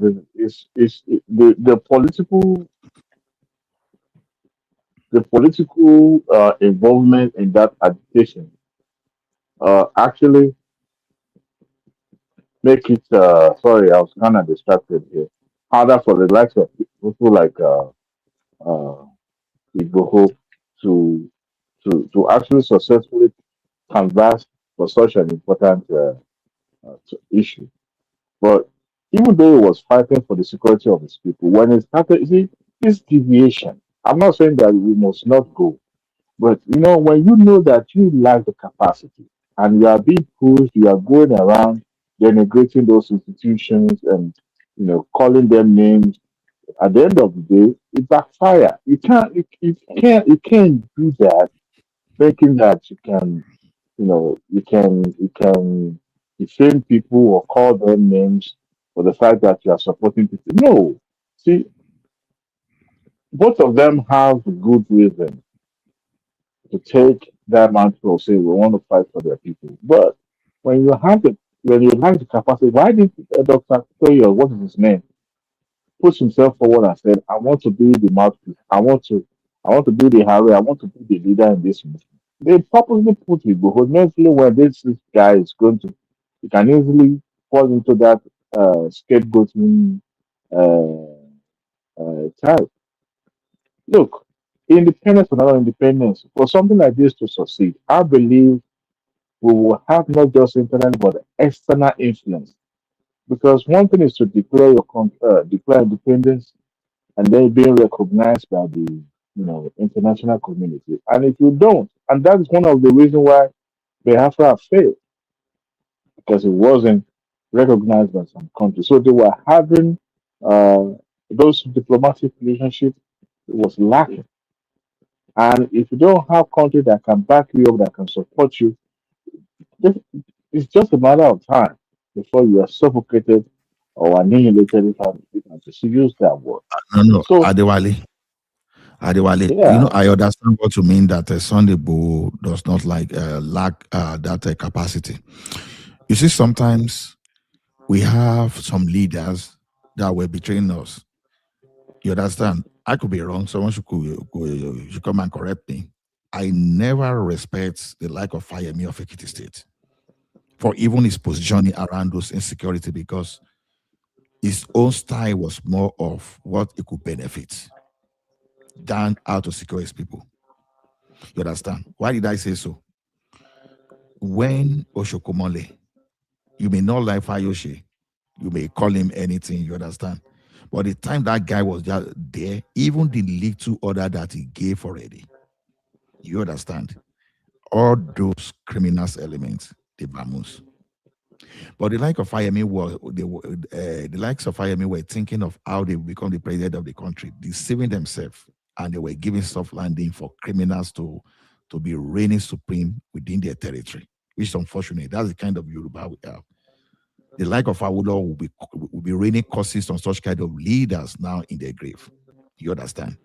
Because when you look at the kind of Yoruba leaders we have today, we know that this is a total, the total divergence from what we used to have as Who Yoruba told you leaders. fire means a Yoruba leader? Okay, at least it was a governor of Ekiti State. At least Ekiti is a Yoruba. It's a Yoruba. He said it's it can't even be a leader in the state. It's nobody. At least it was You our know, governor. You understand? you Now, accidental because of the proximity to, or should I say, the it pro doesn't matter. democracy. His decision, you understand, his decision had negative and positive consequences on Ekiti. So I will call him a leader. Now,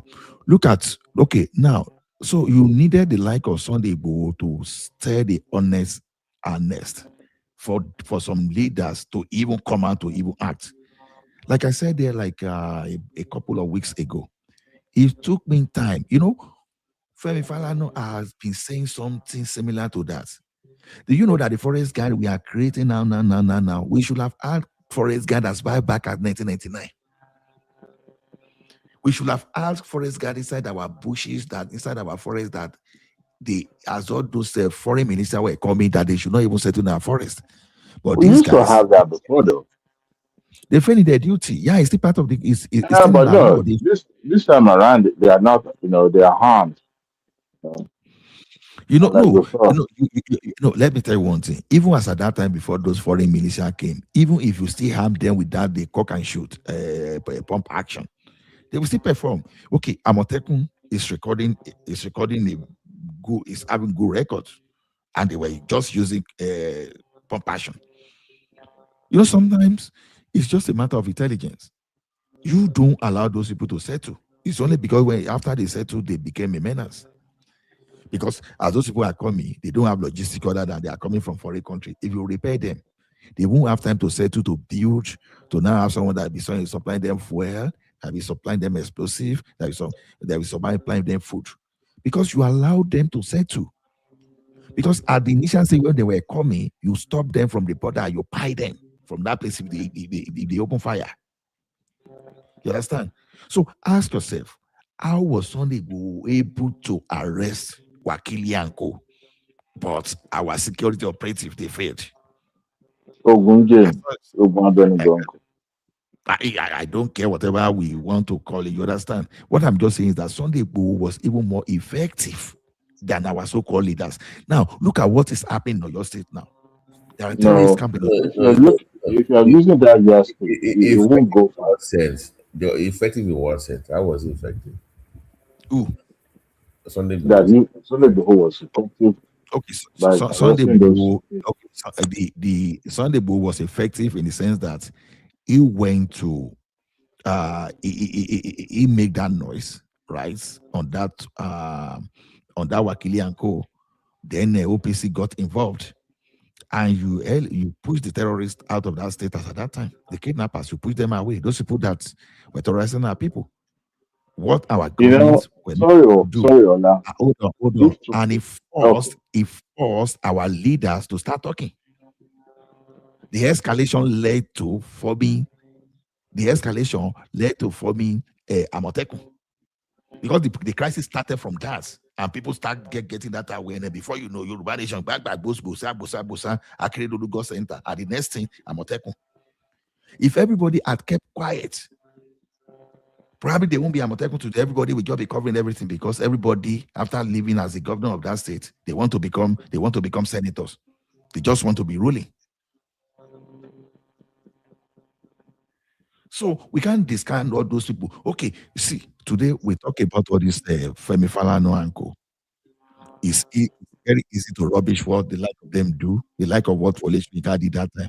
No, these guys, they were the ones shouting up and down, to the point that Mustafa and Sergeant Rogers, they were running after them. When state apparatus start running after you, is telling you a story. The states are not they are not comfortable with you. After all, Falana was not carrying any arms. Wale Soyinka was not carrying arms. Tinubu was not carrying arms. This Shehu Sani in this Kaduna guy, all those people, all those Nadeko people, they were not carrying arms. They were just running campaign against the governors. Why some people are saying, why are they talking about this? They are just showing. If nobody mounted pressure on Abacha, probably Abacha will be with us. Maybe because the man don't die anyway. Maybe he will have been our life president now. Maybe nobody will have given him pressure to be. You say what? I say at 80 something. I'm just saying, you understand? Probably there won't be some kind of pressure on the guy to develop some kind of medical situation for him to die in his office or for people to intervene. So sometimes we can't look at all those people agitating and we just ignore their cry. I'm now saying, what were they crying for? People are saying they cannot Islamize Nigeria, but everything pointing. Let me be fair to our Muslim brothers. You understand? This thing itself is not about that religion called Islam. It's not about the spirituality of Islamic. It's about people that like to use religion as political tools. You understand? It's about people that once you But this is not the this is not the first time to have a religion that is disturbing the peace of the country. Remember the previous administrations, Obasanjo's, Jonathan, Buhari's, even Yaradua. Remember the South agitation as well, where the different negotiable group, bombing pipeline, disrupting economic activities of the state. Right? What did the government do? They find a way to placate this group of people, entice them, employ them, even at the point put them on the payroll, for state or federal parastatals. What does that mean is that led to creation of Niger Delta Commissioner, just to cater for the yearnings that you're talking about. But in a way, they are ready to go, politically with the government to the point that they were able to settle. At the point, Obasanjo started with iron hand. But what did he do at the end of the day? The subsequent administration that followed him or that succeeded him, dealt with those people, right, in a political way. Now, what stops these likes of Nnamdi Kanu from going through the same route, so that his message can be well received, and then becomes a win-win for his people. You understand what I'm saying? At a point, sorry, at a point, Niger Delta was like a hellfire in Nigeria. You remember, to this day, there is a weapon proliferation in that region. If you see the amount of weapon that is passing from one hand to another in that region, in fact, you will realize that the hell that they're talking about is in Nigeria. Remember when they were kidnapping expatriates to the point that all companies had to relocate from Port Harcourt to Lagos? Remember those times. What happened now? Should we say southeast, south region, Niger Delta region in general? They are much more safer now. But you see, every agitation there will always be a method to it. Now, the likes of the northern people, the Boko Haram of a thing, it didn't start as an agitation. It started as a movement. Go ahead, Jack. Before you know, it snowballed into so many things. We all Look know at that. the Wale. I want us to focus on the message. Let's forget about the personality. You understand? After all, I'm saying that Ken Saro-Wiwa, we talk about Ken Saro-Wiwa today, but did Ken Saro-Wiwa and Co. did they involve in paying some people? Yes, they I were. wasn't even talking about power. Well, this was the pioneer, and the method at that time wasn't about pine. But the people that came after them, they were pine. They were weapons everywhere, right? But it wasn't as on this larger scale of kidnapping, or even there was a kidnapping, but taking huge number of people in custody and kidnapping them.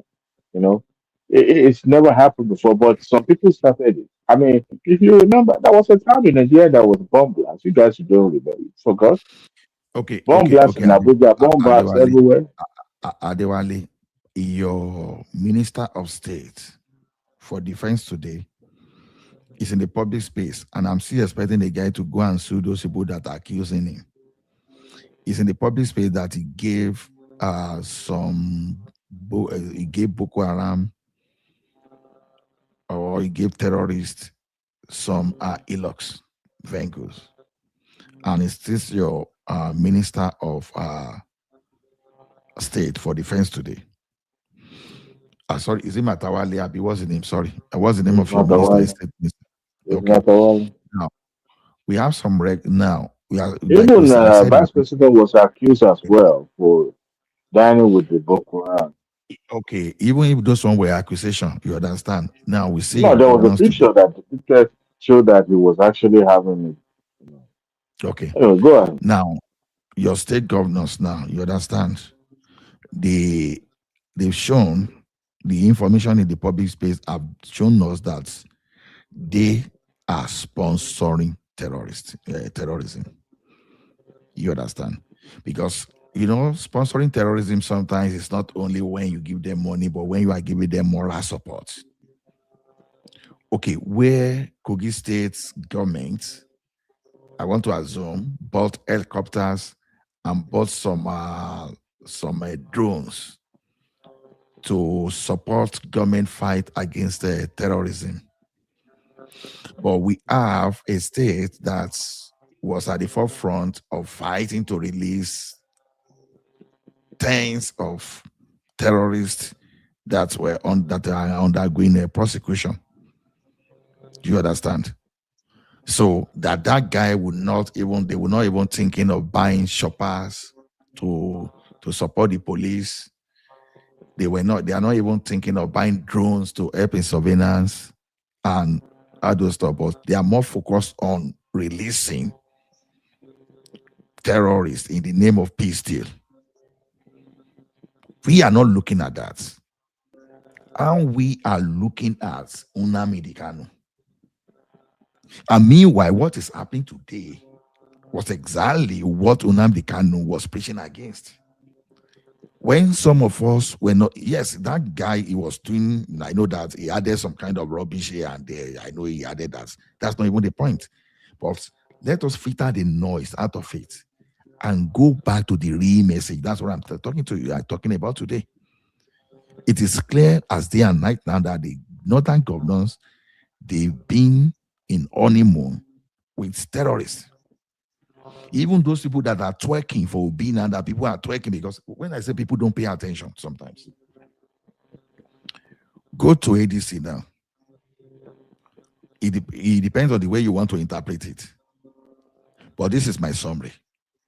El-Rufai confessed to sponsoring terrorism.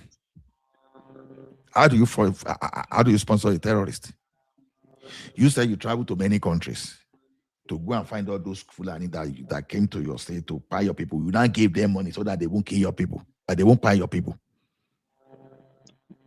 And if a person like you and myself were in Nigeria, they would have taxed us.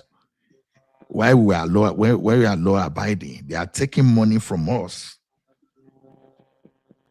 at tax, we that we are working properly to go and pacify some people that are coming after us. And we are saying we should forget about the message that Kanu was preaching before he derailed. We shouldn't forget about those kind of message. You can forget about his violence message. No problem about that. But what was he saying before he went violent? That's the point. That's where I want to focus on. And that's what led us to. Did you know what it means to kidnap 13 soldiers? You understand? I'm not saying they are kidnapping civilians. So they are kidnapping infantry soldiers. So that means that a person like you and myself, we were walking on the streets of Nigeria. If they were kidnapping infantry soldiers, those people that with armored personnel carriers, they have all those ballistic equipment, everything, that they have all the support. They were creating, they kidnapped soldiers, including the commanding officer. They should see, even they shouldn't be able to create.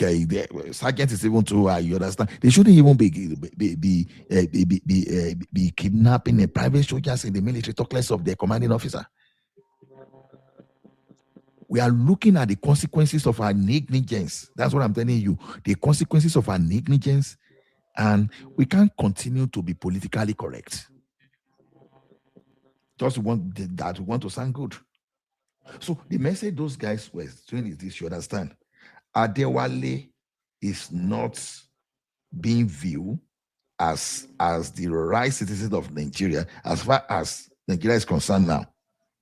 The Fulani people, they are the landlord, they are the owners of Nigeria, they are the indigenous people. You, Adewale, you are a naturalized citizen of Nigeria.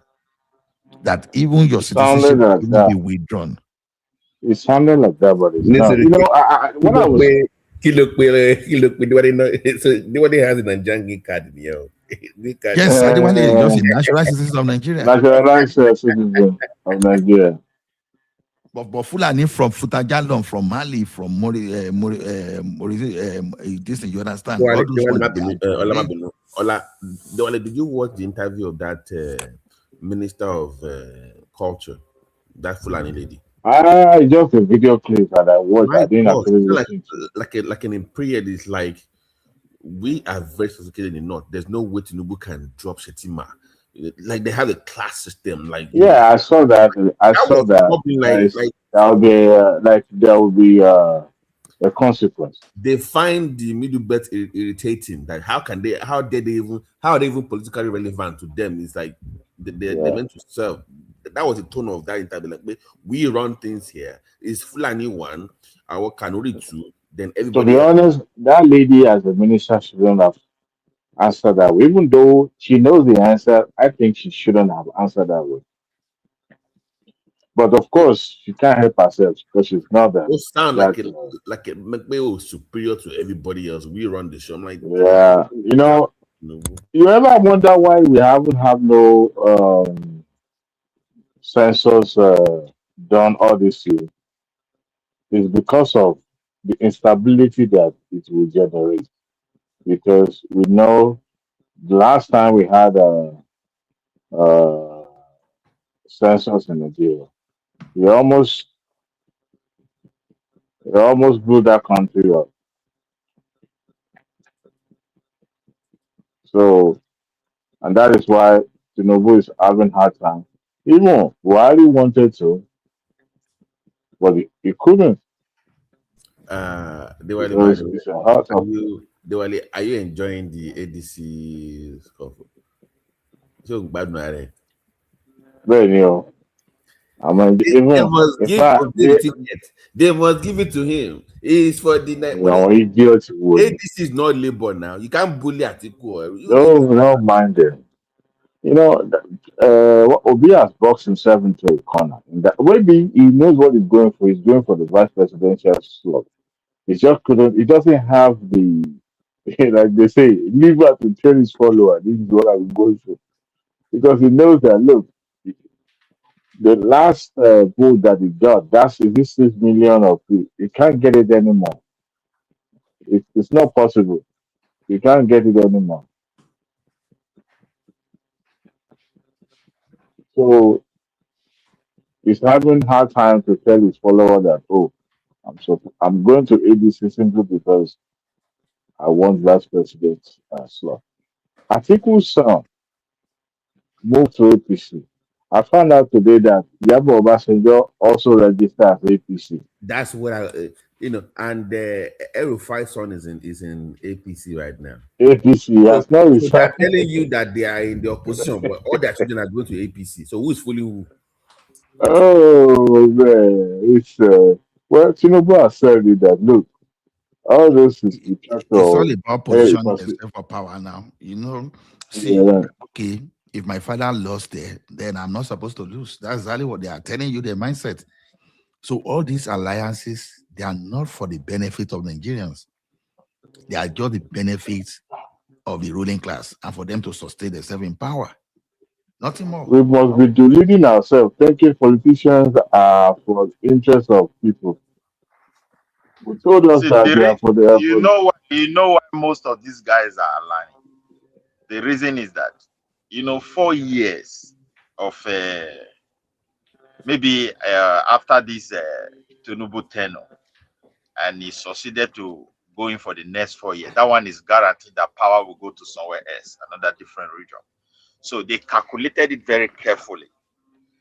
If they don't give the support to Tinubu now, they cannot project themselves because the Northerners are trying to who nest within themselves. So I don't see ADC going too far because the children of this politician realize that ADC may explode internally. The interest of those guys, I don't see them compromising it like Atiku, the rest people for Obi. And again, if Obi managed to, for example, win the election, that 4 years of we just rule only. When you look at black man at power, it's totally impossible. It's not going to happen. So, and that is the reason why I feel these guys, they calculated the dynamics of Nigeria politics. But Midwest, if you put yourself in Peter Obi's shoe, what do you think his own political calculation is? What do you think he was thinking by joining the ADC? What was he thinking? I don't understand. The problem with Peter Obi is this. Peter Obi, personally, to me, the way I observe that guy, he will even prefer to be a deputy to Atiku. But because of this social media noise, for him to come out and tell his people that I want to be a deputy to Atiku, that is another issue. No, my brother, 3 weeks ago, I was on a space where Peter Obi was there, and they asked him this question that it was the Obi or Nothing group. They said, and his response was, I've been traveling all over the world meeting head of state. Do you meet head of state to be vice president? Basically saying that he's not running to be vice president. So to your point, he has boxed himself in with the obedience because they are not doing Obi or Nothing. That they don't want him to be VP. So how do you then go? You can't tell those people that you want to be VP now. You have boxed yourself in. You must run. Okay, but let's say my network. Do you think it's just a joke? Do you think it's just a joke that the APC is doing registration? And surprisingly, what is that? APC? Osun is leading. Yeah. Leading. Wow. I'm like, wow. Osun is really registering a lot of people. What is that for APC? Yes. Go and look at people that are registered. Osun, the reason why people are coming to APC is simple. They've carefully, analyzed the politics of Nigeria. Can we really unseat Tinubu? Most of these politicians understand that it is not possible to take this man in the next election. Either by crook or hook, Tinubu will remain, whether they like it or not. So those guys, they also evaluate their own interest. And that is why those who were sitting on the fence, they decided just to come in. And that's why people are going to APC. It's for their own interest, and at the same time, it will also serve the interest of Tinubu. Like ADC, I don't see ADC like a party that is definitely going to win Tinubu but they will make noise. But if guys not even take it during their primary, that's when the whole thing will explode. Because what Obi wants is that Obi understand that he cannot survive primary with Atiku. He cannot even survive primary with, I think Amechi is there already, with other Atiku boys. So I don't know how all of them will raise up their hand and say, and again, those boys are also Tinubu. Some of them are also Tinubu boys. So definitely they're going to tell him we need primary, and then dollar will show. That's what the problem will start from. You know? So I don't think he's going to win. Yeah. You know how party politics work in Nigeria? One, for every politician at the grassroots level, they are able to see the number of party members that they have. So sorry, Yeah. I'm kind of distracted here. Okay. Or to play video game. You know, I'll be sorry. You know, the number of people that they have at the grassroots level, they are doing his registration because they want to know number of party member. So at the end of the day, it's kind of like a lot easier for them to know how many people they are going to transfer money to. So You see, politics in Nigeria is more of someone applying for a job. I beg. If you don't just get a job, just go and get politics in Nigeria. That is what you politics get is for. money, but you have to play patience. If not, you won't get done anything. No, And it you must depends be on. on. No, it depends on who you are now. If you still have money that, okay, this money will take me for the next 8 years, okay, you play patient, you continue. But if you think that your money is running dry and you may not even have money to sustain yourself in the next 2 months, then you become more dangerous. That is the way I see Nigerian politics. Desperate. Yeah, because Yeah, okay, it's true. I was trying to discuss with one man on my cousin. You understand? This guy is still looking for a job. He hasn't got a job. He's been trying different things. He said, bros, we are going to do the politics of this country together. And I asked, what is it that you want to offer? Just present what you want to offer. You'll be shocked. Nothing to pay. So, because even from the way he is speaking, I saw that, okay, this is just alternative to business, to job. Okay, a guy too, that was far back, I think it was 2006 or 2007. I was trying to fix him for a job. You understand? Just like the guy is just a graduate of economics and was unable to get something. But I was in an organization that I could fix this guy. But the job available that time was just to be like a personal assistant. That personal assistant would just to be maintaining my MD's resident and all those go. And that job may look demeaning naturally. You understand? Because it's That's executive assistant now. That's money now. not in the office. He will be Okay. maintaining his house, his residence. So just like, okay, they wanted to fill out Who with food does that? stuff. Who does that? That's an house help. Adewale, I could have done that job that time if I had no job. I'm telling you facts, Yeah. whether you like it or not. Yes. Just like to take advantage of each other. Go ahead. See, some of us here that we know how we started now. I told you when I told people that I like to buy, and some people were now raising their shoe that if you like it, if you were driving limousine, that's your own. Me, I drove Uber when something was tough. I went to Wales where something was tough. You understand? I don't have anything to raise shoulder about. You understand? So the thing is, now that job as at that time, you'll be living in VGC. You are not just imagine where that guy will be living. You understand? Was better than where I was living in Oregon. You understand? Just look at someone that is doing. Let me give an example. Look at someone that is doing maybe domestic staff in Ikoyi, and you are living in a boys' quarter in Ikoyi. That naturally that boys' quarter will go for like over 1 million. As at that time, if you were going to rent that now, how much was that? How much was my rent in Oregon at that time? Because the work sound like a personal assistance, right? It sound demeaning, but the wage, man, better pass the graduates that were lining up for ET job. And you know, in that job that time, they were because of my mentalities of my boss that time, it was almost guaranteed that that guy would not even last 6 months in that role before he would be moved to the office, into the office job. Because that time, I remember that time that even at the point in time we were converting technicians, gate man, all those office assistants. We were training them on how to maintain machine because we were looking at them as cheap labor. That cheap labor I was talking about pay more than all those bank support staff. You know why bank support staff were earning 50,000, 60,000? We are talking of these guys, they were earning well over 100K. Some of them were earning like 200K. So sometimes forget about the English behind the name.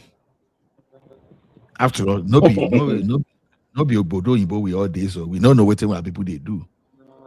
You understand? Someone with PhD now, is correct a lot there. It's correct a lot there now. You know, they call it security. I'm working with Salvation Army security. All of them now. No, now police will be for here. If not, we they do here, will not be down. Whatever. See, the question is as long as you don't go out and stay, and someone starts shouting "Oli Oli" after you, as long as you are not thrown outside of your building and you become homeless, job not job. And that thing is keeping you. But you know our people now is that mentality of mentality, yeah. The reason you know the reason why we did for that mentality, of course we don't pay tax. That's the reason. Because if we really have a well taxable system, even somebody that is an assistant, then you're going to be responsible for something, such as pension, like European standard or healthcare insurance and all those things, all those welfare insurance that follow, you must pay all. If you're an assistant to people. But Midwest, it's not about tax. Now it's about inflated ego, useless ego. Let me give you an example. No. Sorry for Midwest. There are mobile mechanics in America. They don't get your book. They are mobile mechanics. They make more money than pharmacists. But I don't know. But they make more money. For European, they make money more than doctors here. Far away. Let me tell you something. Let me tell you one funny story. When there was a time, you understand, because people knew that I work in the bank or those stuff, you know, people like that. You see, one problem in Nigeria is this. If people just think you have money, I'm not saying you have money now. If people think you have money, if you say anything on social media, you are going to get a very high level of endorsement. Anytime you show that you don't have money like this, people will start avoiding you gradually. All those endorsements will start disappearing. I used to cause boast on these politics and all those stuff. People that knew that I work in the bank and in Canada, you understand? Even those people that were not supposed to even come and comment, they will comment, you know, make you feel good. Oh, babao, all those stuff. You will be getting so many complaints. The day I show myself when I was maintaining because that time I changed my under Odyssey engine and now put the process on Facebook. You know what happened? My like and all those interactions started declining. So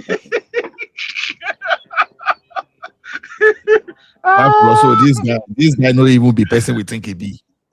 All of a sudden, you know, you understand? This guy not even be person. Don't worry, I'll call you back. I'll call you back. Our people, they're wicked, though. You understand? They're wicked. They're wicked. Just imagine now. Go and show them where I'm driving my Uber. Oh my goodness. Maybe some of them that we friendly stand unfriendly because how can we be moving with this or that this wretched Uber driver? That's a mentality. Why go back to Shira? They think to be honestly speaking, the way they designed that our country, frankly speaking, if you don't attach fake value to whom you are, the people will never respect you. Exactly. Even pastors that were posing inside airplane, were clean airplane that has been packed for years, coming down from it. The plane is not, they will design it with photo. People will rush to them. It was later they discovered that they don't even have airline. These were abandoned airline. People went there, they cleaned it, they did everything, and the pastor will post. One pastor said it's an insult to even donate small change. That do you see what I'm wearing? I am wearing this gamma from Italy. The shoes from this one. The level of this church. If you cannot afford it, don't even come. His point was, if you don't have any valuable thing to even give, don't even Okay, so that guy in UK, what's his name? that drive Lamborghini or another limo. Yeah, where Yeah, is he now? whether they package, I don't know. They don't. It be like say police they package the guy, but I don't know whether he survived the whole case, but he was having problems somehow. He Who is the encouraged Lamborghini guy? Who is the Lamborghini guy? I beg you. Let me one tell you. pastor that. Toby, Pastor Toby. Toby, yeah, Toby. Yeah. Okay. Ghana, women fall for that easily now. You know how it be now. Pastor is the Lord anointing. For me, if they want to reduce those ego, see, money is inside Nigeria. Why I went back to TAS, the way the businessmen exploit the citizens is too much. Somebody will be making everybody, money. whether business or no business, it's everybody. Let me give you one. May God forgive. You see, all you people that own private schools in Nigeria, the way they use teachers is unfair. They work they make money, but they don't pay these people. They don't pay. What are you talking? They don't pay. Imagine, and they are paying. Private people make billions. That somebody owns a private school that I know. You are paying people 40K in today's in private school. So you're paying them 40K a month, and they are working from 8 to 5 every day. I mean, who does that? Like private school.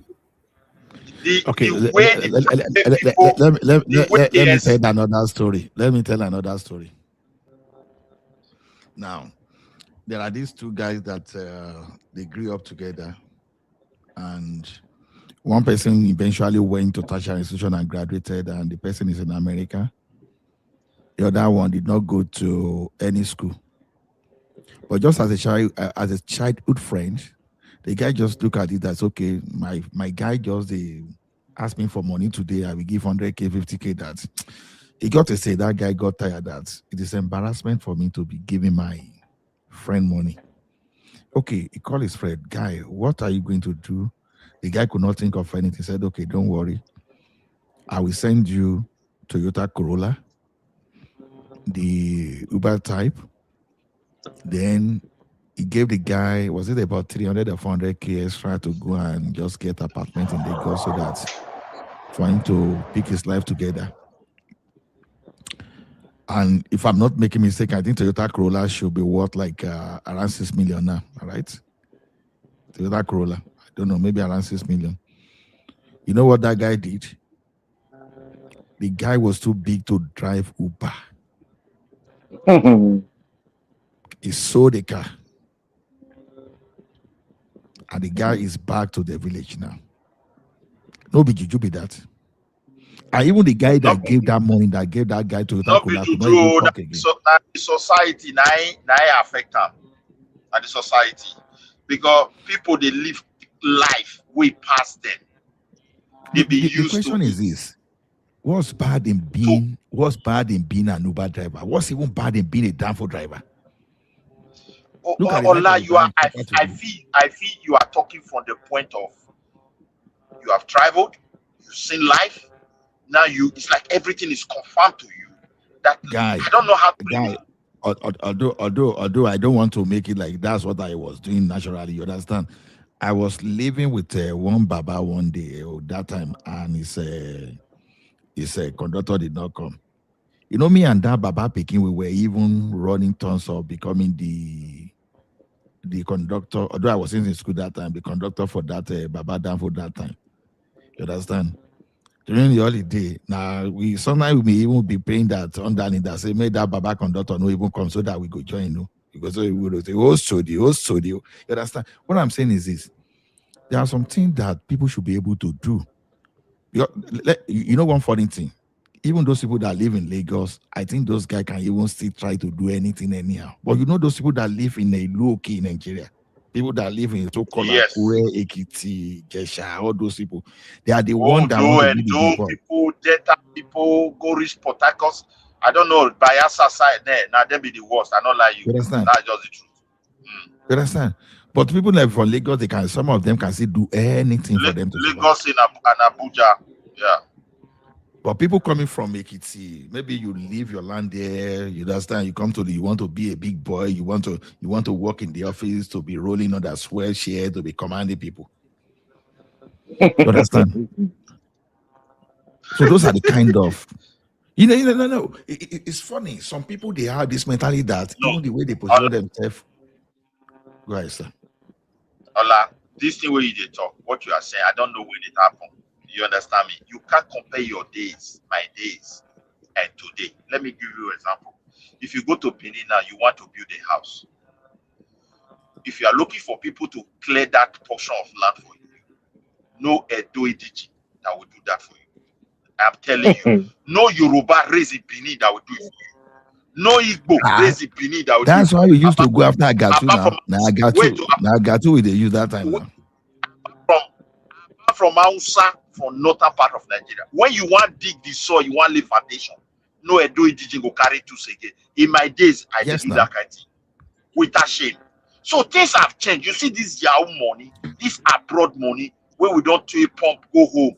People touch life. They live the kind of life where we not. People are even ashamed to farm, to agriculture. They are ashamed. Yeah. They don't even know how to touch those tools, not to talk of how to operate them, to even handle them. I'm telling you. Now we raise people in the south that doesn't know anything apart from how to brag, both male and female. It's just the reality. Go and buy a bus for your brother.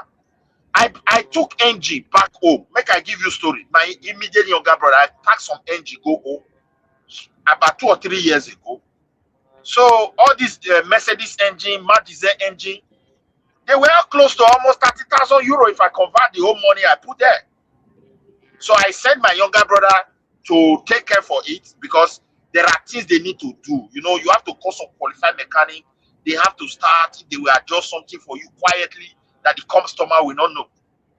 Go and get me this person from Onitsha, the contact I have. He said, somebody is already pricing it now. How much is my last price? I said, no, business is not a matter of last price. There are some there that they will buy good. There are some that they will not buy good. And at the end, I will still remain business. The guy said, you know what he told me? He said, at the end, he abandoned the whole thing. He even tried to pollute the heart of my manager.